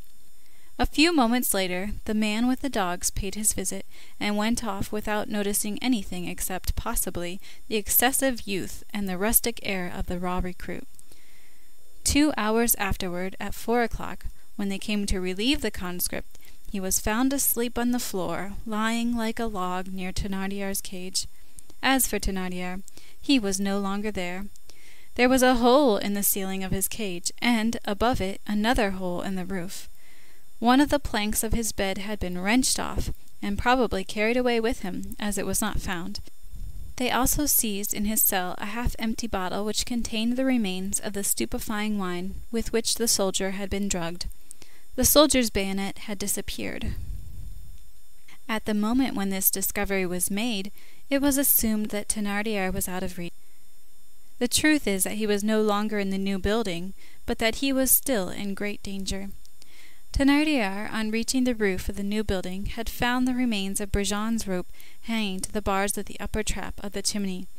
But, as this broken fragment was much too short, he had not been able to escape by the outer wall, as Brujon and Guelemer had done. When one turns from the Rue de Bellay into the Rue de Roi Cecile, one almost immediately encounters a repulsive ruin. There stood on that spot in the last century a house of which only the back wall now remains, a regular wall of masonry, which rises to the height of the 3rd story between the adjoining buildings. This ruin can be recognized by 2 large square windows which are still to be seen there. The middle one, that nearest the right gable, is barred with a worm-eaten beam, adjusted like a prop. Through these windows there was formerly visible a lofty and lugubrious wall, which was a fragment of the outer wall of La Force. The empty space on the street left by the demolished house is half filled by a fence of rotten boards, shored up by 5 stone posts. In this recess lies concealed a little shanty which leans against the portion of the ruin which has remained standing. The fence has a gate, which a few years ago was fastened only by a latch. It was the crest of this ruin that Thénardier had succeeded in reaching a little after 1 o'clock in the morning. How had he got there? That is what no one has ever been able to explain or understand. The lightning must at the same time have hindered and helped him. He had made use of the ladders and scaffoldings of the slaters to get from roof to roof, from enclosure to enclosure, from compartment to compartment, to the buildings of the Charlemagne Court, then to the buildings of the St. Louis Court, and thence to the hut on the Rue de Roi de Sicily. Had he made use of the ladders and scaffoldings of the slaters to get from roof to roof, from enclosure to enclosure, from compartment to compartment, to the buildings of the Charlemagne Court, then to the buildings of the St. Louis Court, to the outer wall, and thence to the hut on the Rue de Roi de Sicily?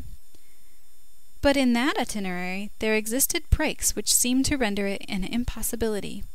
Had he placed the plank from his bed like a bridge from the roof of the Bel Air to the outer wall, and crawled flat on his belly on the coping of the outer wall to the whole distance round the prison as far as the hut?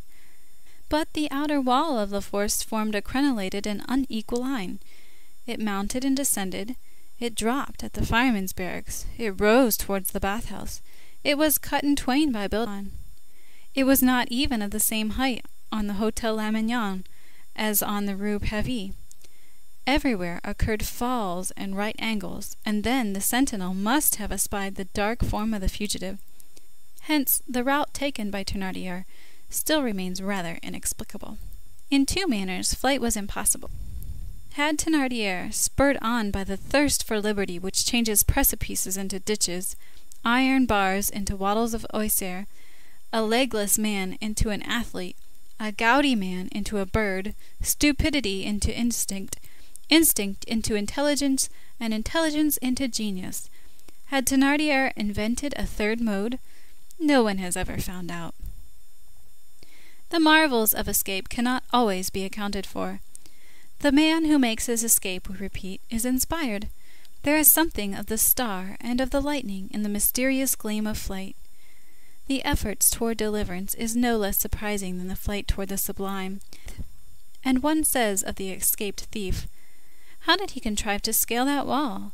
In the same way that one says of Corneille, "Where did he find the means of dying?"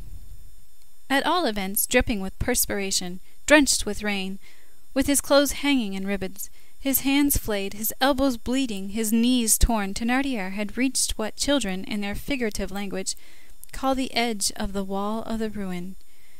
There he had stretched himself out at full length, and there his strength had failed him. A steep escarpment, 3 stories high, separated him from the pavement of the street. The rope, which he had, was too short. There he waited, pale, exhausted, desperate with all the despair which he had undergone, still hidden by the night, but telling himself that the day was on the point of dawning, alarmed at the idea of hearing the neighboring clock of St. Paul strike 4 within a few minutes, an hour when the sentinel was relieved, and when the latter would be found asleep under the pierced roof, staring in horror at a terrible depth, at the light of the street lanterns, the wet black pavement, that pavement longed for, yet frightful, which meant death, and which meant liberty.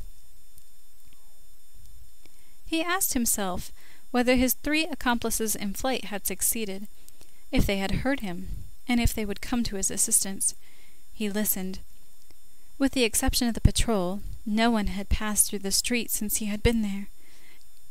Nearly the whole of the descent of the market gardeners from Montreuil, from Charonne, from Vincennes, and from Bercy to the markets was accomplished through the Rue Saint-Antoine.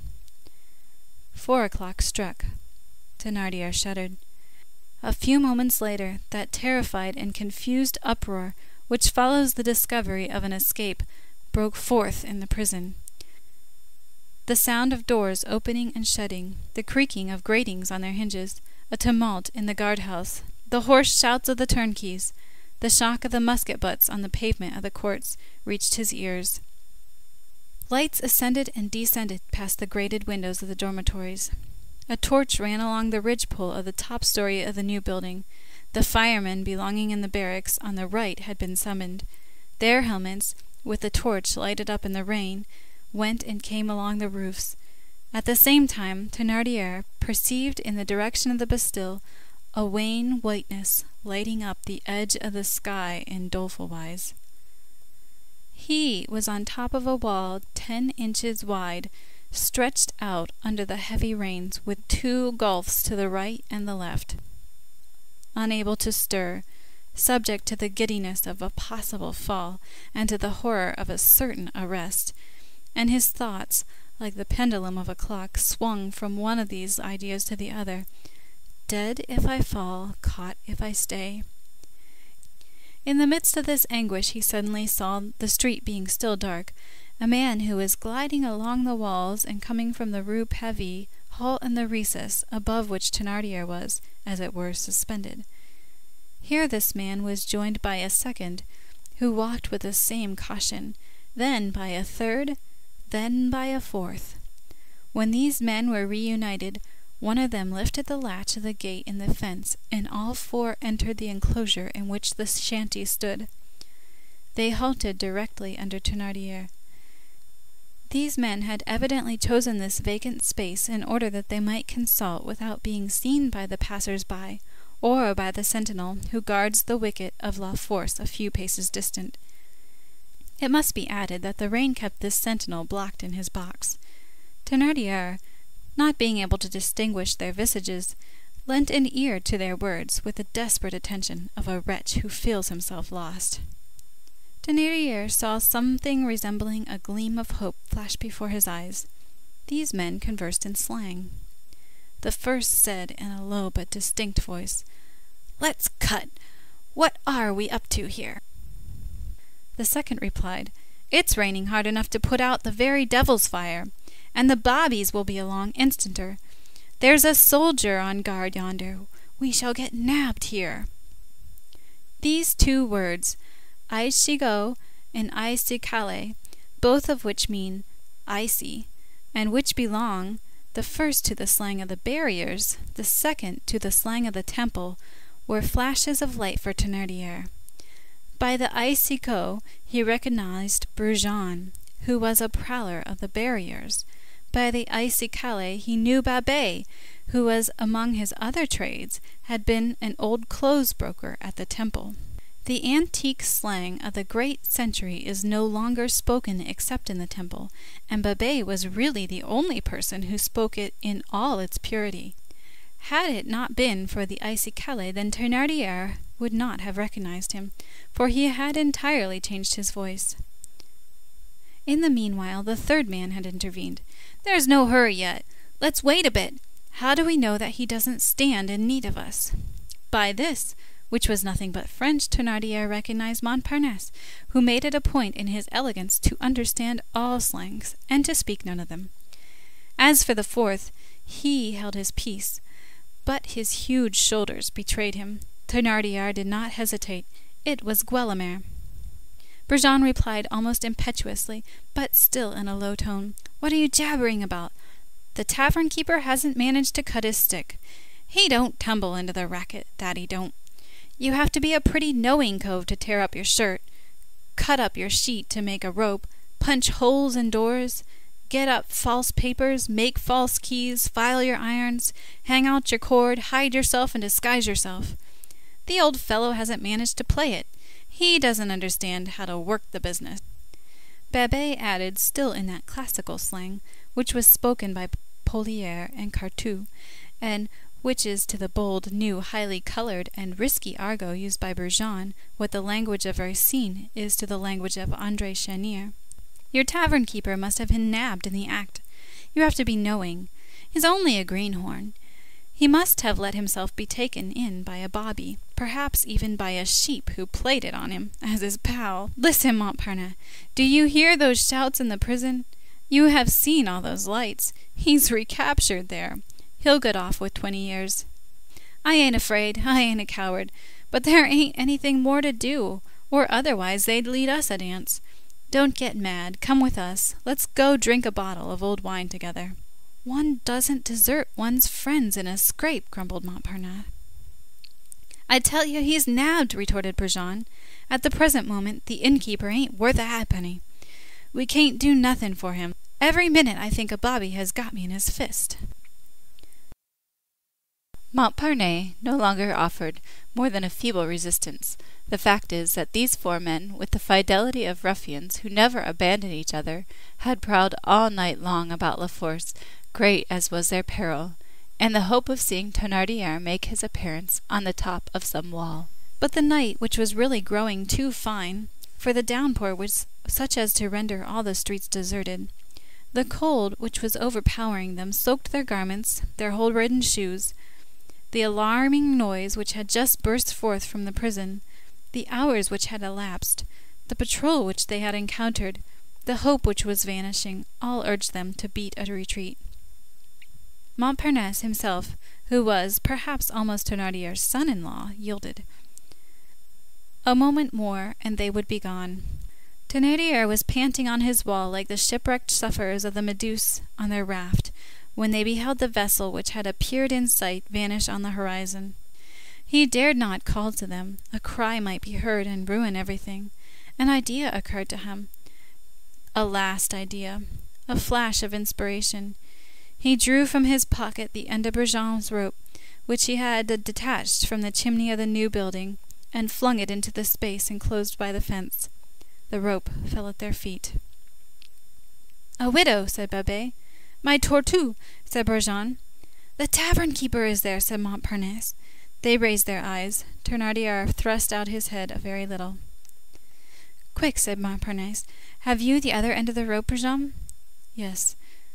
"Knot the two pieces together. We'll fling him the rope. He can fasten it to the wall, and he'll have enough of it to get down with." Thénardier ran the risk and spoke. I am paralyzed with cold. We will warm you up. I can't budge. Let yourself slide. We'll catch you. My hands are benumbed. Only fasten the rope to the wall. I can't. Then one of us must climb up, said Montparnasse. 3 stories, ejaculated Brujon. The ancient plaster flue which had served for a stove that had been used in the shanty in former times ran along the wall and mounted almost to the very spot where they could see Thénardier. This flue, then much damaged and full of cracks, has since fallen, but the marks of it are still visible. It was very narrow. One might get up by the help of that, said Montparnasse.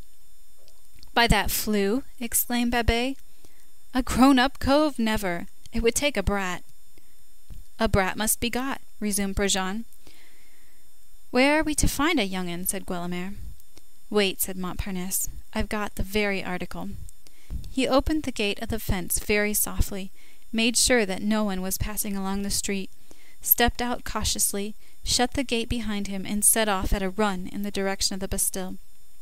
7 or 8 minutes elapsed.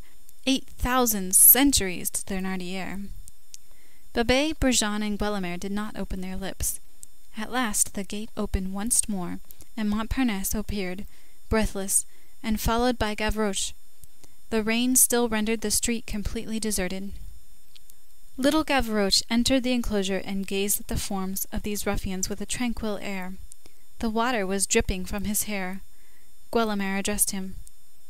Are you a man, young-un? Gavroche shrugged his shoulders and replied, A young-un like me's a man, and men like you are babes. The brat's tongue is well hung, exclaimed Babet. The Paris brat ain't made of mere straw, added Brujon. What do you want? Asked Gavroche. Montparnasse answered, Climb up that flue. With this rope, said Babet. And fasten it, continued Brujon. To the top of the wall, went on Babet. To the crossbar of the window, added Brujon. And then, said Gavroche. There, said Guelemer. The gamin examined the rope, the flue, the wall, the windows, and made that indescribable and disdainful noise with his lips which signifies, Is that all? There's a man up there, whom you are to save, resumed Montparnasse. Will you? Began Brujon again. Greenhorn, replied the lad, as though the question appeared a most unprecedented one to him, and he took off his shoes. Guelemer seized Gavroche by one arm and set him on the roof of the shanty, whose worm-eaten planks bent beneath the urchin's weight, and handed him the rope which Brujon had knotted together during Montparnasse's absence. The gamin directed his steps toward the flue, which it was easy to enter, thanks to the large crack which touched the roof. At the moment when he was on the point of ascending, Thénardier, who saw life and safety approaching, bent over the edge of the wall. The first light of dawn struck white upon his brow, dripping with sweat upon his livid cheekbones, his sharp and savage nose, his bristling gray beard, and Gavroche recognized him. Hullo, it's my father. Oh, that won't hinder. And taking the rope in his teeth, he resolutely began the ascent. He reached the summit of the hut, bestrode the old wall as though it had been a horse, and knotted the rope firmly to the upper crossbar of the window. A moment later Thénardier was in the street. As soon as he touched the pavement, as soon as he found himself out of danger, he was no longer either weary or chilled or trembling.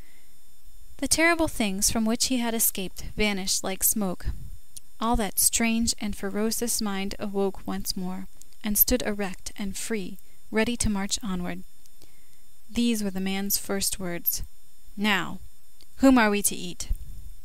It is useless to explain the sense of this frightfully transparent remark, which signifies both to kill, to assassinate, and to plunder.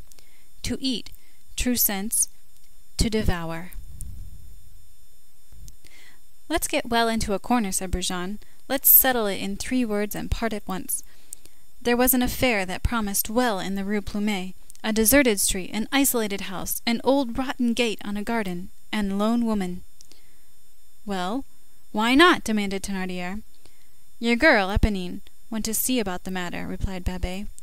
And she brought a biscuit to Magnon, added Guelemer. Nothing to be made there. The girl's no fool, said Thénardier. Still, it must be seen to. Yes, yes, said Brujon. It must be looked up. In the meanwhile, None of the men seemed to see Gavroche, who during this colloquy had seated himself on one of the fence posts. He waited a few moments, thinking that perhaps his father would turn towards him. Then he put on his shoes again and said, "Is that all? You don't want me any more, my men? Now you're out of your scrape. I'm off. I must go and get my brats out of bed." And off he went. The 5 men emerged one after another from the enclosure. When Gavroche had disappeared at the corner of the Rue de Bellay, Babet took Thénardier aside. "Did you take a good look at that young 'un?" he asked. "What young 'un?" "The one who climbed the wall and carried you the rope." "Not particularly." "Well, I don't know, but it strikes me that it was your son." "Bah!" said Thénardier. "Do you think so?"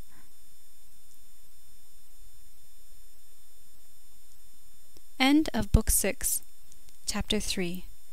Recording by Rachel Weaver, Boston, Massachusetts.